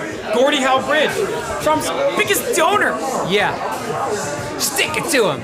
Anyway, that company buys up all this land on the east side, and they're slowly buying up properties, and they're basically creating these gray zones where they're killing all of the vegetation in these neighborhoods to force the last few homeowners out of that community. That is crazy. It's disgusting. Evil villain shit. Look this up. Kronos. Kronos. Kronos is a company that the Maroon family owns, and they just want to crush concrete. The problem with that is, when you crush any type of composite material, you breathe all that in, you get asthma, you inhale the sulfurs, all the different carbon material, and it really messes with your lung system. So Donovan actually lives like 5 minutes. We have all those things in common representing urban districts. That environmental racism is significant. Yeah, that's what's so crazy is like in the media they make it seem like it's a white person issue. Like, oh, only white people care about this. It's like the people that are impacted by this are overwhelmingly people of color. Because rich white neighborhoods don't have concrete crushing operations in their backyard. They don't. Yeah, it's the same with fracking. Don't get me started. No one who owns a fracking company is living next to a sink like that. They don't put that in their backyard. Oh no, absolutely. And the thing is, in Pennsylvania, we're the second largest producer of fracked gas. It's not natural gas; it's fracked gas. And the Biden folk, when they were running in Pennsylvania, like, oh, we can't talk about fracking because Pennsylvanians love fracking. I'm like, the people hate it. They hate it. Either they hate it or they have no idea what fracking is, right? And most of the good jobs, they're outsourced to folks out of state, so they're not creating good family-sustaining jobs. And also, you can't have a family-sustaining job if the person working for the fracking industry is getting rare cancer, is getting sick, right? That's not sustainable if you're dying. That's why they always talk about the economic activity. So they'll be like, oh, well, hotels and hospitality benefit from it. But it's like, okay, but they're also getting cancer at the same time. No, absolutely. There's got to be a sustainable, more equitable way to bring in economic activity to a state. And there are. That's perfect. Yeah, we pay for our oldest son.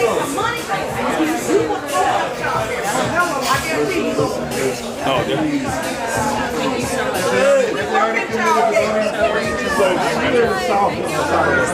I'm gonna let this one. I'm gonna let them handle this one. How far away?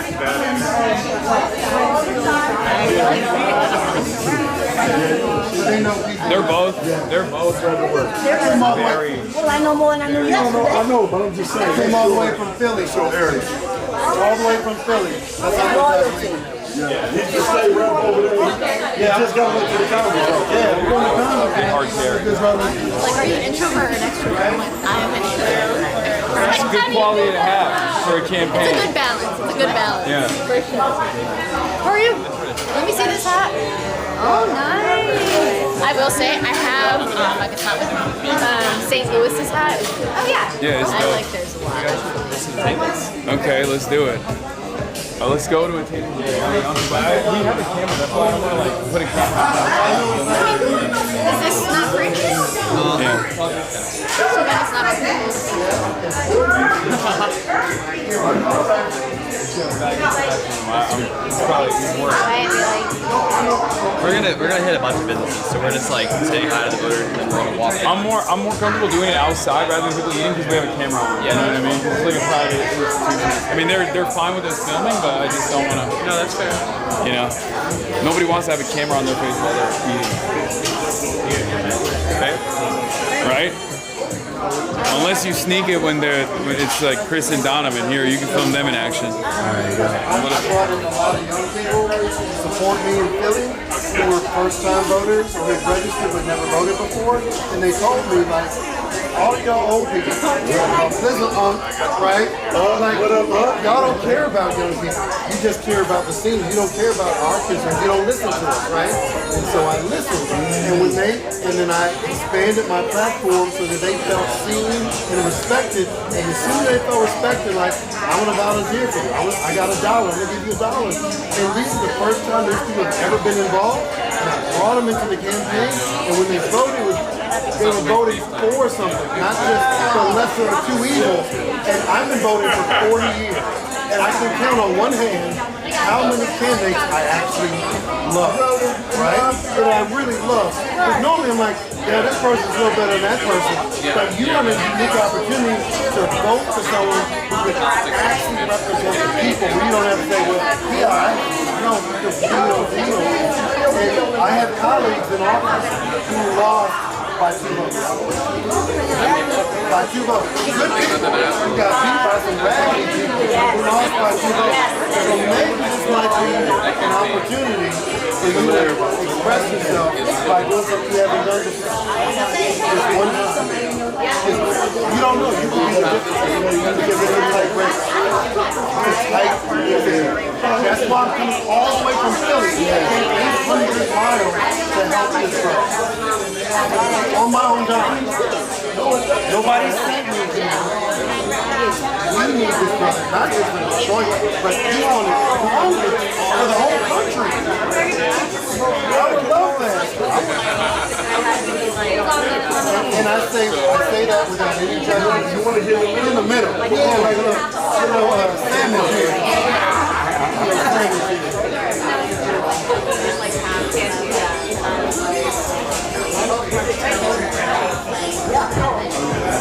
But it's a canvas on over there, but people out on the outside. So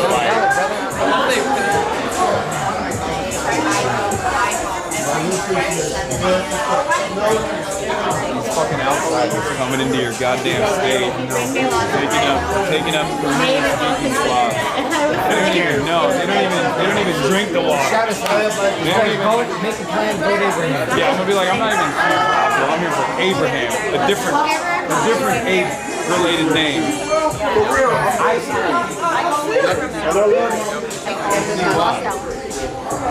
I've heard enough Haley Stevens voters talking about being the Muslim to understand why you go by Abe instead of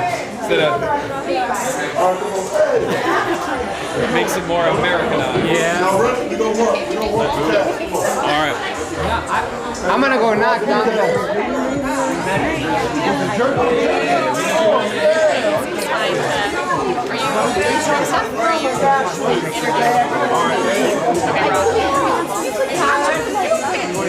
Have you talked to Josh?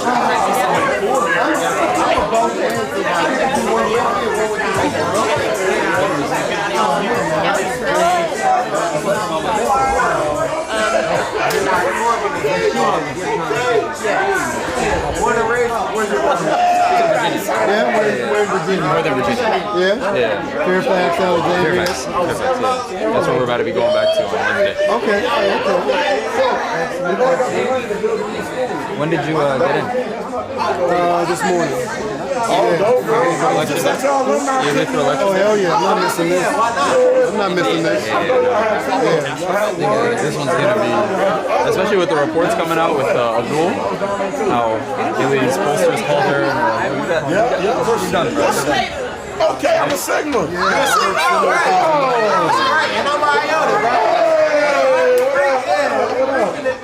D9, love. Oh, yeah, D9 all day. And then y'all gotta vote for Abdul too. Oh, yeah. For the Senate run, we got Abdul on the table. Okay. It's like crossing doors. Tomorrow's the election. Oh, yeah. 7 a.m. to 8 p.m. Y'all can vote all day. Make sure y'all do it. Thank you. It's time for Detroit. Real Detroit.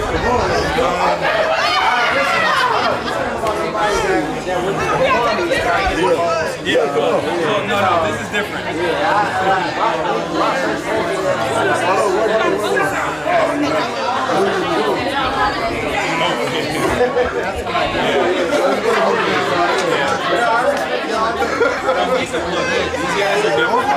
These guys are like anybody else. I'm from LA. I'm originally from LA. I came over from LA to stumble these guys because they're working. And also, they got so much outside money. I don't know. Somebody on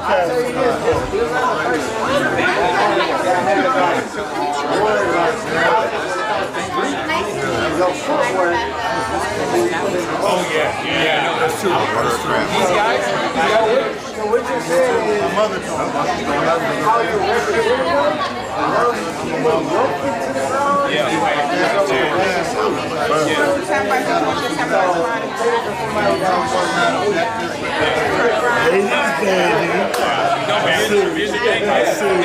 their opposition, they're never out here.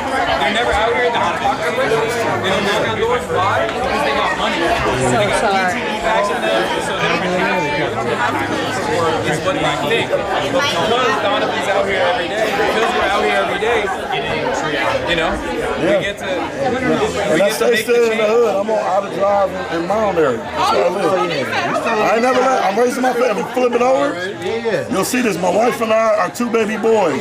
Oh, good. Ages 4 and 2, and she was pregnant in this photo. We now have a baby girl that's 11 months old. Raising them on the east side, so like, listen, we from the community, stay in the community. We need y'all. Listen, bro, I got twins that's 4 and a 3-year-old. So I know what it's like. So to my have biggest 3. focus is child care. Yeah. Oh yeah. Because we pay more for our oldest son than we do our mortgage. It's a damn shame. Crazy, right? And then these child care workers don't even get paid. I'm like, where the hell the money going? Hey, you know what's crazy? Yeah. The first mayor of Detroit that I had the most respect and love for is Tony. The original. If you don't know, the first black do your research. And the reason I'm gonna say that is because the way that he ran Detroit was never an issue. You see what I'm saying? Now, when he's talking about generational first voting material, voting education, when I could actually put my vote in was Kwame Kilpatrick. But at the same time, guess who I looked at as the person that I wanted for my city? Coleman A. Young. And if you haven't visited the Coleman A. Young building, being from LA, you told me you need to go visit. All right. I'll be back a lot more. Come on, we got way more. We got way better people in town. I appreciate y'all, baby. Yes, sir. East side all day. Blue and white family. Thank you. Thank you, man. Hey, nice to meet you guys. Where do y'all stay? You said, where do I stay? I live in Allen Park.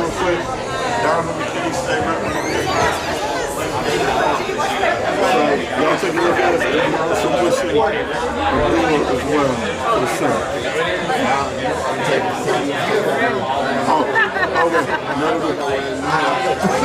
Oh, wait. So much is voting period? Okay. I understand, man.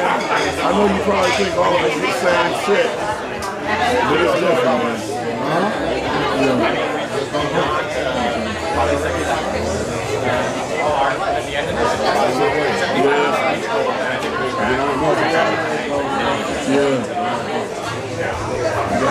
I appreciate you, man. Well, we can spread the word and let people know. Tomorrow's election. I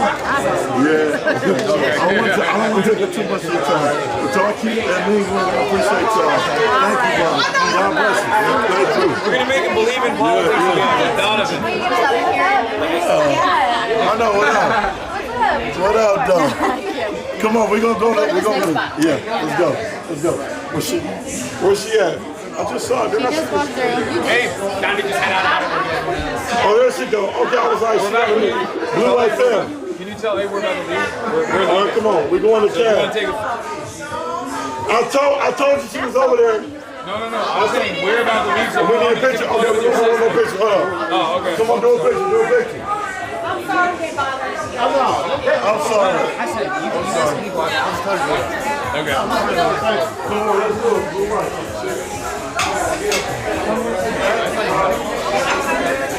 Yeah, well, I wasn't even kind of pulling for the speaking thing. I was trying to pull him because he wants me to take a photo with his sister. So, because I thought we were leaving. What? That's fine. Abe. That's fine. Abe's sister. You want to take a photo, I guess? You're fine. Yeah, that's fine. Are you? Yes. What's up, man? Adam, what's up?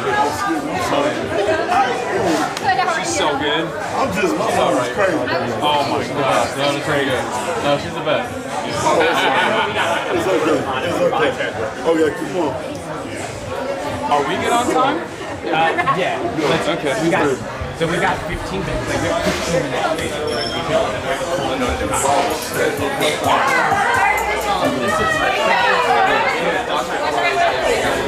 Yeah, we've met before. She's like the best ever. I feel like we've met also with because you were moving. I feel like she was moving people around was the CM. When I was yelling at Yeah, I remember. Yeah. Oh yeah, and I was with him when we were in LA. She was in your house. Yeah. Okay. Yeah. Put my little jacket over here. Yeah. Where are we heading? Jonathan leading us. No, we have to come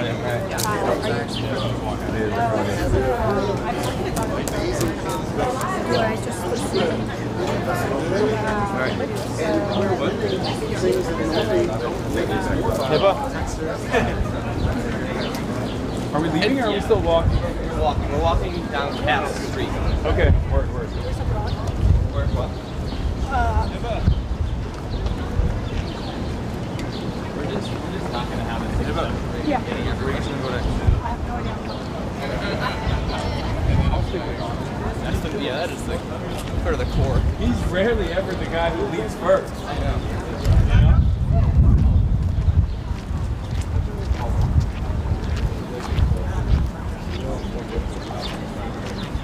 Rebecca, are you a driver? What? Are you a driver? No, I'm not. Who are the drivers? Heba is one of the Heba's a driver. I'm a driver. Danae's a driver. Is there anyone else? Danae is not a driver. Danae was in the hard part. Okay. Yep. So, Heba, are we the only two drivers? Yeah, I lived in California and Okay. Rep Drive and Bob Royce. That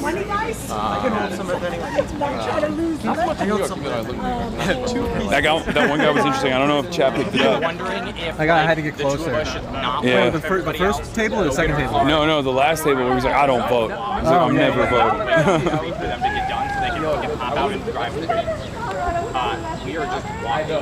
DUI Bert.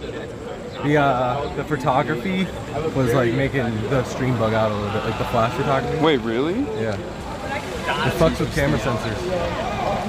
Interesting. That's why like major broadcast events, they don't allow flash photography. Yeah. Huh. Yeah.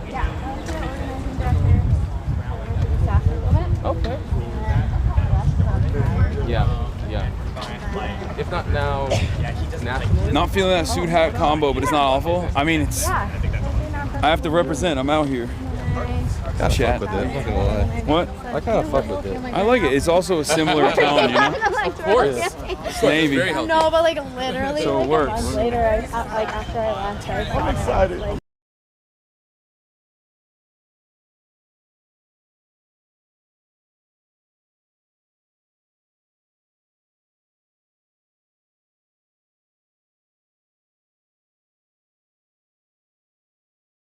Inexperience as an incumbent. Boom. That's true. Plus 15. wow. Okay. What's up? For me, yeah. They're like, oh, it's a big blue district. Yeah, now they're saying it's a deep blue district. Now they're like, oh, well, it doesn't work in swing states. What are they going to say when it works in a swing state? Oh, you haven't flipped. You haven't flipped the red state. And that's why we're about to all be back here. My career, or like. Oh, yeah. Like. Because it's been What's up? what? Minnesota too, right? Oh, okay. Yeah. think Is that it for Penny? She's got to win the primary. But between here and Wisconsin. How's Wisconsin? Wisconsin is really interesting because I have this theory 7, 8 years. that Michigan and Wisconsin were never meant to be red states ever. Obviously, Wisconsin's a little bit different because like they spend a lot of money. Like it's basically like a laboratory for some of the worst policies because it used to be a laboratory for some of the most socialist policies. It did, yeah. So it's not even just like Milwaukee. It's like the entire state is like pretty radical, pretty revolutionary in its politics historically. So like ALEC and all of these different like Scott Walker, like right populism was kind of born in the state, and it's obviously been effective. But the people are still like they want this change. They're much more excited about it than the way that the DC bubble understands it. Where they think like, oh, how is Francesca Hahn gonna win? Like in the general, like I don't think they understand. Like there is so much enthusiasm for her. That's the reason why she got no national endorsements, pretty much. Like you know what? You're right. I didn't think about that. Yeah, like the fact that she was with Mandela Barnes as well, who's like who had name ID from his previous runs. The fact that she was still the front runner from the jump, that means a lot. And it's crazy that like. It's crazy that instead of he dropped out, didn't he? He just dropped out. But I'm saying like you had all these establishment politicians, and then you had Mandela Barnes, who was like kind of the Mallory McMorrow of that race, right? Like progressive, but also more establishment friendly. He's the lieutenant governor. And in spite of all of that, Francesca Hahn has been the clear front runner from the start. And instead of looking at that situation and going, there's something interesting happening here. You see all these consultants try to reconfirm their priors over and over again and go, oh, it must be the voters that are wrong. We're not wrong. We could not have possibly gotten this wrong at all. It must be the voters that are wrong. So they're, instead of doing an about face, they just keep recycling and they're like, oh, this is silly. This is unserious. It's not going to work. No, we go this way. When is her primary? August 11th. I'm gonna take him to over here.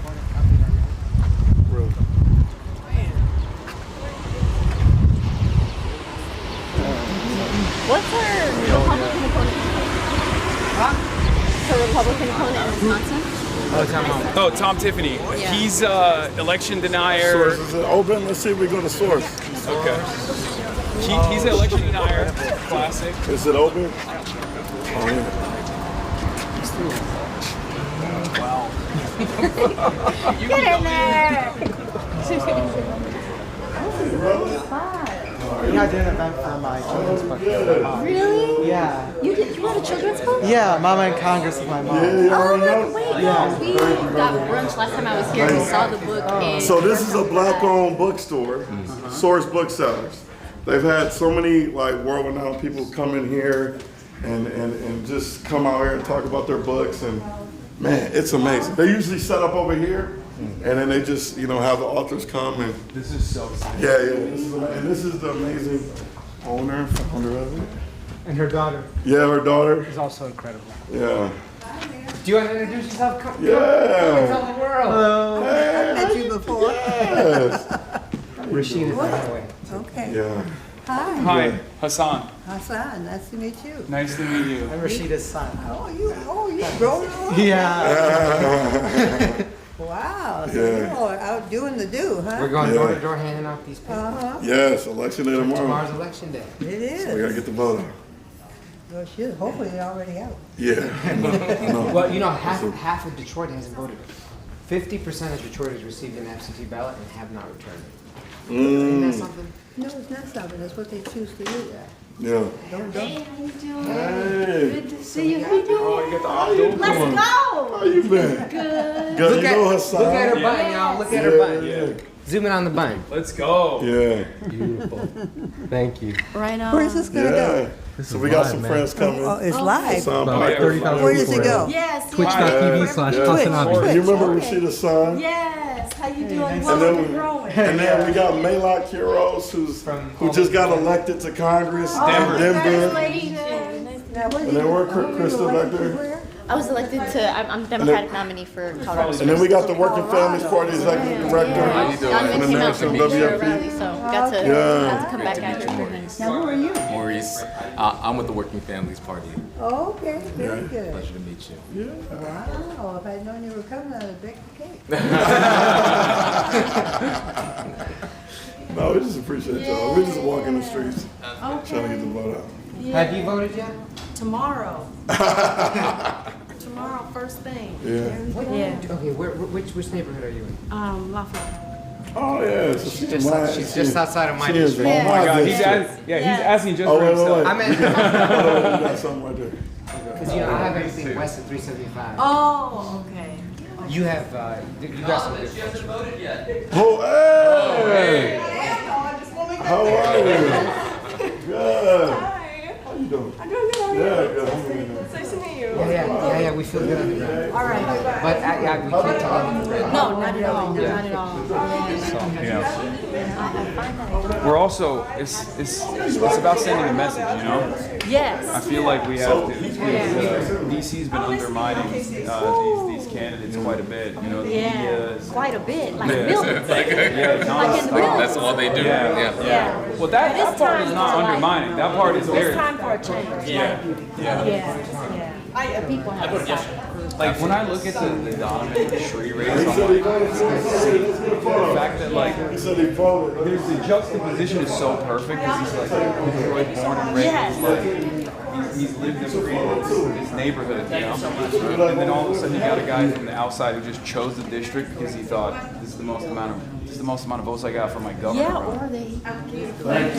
Yeah.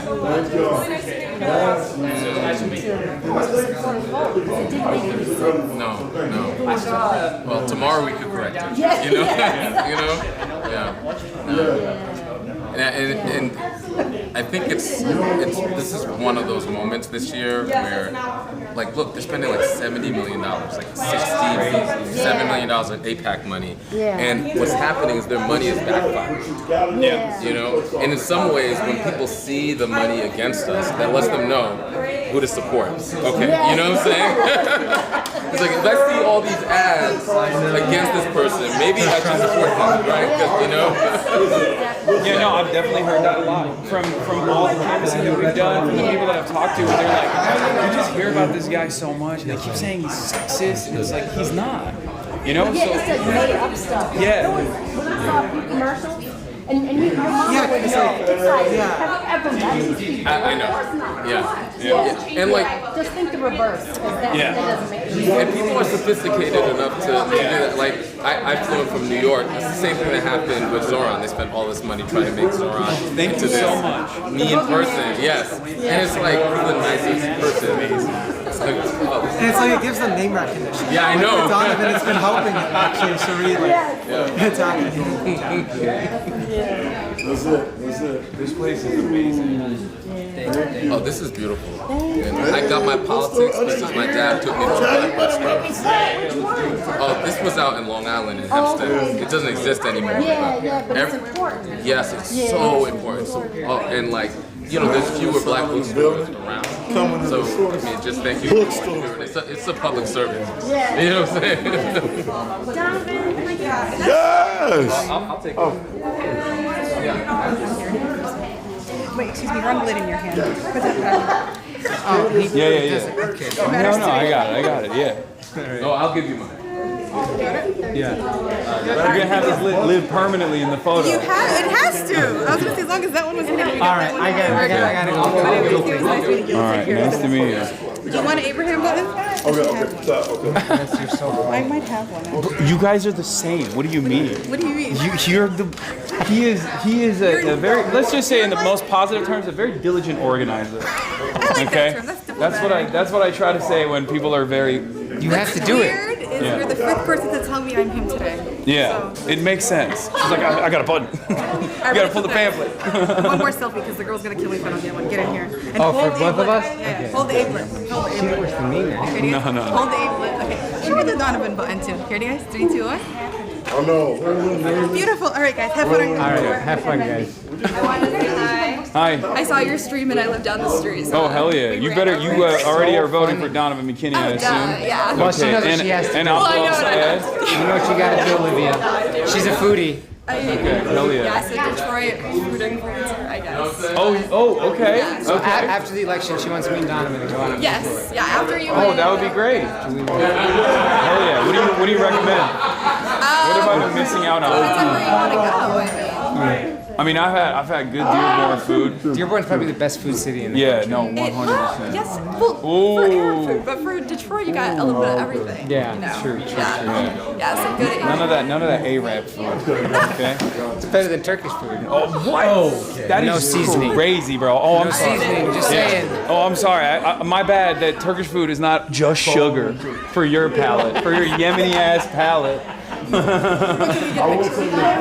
Yeah, of course. You should eat it too. Okay, fine. Yeah. Can you do the favor, return favor? Oh, of course. Thank you. All right, we're sweating from running. No, it's all good. I'm dressed for running. I'm gonna take a bunch. All right. Awesome. I love your suit too. That's awesome. Thank you. Looking Nice to sharp. meet you guys. You Do you too. mind if I take a picture with you? Yeah. Thank you. You want in there? I'm dressed for a run, so I'm a little underdressed. This shit is so fire, dude. Love it. This neighborhood's dope. I took off I'm your. glad you like it. Yeah, it's awesome. Oh, it came off. Hassan, I saw the place that you went to, Detroit Style Pizza. I got a better recommendation for you. That was Better than Buddies? Better than Buddies. Grandma Bob's in Corktown. Best pizza I've ever had in my life. Look who it is. Man. Mr. Chris Small. My man. My man. Good luck.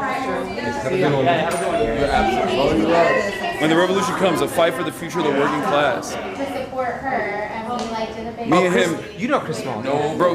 We are about to be federally indicted together. Oh, for going to Cuba? For Cuba, yeah. So funny. Yeah. I appreciate you. I know. Come on, we're gonna go to Qatar. You should go to Qatar. Yes, I got it. She's over there. That's next. Don't fear, right? Listen. So, I live in New York. I think we're. What are we doing? Next, one more stop. Okay, yeah, let's go. Thank you so much for everything. Have a great day.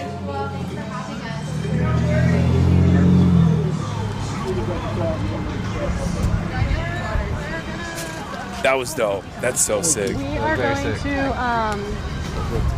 to the rally. Oh, right now? Yeah, so Candace is going to pull up. Okay.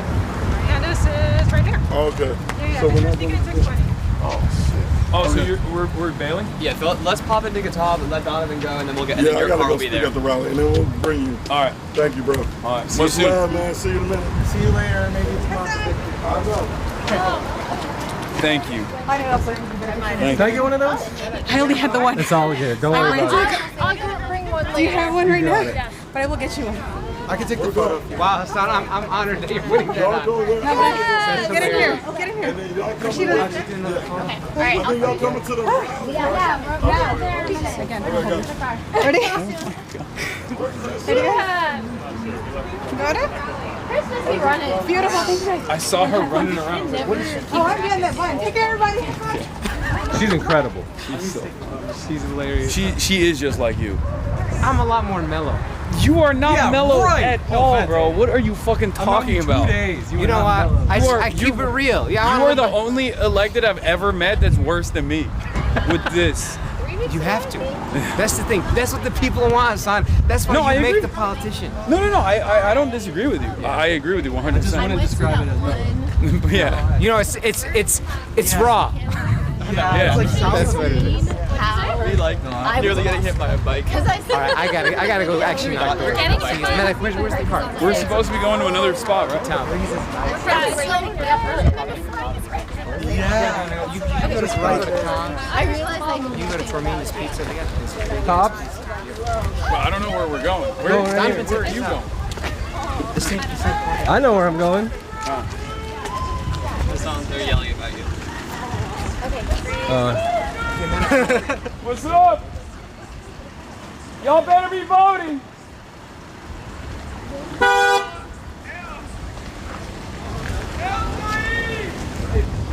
What is he saying? El Said. No, he's Yeah. saying the Oh. Dune thing.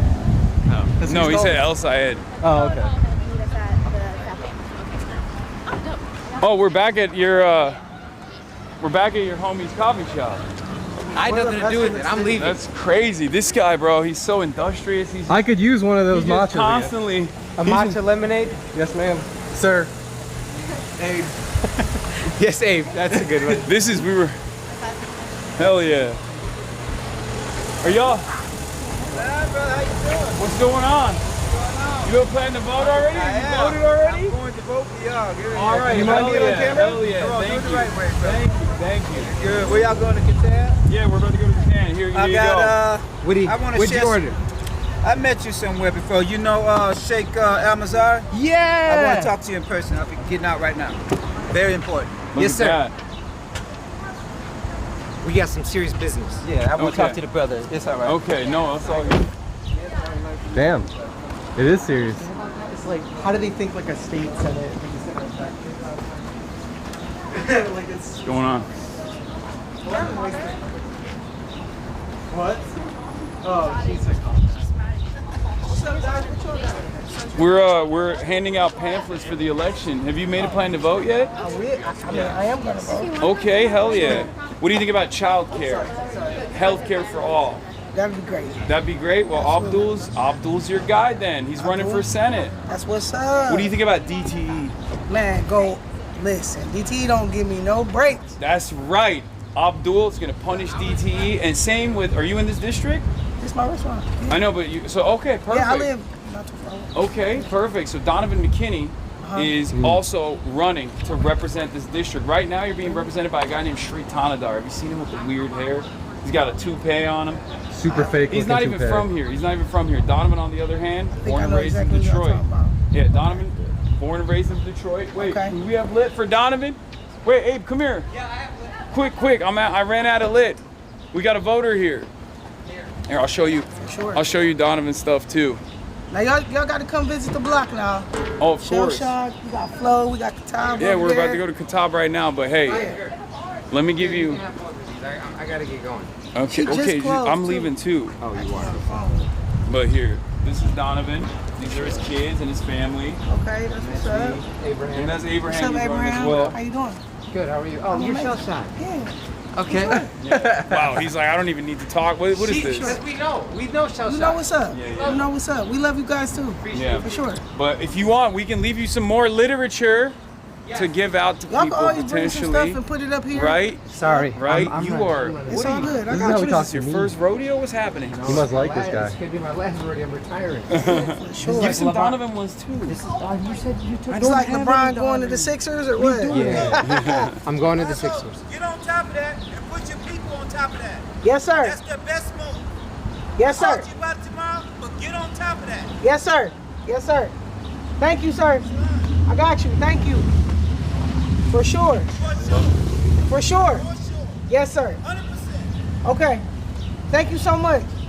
Appreciate you, Myron. I love it. All right, how's that going on? All Good right. to see you. I'll see y'all in a minute. Yep. All right. For sure.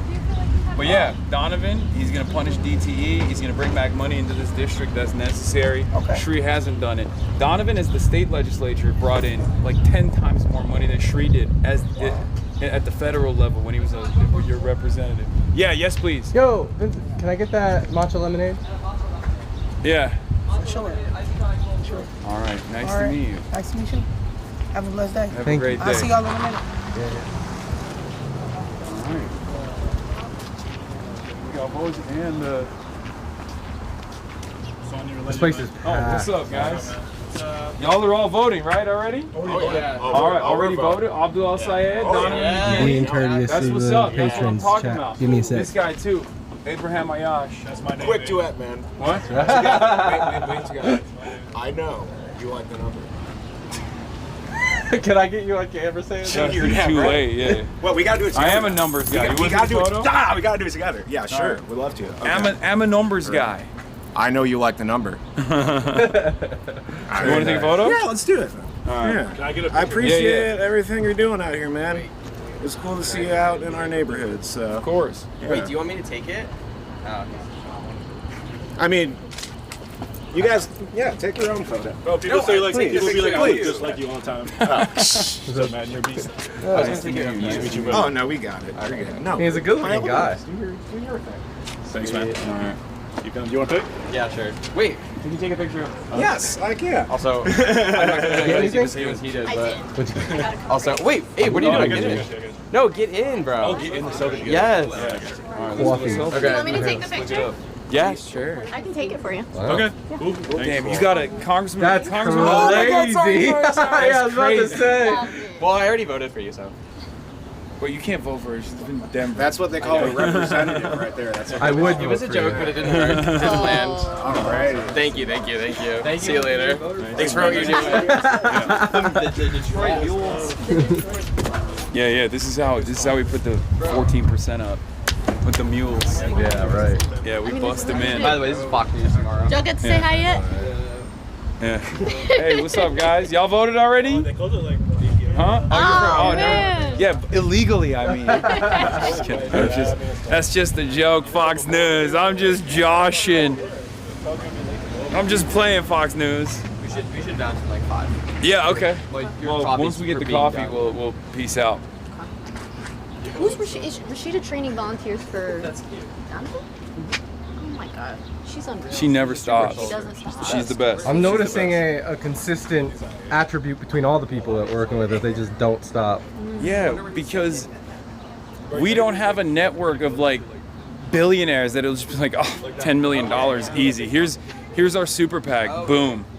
You got to actually activate the community to be able to get the necessary changes. It takes a lot of work. That's her book. A lot of work. This is my mom's fellow. She wants to show you all the books. And No, she wants to sew. Oh my God. No, I see it. When we went to this restaurant, Yeah. I'm forgetting the name, but it was displayed at this restaurant. Oh, that we it were was? at. Yeah, it was amazing. Mama to in see. Congress. Tell us about the book. Yeah, Yeah, tell so us. it's a children's book that me and my mom wrote. during You're COVID. in it, yeah. Yeah, You're on so- the front page. Yeah, it's written from my perspective, a little bit of my brother's perspective. Wow. Very cool. Whoa. This is so beautiful. That's so sick. These illustrations. What's the name of it? Mama in Congress. Mama in Congress. Yeah. Very cool. So some of these are actually questions we actually asked. So. Amazing. Yeah. What's the most embarrassing question you asked us in the book?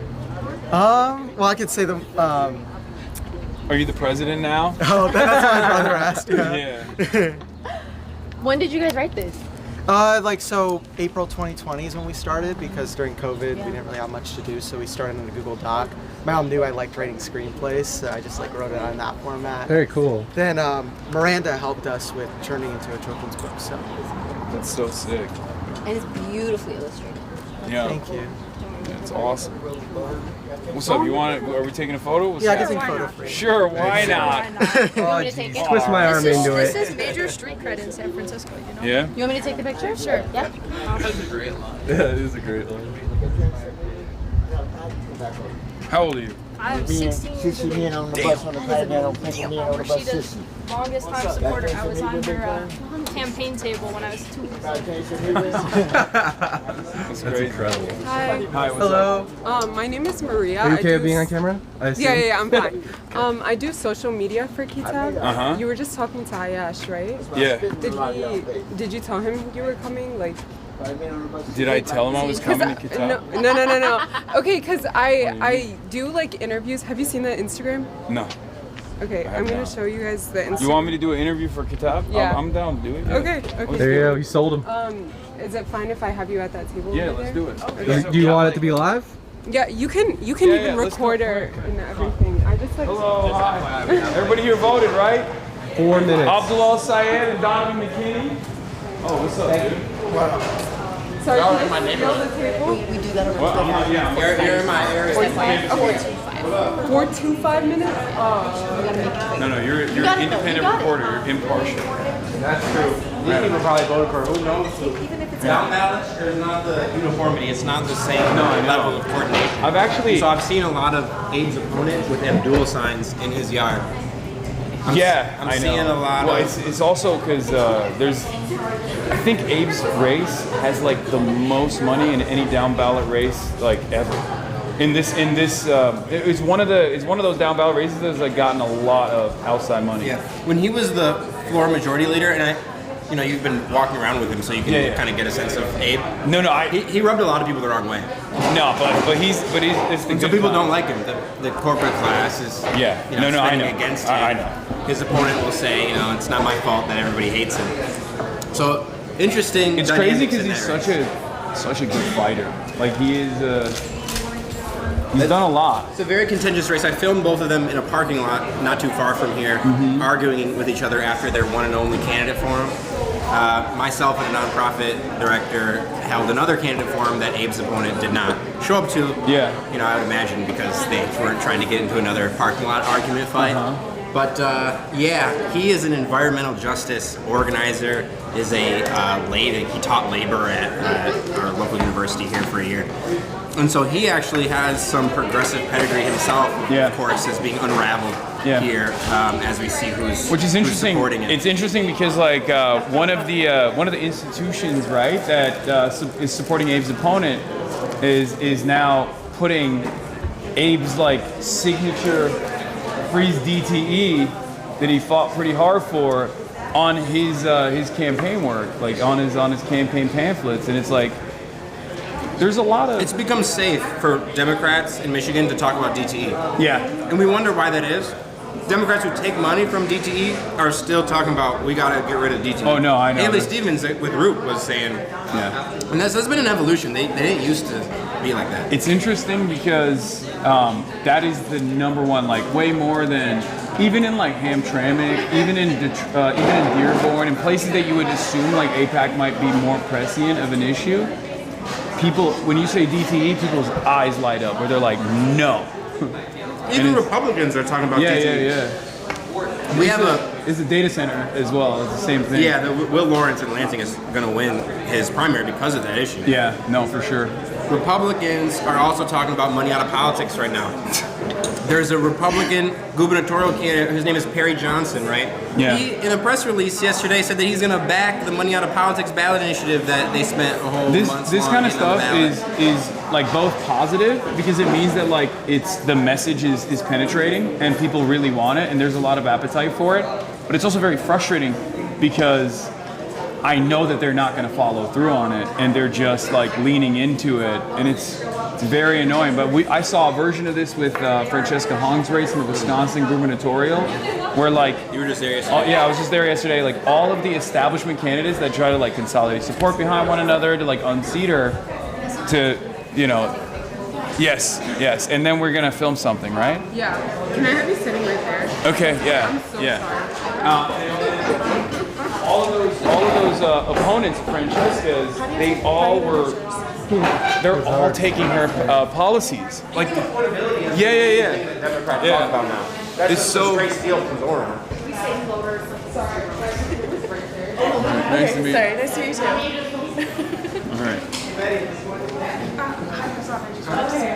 Fan of your work. Nice to meet you. Yeah, a friend of mine is working on a couple of like local campaigns down in Ohio, and he just wanted to say hi. Okay, hell hi yeah. on his behalf. Yeah, we're big fans. Hi, so, yeah, nice to meet you. All right. Did you want anything to drink? We ordered a cold brew, but we're waiting on it right now. But I think they ordered it already.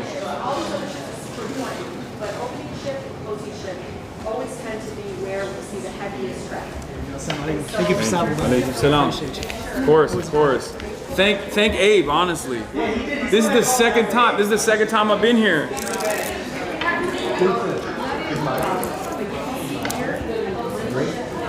We're doing a quick interview. Vincent, we got time, right? All right. Okay, sorry. How are you? I'm great. Especially better after I get a little bit of this type of coffee, this cold brew. So what brings you to Detroit? Abdul Al-Sayed, Donovan McKinney, a little bit of Abe too since I've been out here.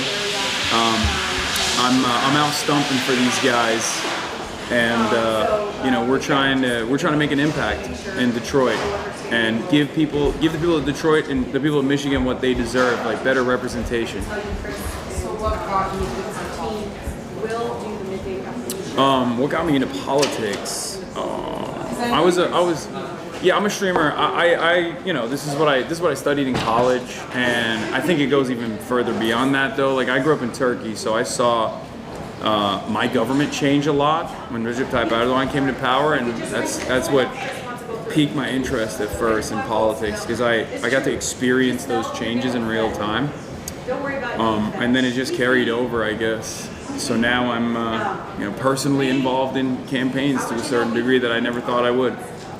Is it like, so did you start streaming? You were gaming first, right? Well, I was always doing politics though. I was playing video games, but also talking about policy, talking about Israel-Palestine all the way back in like 2018. And even before then, I was always doing politics of the Young Turks. Yeah. What do you think, like, when you're there and you gain momentum, was it like your opinions on like Palestine? No, I think initially it was Black Lives Matter. During COVID, when George Floyd protests were happening, I had always been pro-police reform, pro-criminal justice reform. I had talked extensively when I was at the Young Turks about these issues. And I think people were just looking for someone who knew what they were talking about from a place of empathy. And that was my first big boost, I guess. That was when my audience spiked a lot. And then the 2020 election, and then the subsequent elections after that. But actually after October 7th, although I was always a avowed anti-Zionist, I experienced a big amount of people leaving my community. There was almost like an exodus, because I guess they weren't paying too close attention when I talked about Palestine before then. But after October 7th, a third of my community left. But it's changed now, of course. It's grown a lot since then. But, you know. Did that like change discourage you? Like, how did you feel after that? No, not even a little bit. I mean, it was frustrating. It was discouraging. There were times when I thought about quitting, but I always understood that that sacrifice is nothing, right? In comparison to what I was highlighting, what I was showing to a Western audience that previously was not privy to the plight of the Palestinians, their emancipatory movement, and also what Israel was doing to them at a time when the media refused to cover it. So why do you think it's important for people to care about these issues? Well, I think a threat to justice anywhere is injustice everywhere, first and foremost. But also, we as Americans, we in the Western world are directly involved in this. We're morally culpable. Our tax dollars fund it. Our weapons are responsible for it. And we also offer, the American government offers a lot of political cover to Israel as well. So I think, I mean, I've been all up and down the state, and I would say that a lot of people, even in places like Michigan, not just Dearborn or Hamtramck, but just, you know, Michiganders of all different backgrounds, when you ask them, would you rather spend this money here on schools in your neighborhoods that look the same as they did, 40 years ago, instead of blowing up schools over there? They all unite under that same message. They find it unconscionable as well. They don't like the death and destruction, but they really hate the fact that we're funding it rather than funding our own schools, our own neighborhoods, our own healthcare. Have you talked to someone that's like changed their opinion? Yes, absolutely. Many people have, especially on this issue. I think for the longest time, foreign policy was seen as something totally separate from domestic policy. And post-October 7, I would say that a lot of people realize that those two things are in tandem with one another. All those dollars that are spent over there could have been spent here instead. And I think more and more Americans recognize that, and they demand this change. Do you remember a certain instance where there's like one person that you spoke to who changed their opinion? There are tens of thousands of people in my community that have changed their minds, so yeah. I mean, I go to student, yes, of course, I go to, well, I mean, I guess I've changed his mind too, I don't know. But I was saying, like, I go to encampments, right? Like, people will be like, look, I'm one of the organizers here, and I wouldn't have known anything. I didn't know anything about Israel before I started tuning into your stream. So yeah, there are tens of thousands of people. All right, well, we got a dip. All right, of course. Nice to meet you. Yeah. All right. Yeah. Can you take it? Quick.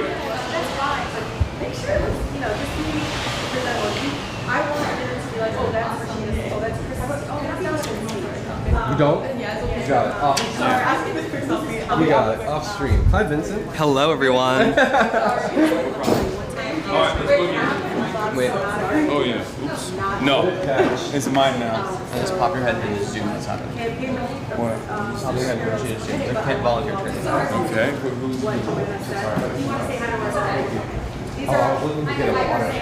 Hi. What's going on, everybody? Can they not hear me? No, I don't know. No. It's fine. Do you have stable and dynamic experiences? I don't even. You guys don't understand what a treat this is. I mean, I'm sure you do actually. You never stop working. No. It's crazy. Yeah, so these are a lot of folks. We're Wow. just telling them to make sure that. Yeah, dress in business casual. Otherwise, need professional attire. Yeah, it's good. It works. It works wonders. I just said it promise you. oozes confidence and professionalism. Yeah, be like People- Zoran. It's always good. Yeah. So we're also letting them know they can't take campaign apparel inside the polling location. Yeah, it's electioneering. Yeah. Unless you're Donald Trump. Yeah. Okay. All right. Thank you. Of course. I hope you enjoyed your time. I am already. Hey, can we get one quick photo? Sure.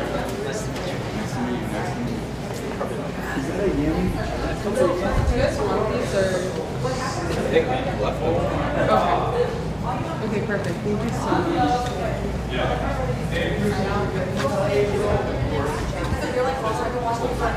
Hell yeah. Hell yeah. We're leaving the lit here because. All right.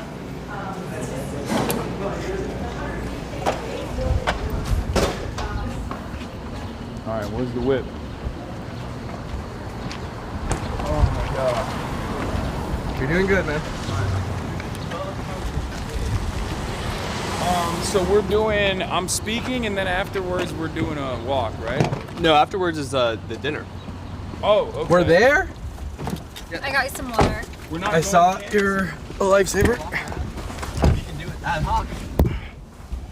I misunderstood. I thought we were canvassing afterwards. I was like a little bit worried because I was like, I'm fucking dying. No, you're eating after.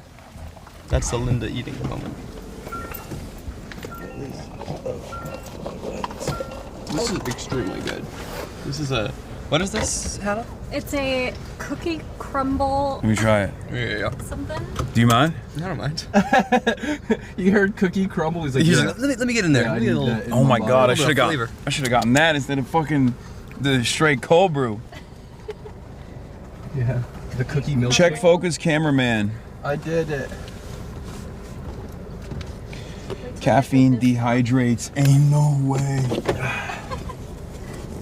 It actually doesn't. You're wrong about that. It's a diuretic, but no, it's a diuretic, but caffeine, like anything that you drink, including like Diet Coke or even coffee, still satisfies the hydration needs, unless you piss it out. At which point, yeah, because it's a diuretic, it's like, well, it's another too late. Dr. H. Yeah, it's too late for caffeine, bro. It's crazy. They're literally backseating my life, guys. We have a long day. Like this is we're not even done. Oh my God, Rick Scott. Senator Rick Scott says Hasan Piker is now the face of the Democrat Party and claims he wants me killed, wants all capitalists killed. Dude, that's so funny. Hasan Piker wants to be killed, so I don't think it's appropriate. He wants all capitalists killed. So, but he's now the face of the Democrat Party, and why anybody would vote for a Democrat, I don't understand. Rick Scott's the face of Medicare fraud. Senator, what do you make? Oh, dude, I'm doing that. That is fire. That is a great take.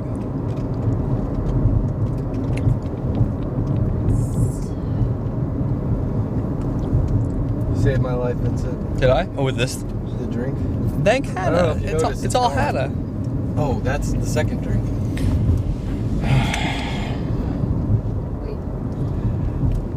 You don't have it in. You're just driving. I didn't miss a turn. The turn missed me. Oh, did you put it in? You knew. Congregation. Yes, I do.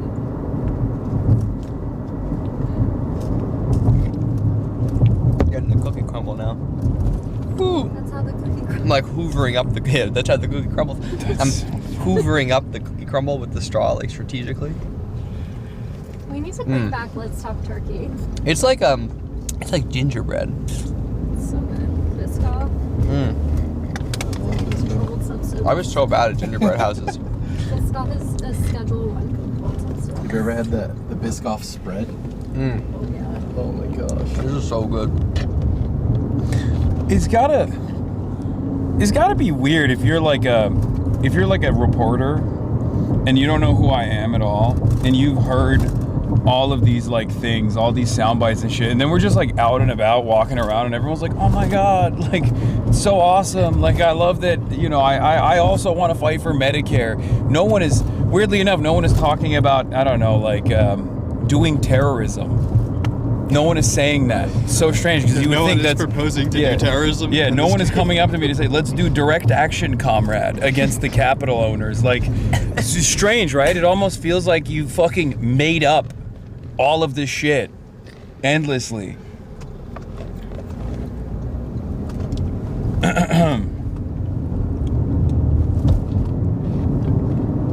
But yeah, I do think the Francesca Hong thing is huge because it's like no prominent national progressive endorsements, with the exception of Ilhan Omar, and just all groundwork and good policy is pretty crazy. Subtle endorsement of groundwork. Wow. No, not independent media. No, I just meant like. I know what you meant. Yeah. Yeah. I do not endorse any caucus over the other. Okay, just because they gave me a groundwork boo at the National Convention does not mean that I favor one caucus over the other. Okay. My favorite DSA member is in groundwork. I'm uncaucused.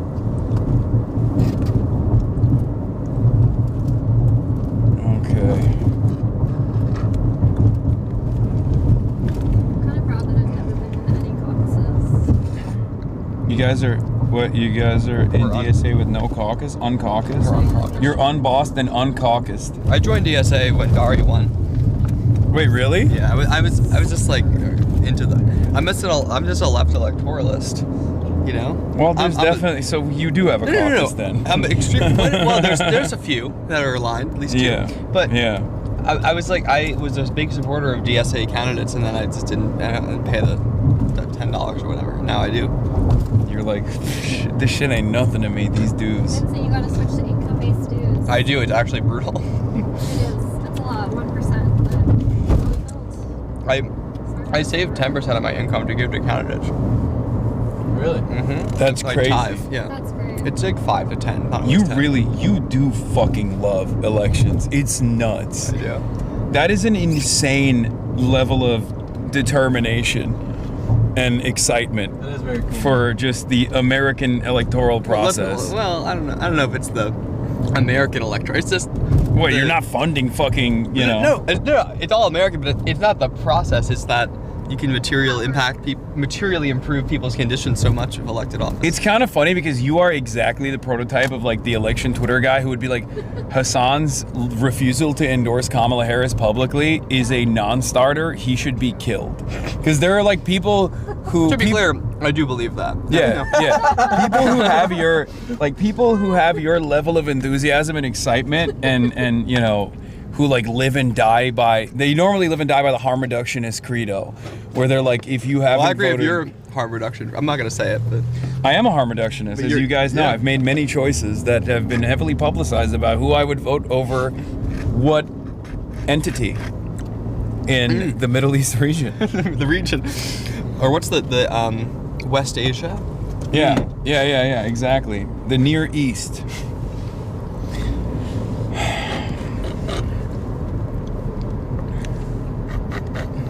Damn. Oh. Yikes. I thought we were That was pals. quite a timing. I thought we It's were not. comrades. It's not that we're not comrades. Where's the solidarity? Well, then why doesn't it feel like It's that it's low key empty. But you're welcome to like sort of this, like really force it in something. I don't know if I'll do that again. I don't know. You know what? It's okay. Well, No, this isn't Megaphonics chatters. Jesus Christ, that's Who's so funny. Megaphonics? Megaphonics is a nerd in my Oh, wow, community. okay. So that's what it. That's. They're gonna love that. Megaphonics hasn't been around either. I don't know what the fuck he's up to. I haven't seen his name in the chat. Tell you off stream. My mom called earlier. Trying to call, obviously, you know. Oh, he's in Mongolia. That's. I think he actually is. Right? Yeah. All right. He does like trailer music. He's a musician and a long-term community member. See you shortly. Okay. Okay. Phone in the mouth is a move. I disinfect it daily, but it's not enough. I also do not expect. Oh crap. Okay, thanks. Nah, thank you. Hold on the ISO, chat. Hold on the ISO. And we're fixed.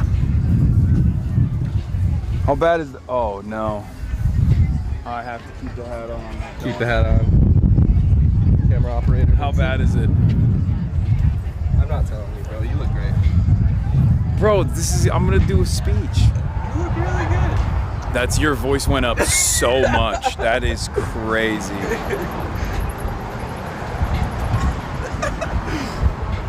It's pretty bad. Bebela, hat stays on. Yeah, just. You're doing great. No. Oh, that's terrible. I don't know all that. I'll fix it. I'll fix it. I like it. I like it when you get it tall. That's just me. I think you're right. I'm going through here. That appears to be the route. This is the congregation. What up? You Hasan Piker, right? Yep. What's up, man? You okay with being on stream? Good. All right. Brad Lander's election night party, and I was like, Abdul, and he said, that's my guy. Look at us now. This is off the record. This is off the record. No. We're just joking. Just joking. We're live streaming. Oh wow, that's sick. Yo, show her nails on camera. Oh boy. What? Thank you. Yeah, after. Yeah. All right, nice.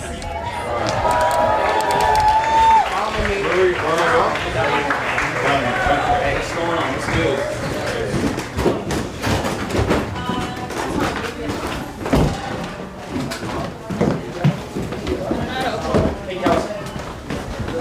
Figure it out. Someone else has to try. Should we knock on it? Have you voted yet? Is it open? All right. I'm live streaming, just so everybody knows. We are live. We're live. We are live. Wow. Don't show any of the monitors. Copy. Make sure. Hello. Hi, how are you? I'm good. How are you? Good. Probably hectic. We're one day away. All right.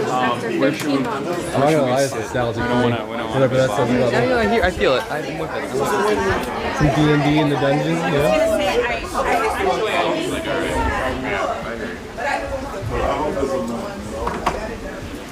These are like 2 Take a king one. I don't want to sit on whatever that is. What the Okay, I fuck don't know where to put what? these. What is going on here? Oh, this one's good. This one. One's This one's good. Here we go. Sounds not about that long. This used to be a church. Exactly. You spent a lot of time on it. Yes, I've been. No, just let me know when a goal needs to be on. Okay. Are you going to be streaming any of those features? She's really proud of it. Yeah, we'll probably wait it down here. Okay. But what time am I? Like what time are? I would say you can just go up when Abdul speaks and then call it from there. Okay. Oh wait, I'm not speaking. No, if you want to, I can ask Abdul. Oh, I don't have to. Oh, great. I thought I was. You're not on the schedule, but What? you're not on the schedule. Oh no, that's perfect. No. I prefer that. Okay. Okay, Yeah. great. Just for your awareness, there's about 50 legacy media reporters here, so you might get a little mobbed. No, it's fine. I'll do press if necessary. If people want to talk, that's fine. We're gonna do a gaggle down here with Abdul and some of the speakers afterwards. Yeah. Probably hang out with that. Okay, you don't want me to be on it. No, I don't have to. I don't want to. It's great. I think it'll probably just be him, Donovan. Yeah. And, Perfect. Ibash. I think the less that they do the classic thing, the better. You know what I mean? What do you mean? The less What do they you mean do by the, you know what I mean? It's like, oh, how do you feel bringing us on? That kind of thing. You know, the policies are what matter. So. We're all set. Okay, perfect. So we'll go up and we'll film it. Yeah, maybe when Abdul goes up, we'll have a talk. I can tell you that. Perfect. When it comes to shooting it, do you want me like in the crowd or do you want me to follow them out? I think whatever you prefer. I don't know if you saw the actual space when you mentioned the top. Super fast. Do you have something like to hoist the camera up or not? Okay. I do have a big zoom. If there's like, if someone else got a spare tripod, I can go He'll for be it. tall enough to see it. Yeah. For the camera, I'm like, let me see. Let me check it. Okay, thank you. I might get some value out of the zoom after all day. Yeah, no, for sure. Okay, this is so much better. You feel better? Yes, I was worried because I You always do well though. You're so nervous and then you... I'm good. I got hat hair. Your hair's fine, bro.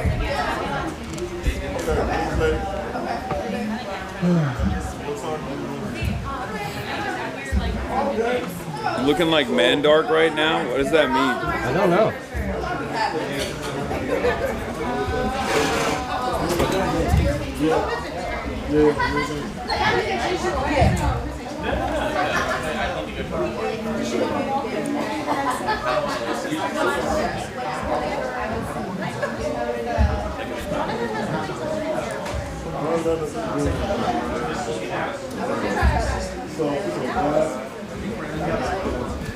There we go.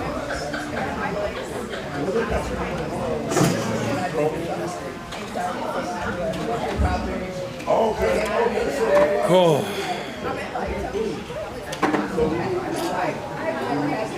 Dude, there's a lot of excitement. It's all over. It's in the air. Now that looks worse.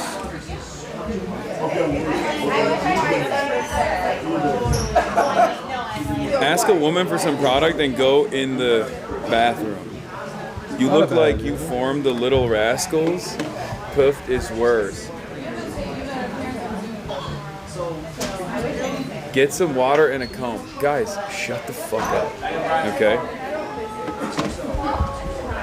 Make it happen, son. Okay, there's a spot. I don't want to like say it. I'll show you when we go up. Perfect. We'll go up with you guys. Is it pretty far back? No, it's like kind of close. Oh, okay, great. Cool. So you should have a good shot. Okay. I have a zoom lens if need be.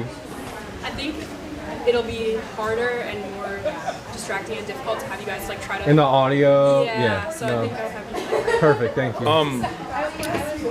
What was I gonna say?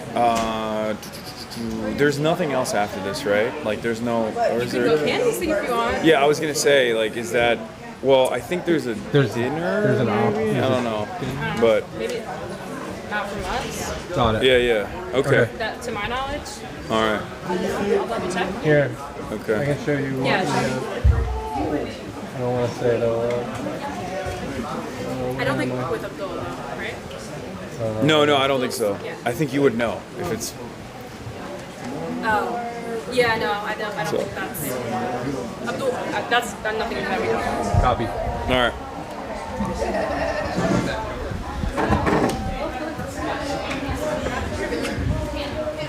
Hasan is low-key Luffy. Food is always on top. You're looking great for your first grade photo, Hasan. Don't listen to what they say. Where's Hasan? I need to meet him.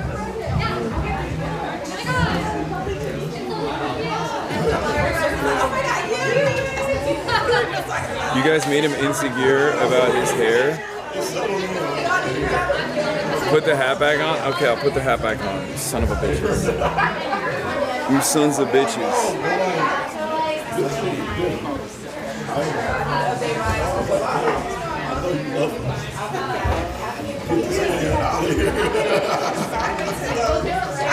Dude. I can't wait for this fucking primary to be over, man. Holy shit. I'm tired. But the primaries don't even end. Then there's Florida. It's terrible. I guess it's not terrible. It's good. We got a level 12 parasocial situation happening. Do not read chat. Missed com meme.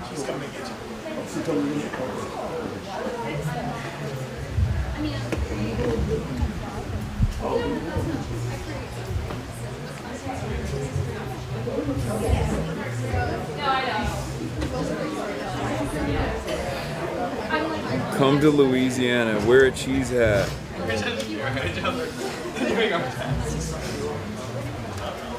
Yeah, chat this time is not the way to go. Why? What's chat being parasocial about?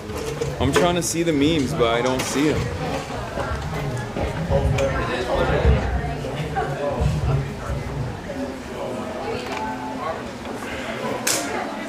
I don't see the memes.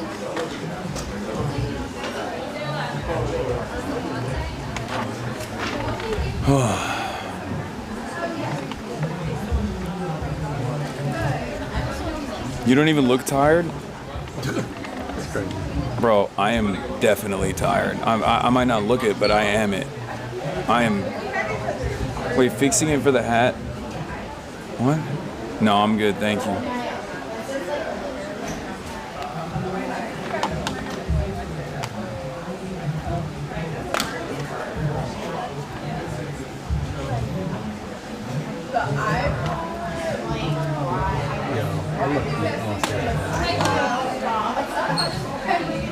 Why, is there something going on?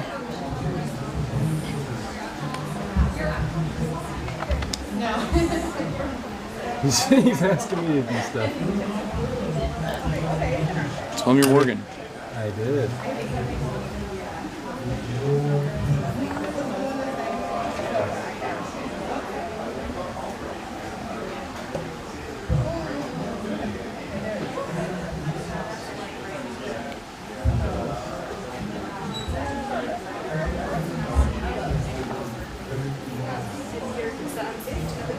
Yeah.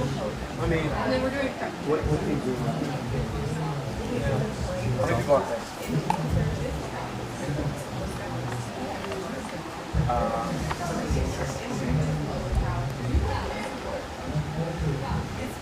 Audio is off? No, it's not. I'm just not talking. I'm looking around and I'm not talking. I'm taking a step to myself, moment to myself. I do rely a lot on videos normally. I just will play a video and not talk as much. When I'm IRL streaming, it's like I have to.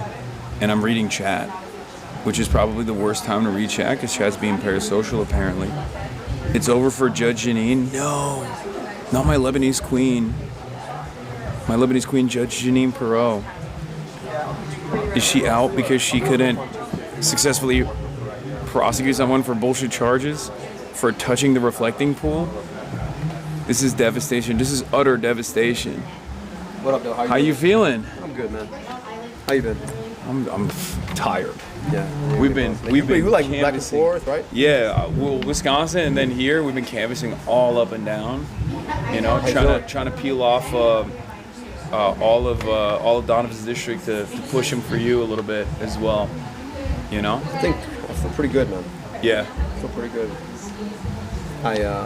Stressed out? No, it's like the weight is what kills you. You know what I mean? Just waiting. You know, polls don't vote, man. People vote. Right? No, so exactly. There's a lot of inshallah that needs to happen. Yeah. A lot of love. I appreciate you. Bro, this guy, Mr. Piker. This guy, I love him. He's so funny. Sometimes. And so No filter. So aggro. It gets me in a lot of trouble. I think you understand. It's funny that he thinks you're aggro. No. I know. I think you understand why I like him so much. I was telling him like he's worse than me. I know. I think when you get anybody at the last day of the campaign, it's just like the last days. Yeah. It's just it's actually kind of crazy to then kick this thing off. I'm having like just a bit of nostalgia for those middle moments of the campaign where you're just like going into random rooms and random parts of the state. Yeah, like going to a gym in Dearborn for 3 hours and just like lifting. You have the time and meat market. There's something about that part of the campaign which is just like the best of democracy. It's like you go, you have a conversation with people. They're like they don't know who you are necessarily. They're just like coming to learn. They want to understand what you're about. Like I really miss that, and I'm grateful for having done it. So everything we're doing now is just building on that. Like I missed that moment of the campaign. Middle of the winter, like you're just out there by yourself with like 3 staff and like yeah, exactly. Okay, so here's a media style question for you. Okay, so the Zoran style, straight to camera, walking around, that became a thing because everyone always assumes that it's not the policies, it's just like what you did for your media. What do you think, inshallah, if you win tomorrow, what do you think your thing is going to be that other people point to that try to recreate? It's a great, That's a media question. No, I think I think that's a really good question. 3 plates. Yeah, exactly. 3 plates. Yeah. Just like keep the macros good. Yeah. Yeah. I don't know. That's a really good question. I hope that what people take out of it is just like consistency. Yeah. My goal, it was always from the beginning of the campaign, whether you heard me in person, you heard me on a media interview, you heard me like with you heard me, on a radio hit, you heard me on a debate stage, like that man's gonna show up, say the same thing everywhere, no matter who he's talking to. Yeah. I hope that's what people pick out of it. In terms of the style of the campaign, that's a good question. I don't know. I mean, obviously we did a lot of like action videos, but here's the thing about it: is like none of it is actually what matters. Yeah. Right? Everybody took the wrong lesson from what they saw. No. That was what I was saying. Like with the Zoran thing, it's like he started doing Zoran videos too. Well, everybody did, and like the thing about it is that like those videos were authentic to him. You know what I mean? Yeah. And I think the thing that you got to be is just like authentic to you. I mean, I think what a lot of people are like, well, you're like, my favorite is people like, you're not like Zoran, like, you got an edge. I'm like, yeah, I got an edge. Yeah. That's who I am. Like, part of me is just like, I'm the cuddliest teddy bear if you mean well for people. Like, when I meet with people who need the things that government deserves, I want them to always be like, that guy is the most unassuming, kindest person I ever met. Yeah. And if you are someone who is lording power over people, I want you to see me and be like, that guy is an asshole. Because you know what? I think we need more people who are going to be assholes to power. Yeah, 100%. And I got no problem with that. Like, it's part of the job. And I think the problem is Democrats are like, we say we want fighters, and then we look at the fighting, we're like, oh, that's a little too much. I'm like, well, fighting is a thing that you got to be willing to show up and do because you're fighting for the things that people need and deserve. I'm not just out here fighting anybody, I think the thing I admire about Abdul is there's a sense of like we need decorum at the expense of dignity. Yes. Like, oh, I'm gonna screw the working class, or I'm gonna cozy up to utility companies like DTE or insurance companies. But as long as I'm not swearing and being edgy, to your point, like that's not what people want anymore. People aren't stupid. Yeah. When you tell them we're fighting hard to fight DTE, to give you this example in Michigan, and every single year they see an increase. Yeah. Every single year, it's like you're full of shit. Like, what are you doing to actually change that particular case? I would say, I think that's probably the most inspiring thing is people aren't stupid. This politics of no translation is going to be the way forward. No, for sure. Money on politics, money in your pocket, Medicare for all. No one has to decipher what the hell that means. That and I just want people to be like, I want to be, I think what it is that you want to be wholly predictable. So when people see you like taking a position like, that's exactly what he said he was going to do. Yeah. And taking it to its logical conclusion. You know what I mean? Like, not this thing where it's just like winking a nod like a lot of politicians do, like, I'm out here fighting. Or what they do after the fact, because like so much of the politics shifts immediately and gravitates towards the most progressive center. And it's really interesting seeing that because like your opponent's doing it right now with a lot of positions. I guess Haley Stevens didn't really do it as much. I gotta be honest with you, she was authentic to who she was. Yeah, no, But it's not what people 100%. want. No, exactly. Yeah, it's not. I'm saying By like, the way, man, you're gonna do well in Detroit. And when I knocked doors, they oh, we just saw your TV ad. I was like, yeah. You're like, yep, you did. Go for my friend Abe. You're like, Abe, Abdul, same guy. Yep. Oh yeah, no, he's been telling people he's you. No. I'm just He's been doing that for. I'm just kidding. He's like, yeah. I was like, where's your V-neck, bro? No, you can have that one. I'm a turtleneck They're guy. like, Abdul, you lost a lot of weight. What happened? Bro, I haven't been able to keep up with the protein. No, but honestly, that is one thing I was gonna say. No glaze, but like, it's actually kind of remarkable that you stayed fit. Honestly, I'll be honest with you, it was one of the most important things I did for my mental health. Because so last time he'll tell you, last time I ran for office, I gained like 40 pounds. All right, GQ editors, Men's Health editors. That's a easy ass fucking story, cover story to write. How Abdul El Sayed stayed in shape Stays fit on the campaign trail. Stayed fit in the campaign trail. Question Boom. Gatorade Zero. Why are you shaking your head? That's a great story. Hey man, he's the assignment editor. Yeah, that's a great story. And also, there's a lot of people in the media that watch. Some good, some bad. But hey, you know, we're for the whole family. You have fans in a lot of different places. I do, but yeah, you know, a couple days ago, my Twitter account, there's a whole bunch of shit about your armpit. What's up with that, bro? I Googled because people tell me, oh, you were on the Piker Cherry, so I typed in your name. Now my algorithm shows your armpits. What the hell is that about? Because you're a weirdo, man. I wore a tank top because I had a lot of the people follow. I had a goal, like I had a subscription goal, like a hype train goal. I was like, I'll put a tank top on finally because I've been wearing suits. Okay. And like my audience they've been begging for a tank top stream. So I wore a tank top for like 20 minutes on stream the other day because it was really hot in Wisconsin, and then they were just posting the photo of me. Yeah, that's the thing that people like. So this stream got weird. Yeah. I'm gonna go knock some doors. Yeah. Good luck. Okay. Well, yeah, it's been a journey, man. It's been a journey, it's gonna continue, and we're gonna bring the fight to the general. I feel like I can finally go. Yeah. That's what I've been telling people. I'm like, he's been nice. He's been really nice this whole time. Yeah. When the folks are like, well, he only ever goes after Democrats, I'm like, well, just wait. I go after Republicans.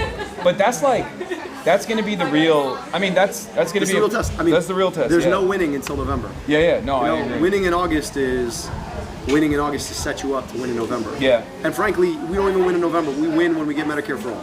We win when we keep our money here. We win when we finally pass a PRO Act. Like, that's winning. And the thing I keep trying to tell folks, I'm like, don't just send me there, right? And then the movement fizzles, and then like we need to keep it going. Yeah. I think like that's the good thing about this kind of groundwork is that this is the activist base of the party, and I don't mean that as a pejorative. I know in DC they mean that as a pejorative. They're like, oh, this is the activist base. These are the people who actually. But these are the people who actually exactly. They're the ones who don't just knock on doors, but they're actually diligent about organizing and making sure that these things get done. They're the ones who will call senators and make sure that a legislative package gets passed. They can whip the votes if Congress. And that's is not what I'm hoping do we it. do. You know what I mean? It's like, and the point that I keep trying to make is that our politics can work in a lot of places, and the problem is that we've given up as a party on persuasion. So I'm just saying, look, like I'm showing you, I can go out to like a Harrisville, Michigan, or a Manistee, Michigan, and there are people who want Medicare for all. Yeah. They don't want their politicians to be bought off. So I think if we actually do the work of campaigning in those locations, I think we can win a lot of support. And if you want to move the Senate, move the people who vote for the Senate. There's a memo that got leaked. Ken Klippenstein reported on it. It was about Fran, but he was also talking about you as well, because you guys have had like a similar outlook of electability that they keep leading into, just like they did with Bernie. To much greater success back then. It's obviously not working now. But a memo leaked from the Republican Party, Tom Tiffany's team, and they were literally in the memo. They were like, "Stop underestimating Francesca Hahn. her capacity to excite the base is going to be a real problem, and like there's a lot of excitement, there's a lot of groundwork that is mobilizing for this campaign, and we have to figure out a way to like fizzle it out. And it's interesting because there's an identical through line in your situation as well, the similar arguments of electability, which is interesting because you've outperformed Haley Stevens in all of the polls against Mike Rogers. So I mean, that and like, we didn't have to do it with $80 million. Yeah, that's 80 mil, and frankly, like, it's just that's the best argument against electability as well. It's like if you need $80 million to prop you up, then and there's no guarantee that it's going to come in the general, especially when there's a lot of agreement from the same corporate spenders on a vote for Haley or versus a vote for Mike Rogers. Like, there's no guarantee she's going to have that money. No, and in fact, I'd say a lot of that money is guaranteed not to be there. Yeah, exactly. And I gotta see what I'm up. All right. I'm up. Good luck. Appreciate you. Hey, thanks, man. Hasan versus Abdul basketball. Who wins? We've literally balled together. You guys are Sally come latelys. Yeah, but answer the question. Who wins? Oh, it was me. It's easy. Not even a question. God damn. But he would admit that too. But he can outbench me, so that's what matters. Yeah, he played football, right?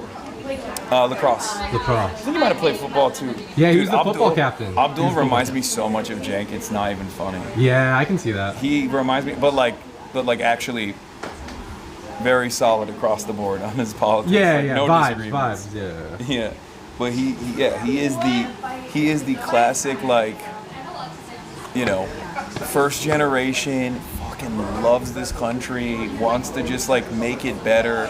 Like, loves the shit out of America. It's so funny that people try to present him as this like dangerous radical who's like an America hater or whatever, and it's like he just fucking oozes overachiever, America loving immigrant son. This is literally the backbone of America. What has generation after generation, people that come here and they are insanely grateful to be here, like far more grateful than like 7th, 8th generation Americans who are just taking it for granted at this point. I think people forget that is like, that is what has made America great. Okay. Sounds good. All right. Let's hit it. This is just like, oh, right now. If you guys want it, it's my cold brew if you want. It's got his cooties. Matt Plaza Drive. Okay, we're gonna go straight up. You doing it? Straight ahead. How do you keep dropping the lens cap? It's because it's after. Aftermarket. Off the record. Stop. He friggin' makes me panic every time he says that. Oh, here he is again. But for all of the future generations that are coming after us, this is what the historical moment right now means in this country. They're talking about this movement is just the coastal elites, right? That are in New York, in New Jersey, Pennsylvania, Colorado, and California. They don't think this movement can come here in Michigan. And I want you to know, tomorrow we're going to prove them that they're damn wrong.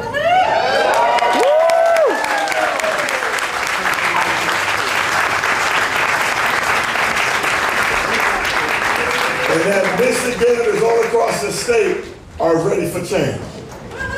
And so the man of the hour just walked in. And let me tell you something about him. Because I don't know if y'all know this.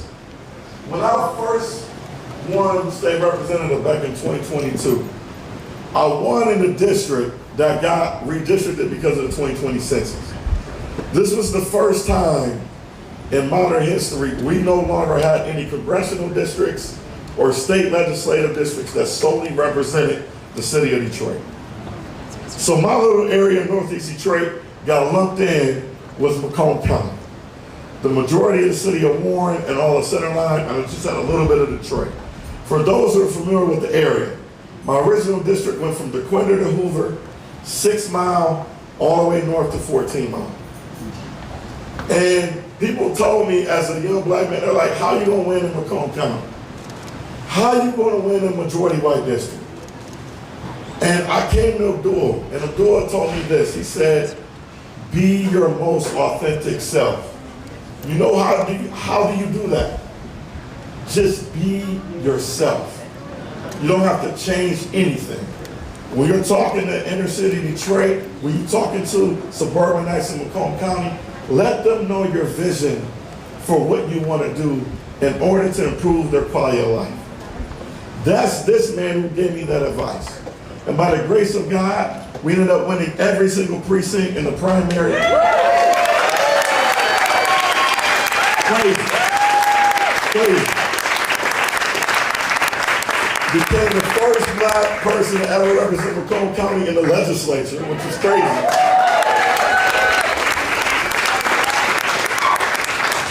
And the first black man to ever represent a majority white district. It was unbelievable. But it was because of this man's advice and his organization called Southpaw when he started it right after he ran for governor. And he wanted to literally invest in the next generation of leaders. And so without this man, I would not be here standing in front of you today because he took a chance on me when a lot of people didn't. And so I'm just so honored and grateful to introduce our next U.S. Senator. Gonna make some noise for Dr. Abdul El Sayed.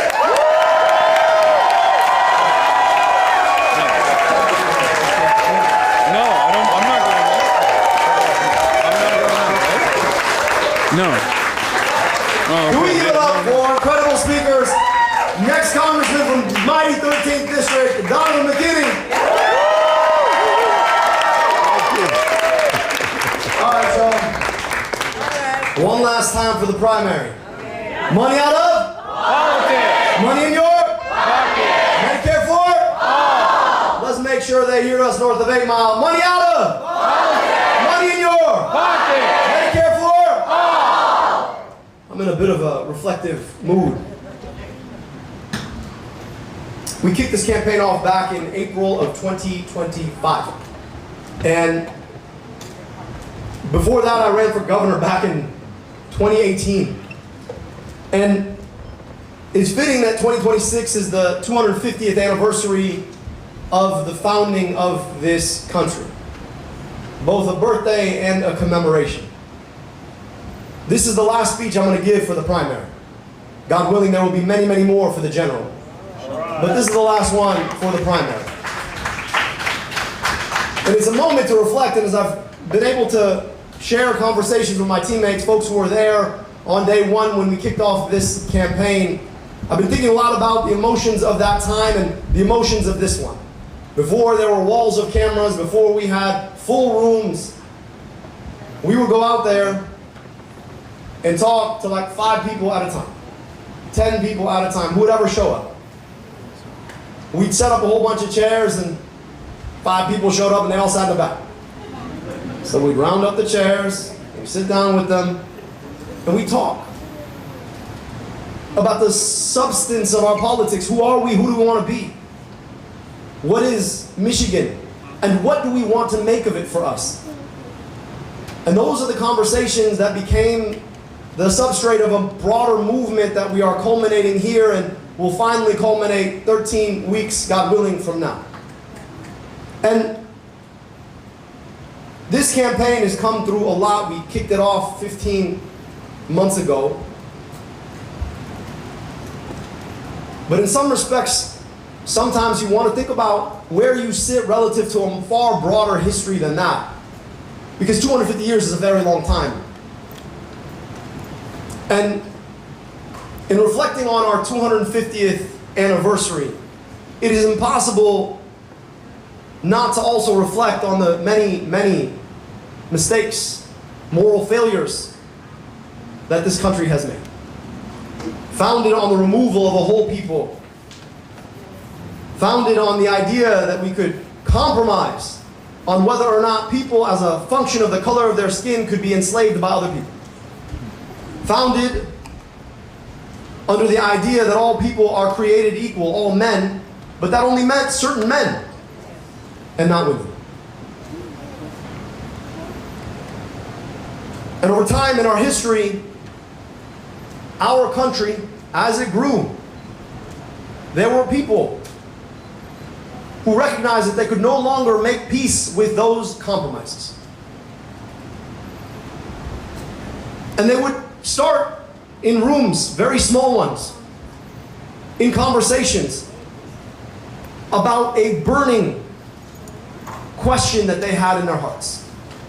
Why are we okay with the idea that some people could be owned by others? Why are we okay with the idea that in this country it should matter your sex or gender to get to have a stake in the future of this country? Why are we okay with the idea that some people should have fewer rights than other people? And those people started their conversations in rooms where they were told that they should not be having those discussions in the first place, that people in power would shut them down. That these discussions were verboten, that you should be quiet now because power might come for you. And yet there was this infectiousness about the truth that allowed it to spread, first in rooms small and then bigger rooms and bigger rooms, until they built movements to take on the failures of our history. As we commemorated our 250th anniversary, we watched as a certain president decided, in effect, to make a mockery out of that birthday by celebrating only the ticky-tacky parts of our history. Celebrating colors and a flag without recognizing what those colors and that flag actually meant. The pain of people coming together to make those ideas and ideals matter. They want a history that whitewashes any and all of the struggle that came before. That nothing was ever wrong in those 250 years, and that if we admit that anything was ever wrong, that somehow that takes away from our history. But I want to offer you here a different narrative. That despite moral failures, despite the challenges of our country, there has always been one thing about this country that was bigger than all those failures. It's that inside our country we have the capacity to correct in order to form a more perfect union. I want you to reflect on the contradiction of that. You can't be more than perfect. You're either perfect or you're not. But it's the idea that in doing the work that we really can move beyond the failures of our history into a future that can be brighter and more equitable. And I share this because when you look like me and you pray like I do, you got a name like mine, people come out of the woodwork want to tell you, you must hate America. Don't get it twisted. I love America. And I love America because I know exactly what my life should have been but for the accident of history that allowed me to be born in America. I got to go to amazing public schools. I got vaccinated against diseases that killed an aunt and uncle I never got to meet in Egypt. I got to go to an amazing public university, and I got my medical education paid for by a federal agency. And yet, kids growing up 15 minutes away from me never got those same opportunities despite the fact that their families have been here far longer than mine. I love America because I believe that America ought to be better. And if you love something, then you demand it does what it needs to do to be better tomorrow than it was yesterday. To love America isn't to love an empty depiction of a perfect 250 years. It's to love the work that people did to make it better tomorrow, to perfect it, a more perfect union. That's what loving America means. And I say this because we find ourselves in a moment of historical inequality. Yes, we've come through slavery, through Jim Crow, and yet the stains of it remain. You don't have to go too far from here to see schools that have been disinvested in look like they did 50 years ago. And you know, you go a little bit further and you see schools that were built just last year. The difference? The stain of the moral failure of segregation and Jim Crow. And we also live in a time of historical inequality. Billionaires getting spit out at record rates. We even had a trillionaire for a minute there. While the average person is struggling to be able to afford a second bag of groceries, or to pay their rent, or ever believe they can own a home. And so the question for us is, what do we do in this moment of our 250th anniversary? What is it about our past that motivates the kind of future we want to build? And what does that look like? And as I reflect on the last 15 months, I reflect on people coming together believing that we really could have a politics bigger than what they said we could have. A politics bigger than a record amount of spending. What I'm told is going to be $80 million to try and pick a US senator that represents the interests of corporations or special interests rather than the interests of Michiganders. But folks came together and built something together, practicing the work of democracy, the work of correcting. And in this moment, I can't help but reflect on what I see in front of me here. Because at the end of the day, when they tell us what we cannot have and should not fight for, when they tell us we cannot have guaranteed health care, when they tell us that you cannot beat the power of their money, what I see in this room is the culmination of people coming together to have conversations about who we are and who we want to be. To have come together to build a movement that says that actually our democracy, the very same democracy that we inherited, the democracy that corrected our challenges for the last 250 years, that is the tool that we have in front of us to correct the challenges for the next 250. So as frustrated as we might be about the errors of the past and the failures of the past, the question for us is not about the last 250. The question for us is about what we do with the next 250. And looking out in front of me, I got to tell you, I believe in what we're going to do. I believe in the opportunity we have in front of us to take our democracy back from the likes of the corporations and the billionaires and the special interests who want to tell us what we cannot have and should not fight for. I believe in the opportunity we have in front of us to correct both the moral failures of the past and the moral failures of our present. And I believe in that because over the last 15 months, I've watched people come together believing in a set of ideals about what this country ought to be, what it owes its children, whether they grow up in a community like this one here in Detroit, or they're growing up in a community in the hinterlands in a place like Harrisville. We can have nice things. We just can't do it alone.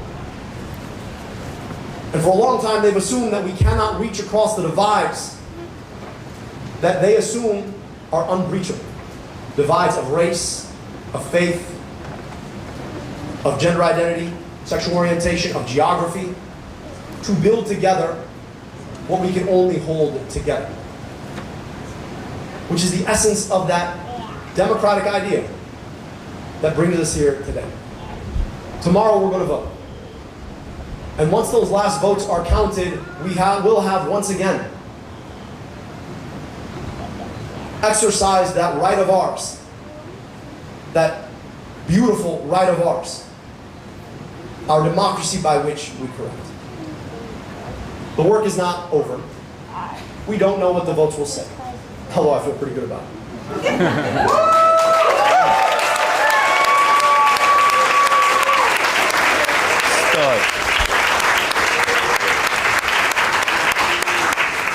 But we have 13 months, or 13 weeks left to work. We will not have won a U.S. Senate seat tomorrow should the votes come in the way we want. Ours is the work of correcting. Ours is the work of continuously building a bigger movement. A movement that started with a few whispers in a room of 5 people that grew to be 10,000 strong, knocking nearly 10,000 doors a day. Our job is to remember that should we believe in America and all that it promises, we are doing the work of correcting. The thing we commemorate in this 250th anniversary of ours is the thing that we're actively doing together, and nothing could be more important. So for the next 13 weeks, I'm going to ask you to stand up and continue to do all that we can to hold this U.S. Senate seat, and more importantly, don't hold it for Democrats. Don't hold it for me. Hold it for the promise of a future where we really can take on the challenges we face today and solve them. Hold it because we deserve guaranteed health care in the richest, most powerful country in the world. Hold it because we deserve to know that the taxes we pay are going to be invested in our schools or paving our roads rather than dropping bombs on other people and their kids doing genocide in apartments. Hold it because babies going to school a few miles away deserve the best schools that money can buy them. They deserve to know that they're going to get the greatest education in the richest, most powerful country in the world. Hold it because we all know that we deserve a union at our workplace to stand up against the corporations who want to take our rights. Hold it because we deserve clean air and clean water in a state as beautiful as this one. Hold it because we deserve a democracy of the people, by the people, and for the people, not of the corporations, by the billionaires, and of the special interests.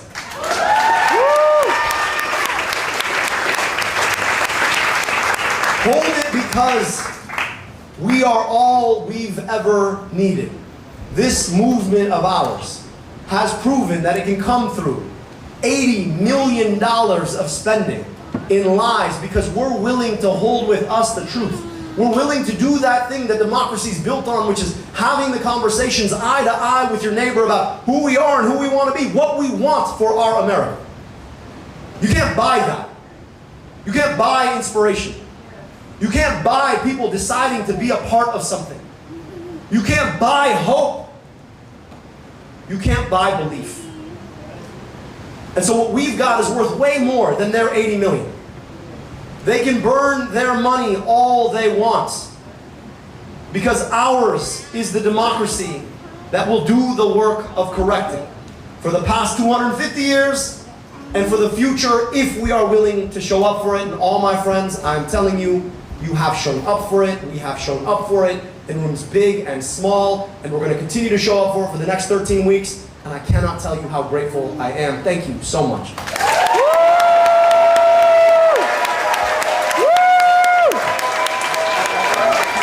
What's up? Okay. Okay. You're not doing a full slate photo or anything?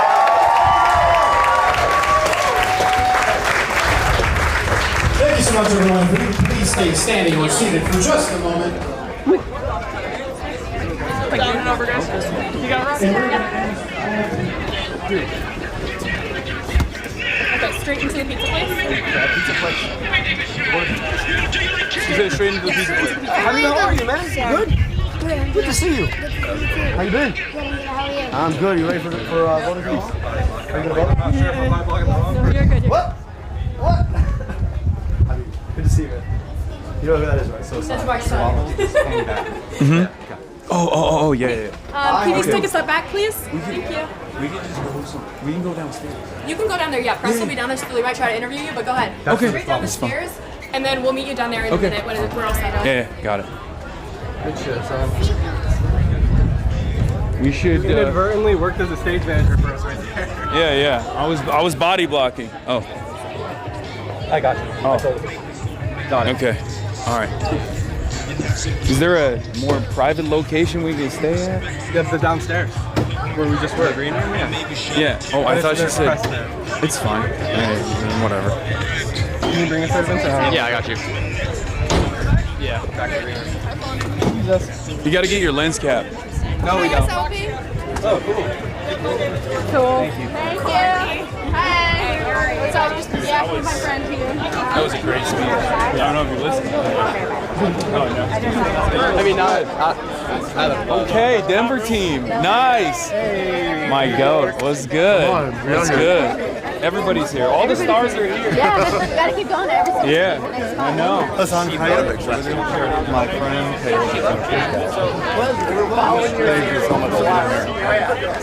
You're like one of those first good signs, you know? Thank you so much. Thank you so much. Appreciate you, man. Thank you. All right, guys, we gotta move. Of course, my pleasure.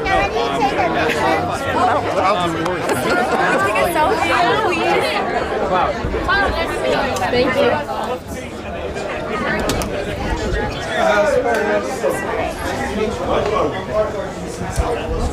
This is great. She couldn't be here. She had family. She's all out of town helping out. We're gonna do it. We're gonna make it happen. We're gonna make it happen. Come on. Come on, baby. Let's go. Just start watching. It's Tuesday, baby. We're making history. That's right. A sweep. Oh, God, I gotta go. Copy. My man. What's going on here? I'm the Francis. He's the trade news. Oh, hey, nice to meet you. Nice to meet you. I'm See you later, Dion.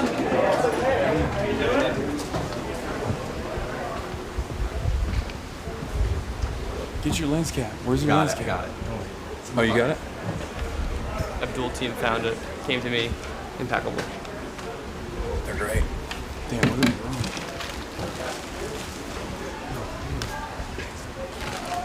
How's that like Look at that. What are they doing in the Look at that.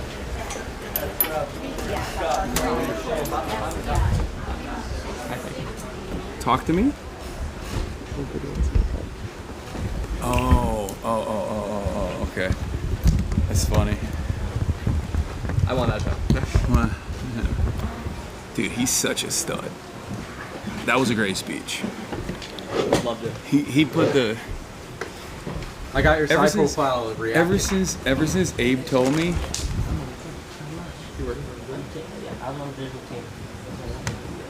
This guy ran a bunch of great left campaigns in Virginia. hell yeah. What's good, brother? Nice Comrade. to meet you, Hasan.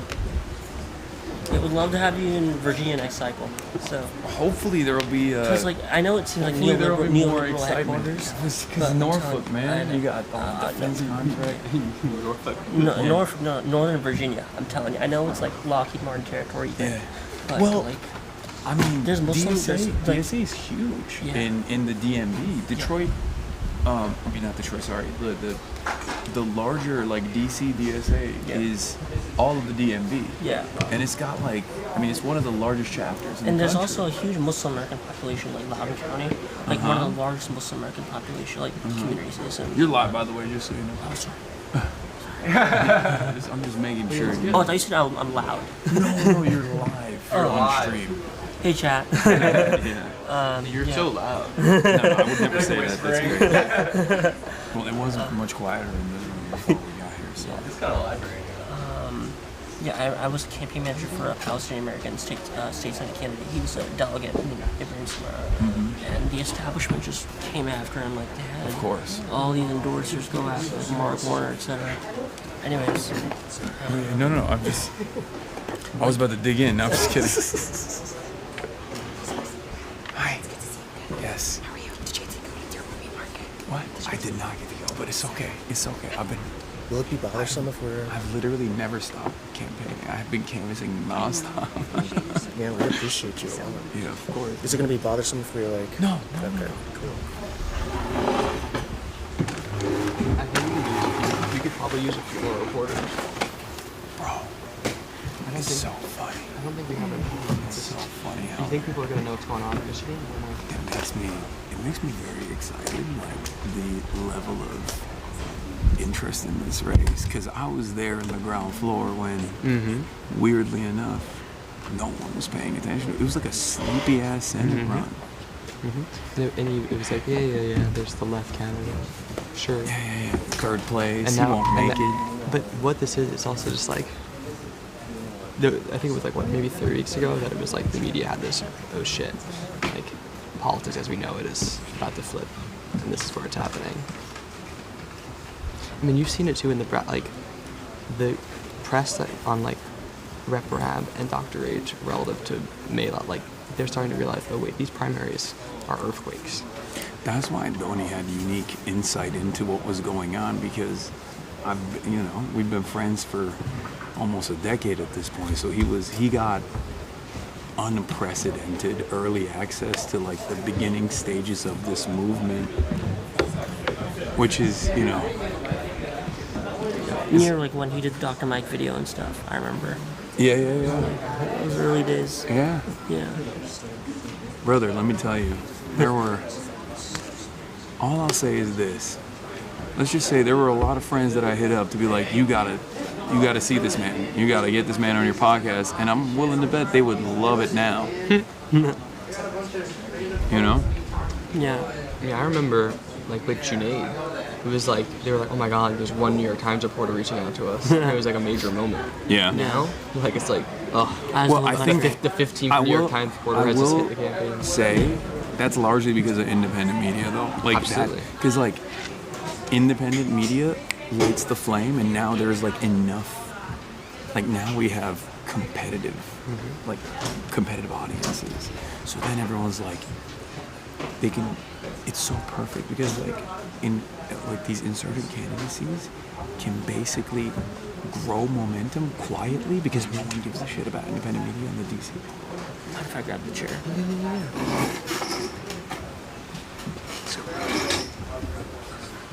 Oh, there he is.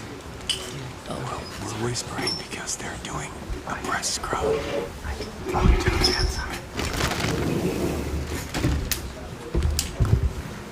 Well, it's interesting to see also how some legacy media is like following the lead of independent media, and then some are like the CBS Detroit guy. He refused. He said absolutely not. Absolutely not. We can't be platforming guys like this. We can't be platforming guys like this because it's CBS Detroit that gives the platform for sure. I saw that. I saw him go. And poor Danae. How can you say no to Danae? She's so sweet. She's like, yeah, they were trying to field to see if there was people that were waiting to interview, and the local news guy, the CBS Detroit guy, was like Danae, offended. sweet Danae. You guys know Danae. Offended. Absolutely not. Which is funny because from our perspective, we were doing him a favor. Yeah. I'm like, it's fine. It's like, dude, you have 121 Twitter followers. You're about to get your clip. All right. Well, yeah. You know what? He's afraid of corporate parent CBS. Yeah. I think the policy from mainstream outlets is talk about me, never to me. I can't believe. You bet.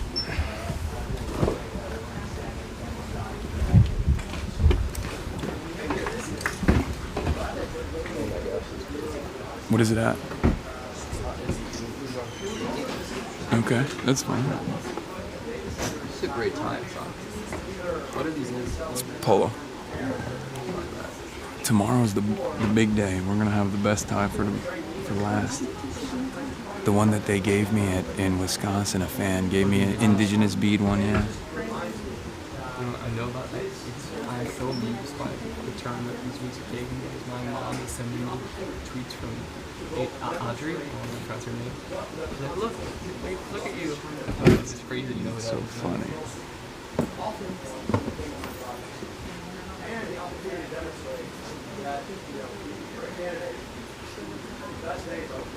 Let's hear it, all right? What do you mean? I'm looking to my right.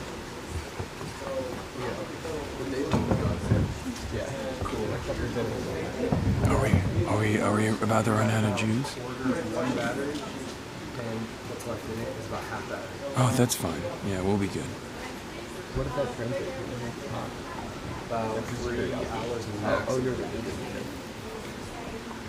Probably closer to 2.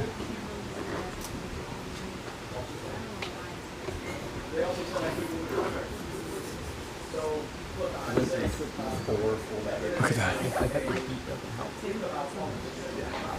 Kaya's watching me on TV.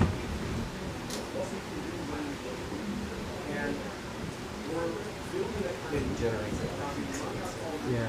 I showed them all the reporters. I showed them all the reporters. And if they think they can beat that with, what, 80 million more in 30-second ads, then go ahead and try.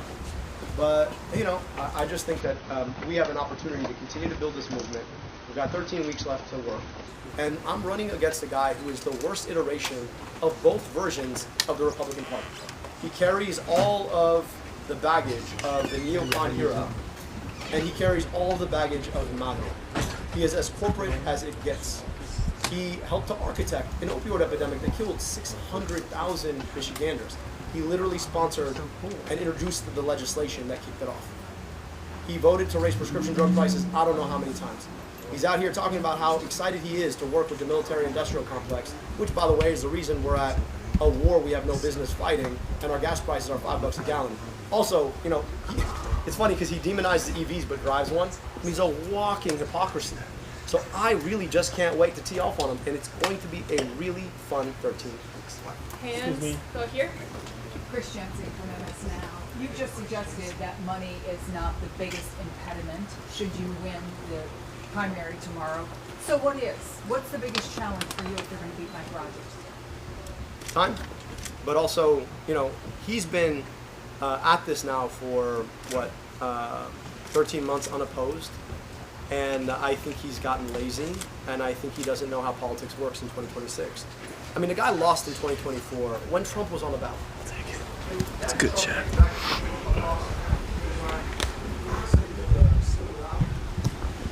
It's so fun. Show me how to use the Zoom. Yeah. This is like, I feel like my arms are now done, and that was about 1 minute and 30 seconds. You didn't have the backpack, dog. And now I see why you're always like, you can lean it. You can put it down, dude. Yeah. Because it's a lot.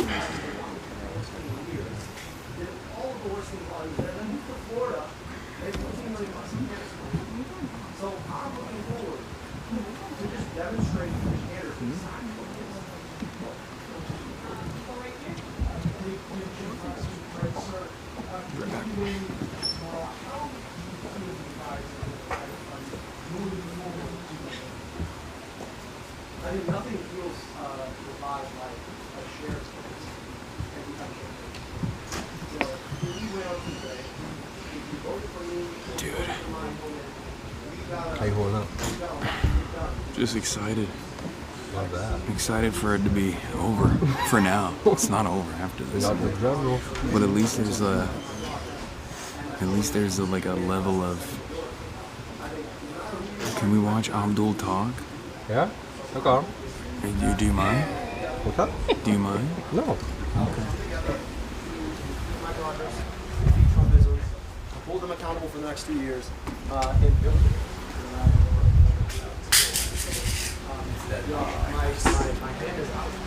Anybody who either stayed home or voted for my opponent, we're looking forward to working together, and there is plenty of room in this movement. Hands up. Go all the way in the back, Sam. Sam Robinson, Michigan Chronicle. One of the biggest criticisms that I've heard from people on the ground of you personally, maybe not your campaign, but they say that you're arrogant and they just don't like your sort of sensibility, I guess. How, if you do win, which you got the whole national media here, you're expected to win tomorrow, how do you yourself, I guess, keep yourself from getting too into the fact that you just won, and you do have another race, but your supporters, I'm thinking about the people who are going to slam dunk over the people that they've been arguing with for the past weeks, and a lot of it is a generational thing. These are parents and children arguing with each other over this. How are you personally going to prevent all this attention? I imagine this is the most attention that you've ever had yourself from getting to your head. So, I mean, is it me or my supporters? I mean, I'm just saying, look, at the end of the day, like, perhaps a two-pronged question. I think we need to have confidence in the movement that we're building. We need to believe that we can win. We need to believe that what we're fighting for is bigger than just one U.S. Senate seat. And I know what we're up against. I understand. But I also know what we're up against. Mike Rogers is a generationally bad candidate. And he's also probably a bad person. And so I just think all of us need to step up, step into the work, and make sure he doesn't see the inside of the U.S. Senate. Now, for my supporters, look, I'm going to tell anybody who supported me in this campaign, please, The goal now is not to dunk on anybody. The goal now is to come together so we can all collectively dunk on Mike Rogers. That's what we've got to do. Now, I'm not going to make everybody happy, but I'll tell you this. I am who I am, right? And I'm going to continue to be who I am, warts and all. But I hope that if folks are looking for a fighter who's going to fight to get money out of politics, put money in your pocket, pass Medicare for all, I don't back down. I think a lot of people are waiting for me to just sort of be like, oh, well, 80 million being spent against me, maybe I should just, nope. I know what I'm fighting for. And if that bothers folks, that's okay. But I do think that there are a lot of people right now who are looking for somebody who's going to stand in the cut and try and take on a lot of the circumstances that have made their life harder. Men, I hope I can be that person. We'll go right here in the front. Darsh Kasani from Channel 4 News in England. There are some people who see this primary as a battle for the soul of the Democratic Party, should they go down the progressive route or the more centrist route. And there's some people who are arguing that you might have captured something here, but you will never win the White House. Is that true? Can you appeal to the wider electorate? Or is it some people within your own party who are out of touch with how younger people in particular are feeling about it?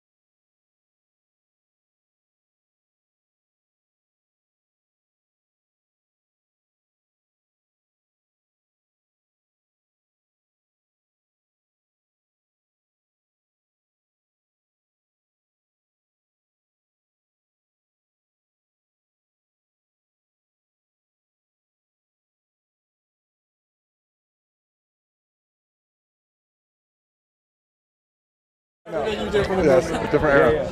How have you guys been doing? Dude, it's been crazy. You look like you've lost 20 pounds in water weight. Yeah, I probably did. I get a quick picture. I can't do it. Let's see if we can get us back up. We killed every battery completely. What's up, man? You want to take a quick picture? Yes. Oh my God, that's about to be the talk of Thanksgiving. I'm Cuban American in Miami. Sorry about that, chat. We have killed 4 batteries. You already got me in trouble. Is it live again? Oh, we're back. Okay. All right. Would you be willing to be interviewed at some point, or I mean, I can't do it until after the primary. Chat, I'm gonna go as long as I can. David, do we got a card? Card? Yeah, I got you. He's a PhD. I don't want to eat up all of your time while you're here. So. He's got a. Yeah, there's going to be other media people that, but you know, it's a university study, so. I actually want the same thing too. This is yours. That's mine. Okay. Sounds good. Thank you so much, and good to see you. You think we can take pictures for our kids? Oh, sorry, Chet. He's gonna say come with me. You know, I can't. There's so many different media outlets that want to do interviews. I can't do it. I know. We are though the only Arab network here. Oh wow. بس انا بصور انا ما اعرفش انا ما اعرفش هو مين يعني بس like seriously You too. Thanks for being here. Yeah. ما تدري ما تصور Oh, sorry. come back too Yeah. Oh, I'll be back. No, you're fine. One more. All 3 of us. All right. Who are you with? Yeah. Al Arabi All right. TV. It's an We Arabic should, network. Okay, we where should at? mobilize. Who are you with? Simon. Okay. Wait, I'm so sorry. Oh. Where'd he go? What? Yeah. Simon. Loved your Donovan What's interview. good, mate? Oh, thank you. Thank you so much. Okay, so I think you went out and came back in. What? It's on Wisconsin, right? Yeah. I went in for the day. And then I came back. Keep it up, man. Yeah. Yeah, I'll see that. Have him on your podcast. Let me just ask you about the Home Office revoking your visa from the Yeah, it's such an undemocratic thing, but I guess that's the state of the world now. That's the state of liberal democracy now. I didn't have a problem going into the country under Tory leadership, which, you know, clearly I'm at bigger odds with. They've said that your presence in the UK wouldn't be conducive to the public good. Do you think that would harm the last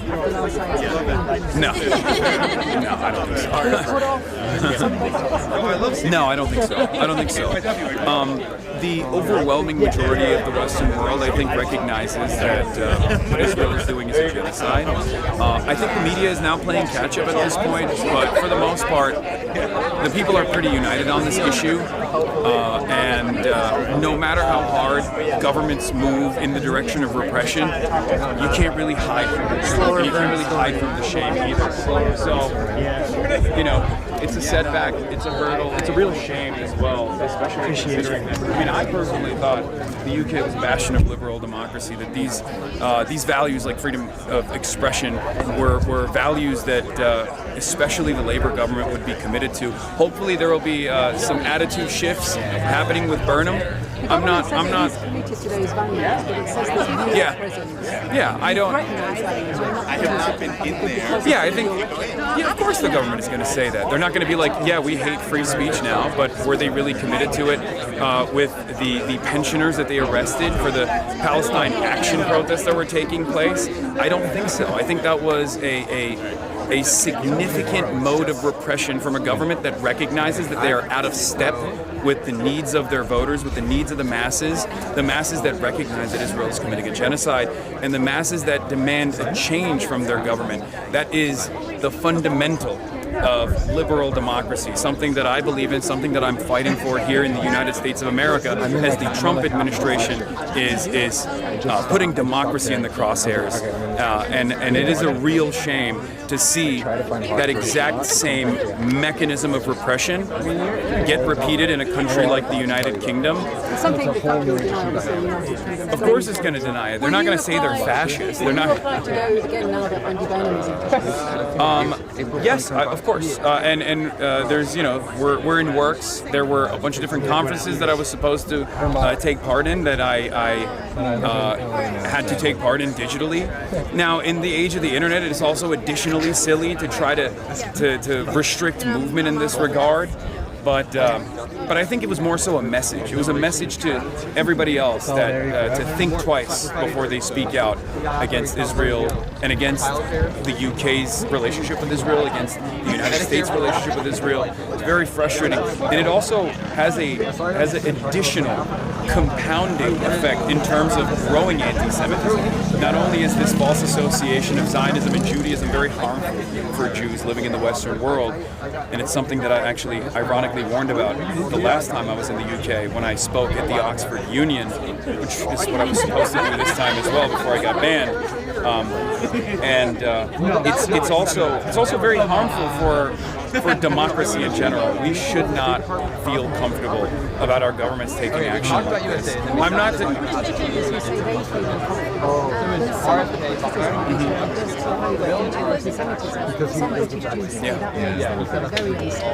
Yeah, no, I totally understand that. It's something that I oppose. Anti-Semitism is something that I fought back against. It is the canary in the coal mine of fascism. It's completely unacceptable. I'm an anti-fascist. I'm uncompromising on those values. I will always fight back against anti-Semitism as well. The fear can sometimes be very valid, and sometimes I think the fear steps into the territory of defending the nation state of Israel and its actions. I think people are people, countries are countries. I criticize Saudi Arabia vehemently. No, of course not. And I do think that there is a legitimate reason for it as well. I think there is it's not a secret that anti-Semitism has historically exploded in times of Israel's sieges in Gaza, and this time being the most consequential one, the most violent one, has also led to an increase in anti-Semitism. We believe that is partially born out of this false association between Judaism and Zionism, a false association between the nation state of Israel and Jews living in the Western world, Jews all around the world. We oppose that, and we will continue fighting back against that, no matter what people say. No, they can't hear you. It's correct. Many young brothers, especially, are feeling like issues tonight. Absolutely. I mean, it's not a secret. I think this race, as well as many other races that I've played somewhat of a role in, I had the honor to work alongside some of these wonderful candidates. This insurgent movement that's growing in this country has proven time and time again that it's not just about Israel, but a litany of different issues as well. It's about corporatism. For some, it's about capitalism. But for many, it's about corruption and a lack of interest from our politicians to address some of these economic pains that people are experiencing. I mean, after all, this is exactly what Donald Trump ran on as well. He said he was going to fix the prices, and yet prices remain quite high. There's a real affordability crisis in this country. He said he was going to run on a peace ticket, that he was going to be the peace president, and yet he has started countless wars and only continues to leave the world in a state of disarray. A lot of people are very frustrated by that.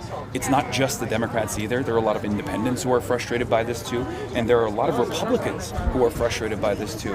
And I think it's fine for DC to be bubbled in and to be completely out of step with the needs of the masses, at least for the time being, because this is a real opportunity for campaigns such as this one, such as Abdul's, such as Malak Kiros, Chris Rabb, many people who are here right now, Donovan McKinney, who's running tomorrow as well in the primary, to really shine, to show that there is an alternative perspective out there, one that centers the needs of the working class rather than corporate interests, because for far too long that's been the only game in town. But we're coming. Are there parallels with how the working classes are feeling in Britain, but they're turning to the populist right and not the left? Why do you think that is? That is an exact parallel that I warned about when Keir Starmer won his race. that was my biggest warning to the British fans that I have, that if Keir Starmer does not overturn years and years of Tory-backed austerity measures, that the populist right was going to continue growing and become a force that the left, the institutional left, could not even fight back against. And I'm afraid that's exactly where we're at. However, at least with the Green Party, there is a little bit of excitement where the base can turn to a functional party that will represent their needs, that will represent a significant significant pushback against the growth of fascism in the UK, whether it be reform or even restore Britain, including restore Britain and its unholy allegiance with the likes of Elon Musk. Of course, no problem. All right, I have to go. I'm sorry, guys. All right, well, let's get out of here before. Two quick questions. Super quick. Super quick. Bet. Okay. Let me just try. Prem, save me. Save me. Mr. Piker is unavailable for questions now. Yeah, this is my Zateo bodyguard. I'm his ambassador. Yeah. So just, the only question I want to ask you is what outlet are you? Reveal. So I'm working on a story about Israel's role in terms of like the divide on Democrats and Republicans. Okay. I actually want to pick your brain about like how you're understanding how this is impacting young Republicans, the issue of Israel and Iran. I mean, there's a lot of young Republicans who are also frustrated. I don't know how much of that is genuine and how much of that is born out of anti-Semitic tendencies. I suspect there's a good deal of both. But ultimately, this is a bipartisan problem. This is a bipartisan problem, and neither party's elites are actually choosing to solve it. But the reality is Democrats are the only opportunity, as we've seen so far with the Thomas Massie defeat in the primaries, Democrats are the only opportunity in this country to critically examine and re-examine our relationship with Israel. How would you describe these primaries when it comes to the issue of Israel? I think You've been to a lot of these races. Yes, these primaries are an expression of democracy, and of course Israel is a fairly important issue for a lot of voters in the Democratic Party, and this is their way of expressing their discontent with the way that the party has handled this issue of genocide that started and continued under the Biden administration. I told you 2 questions here. All right. You know, Vincent's about to beat us, man. Okay, we gotta go. Give us a minute. Thank you. Where are we going? We're going back. Okay. We have, well, yeah, but I mean, we have probably 10 minutes of battery life, so we need to do end the show. Really. Just reach out to my team. I'll give you guys contact. It's not the comment. After that is which one?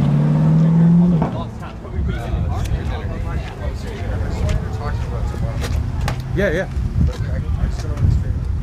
What? Soon. Talk to you about scheduling for tomorrow. We don't have much time left, so we should do it on heads up. Okay, you know what? Let's just end the stream right here, actually. Chatters. What a fucking wonderful experience this was. I hope you guys I hope you guys understand the unprecedented inside access that you get to these sorts of campaigns. Like, this is not normal. And it's for everybody who tunes in, really. But I hope you guys appreciate it, because this is like a fairly unique behind-the-scenes experience that you get to have on a fairly important, nationally, if not internationally significant race, and you can see with the excitement from the press, and hopefully you can feel it at home. But I love you guys. I'll be live tomorrow. I'm going to have a lot more desktop time tomorrow.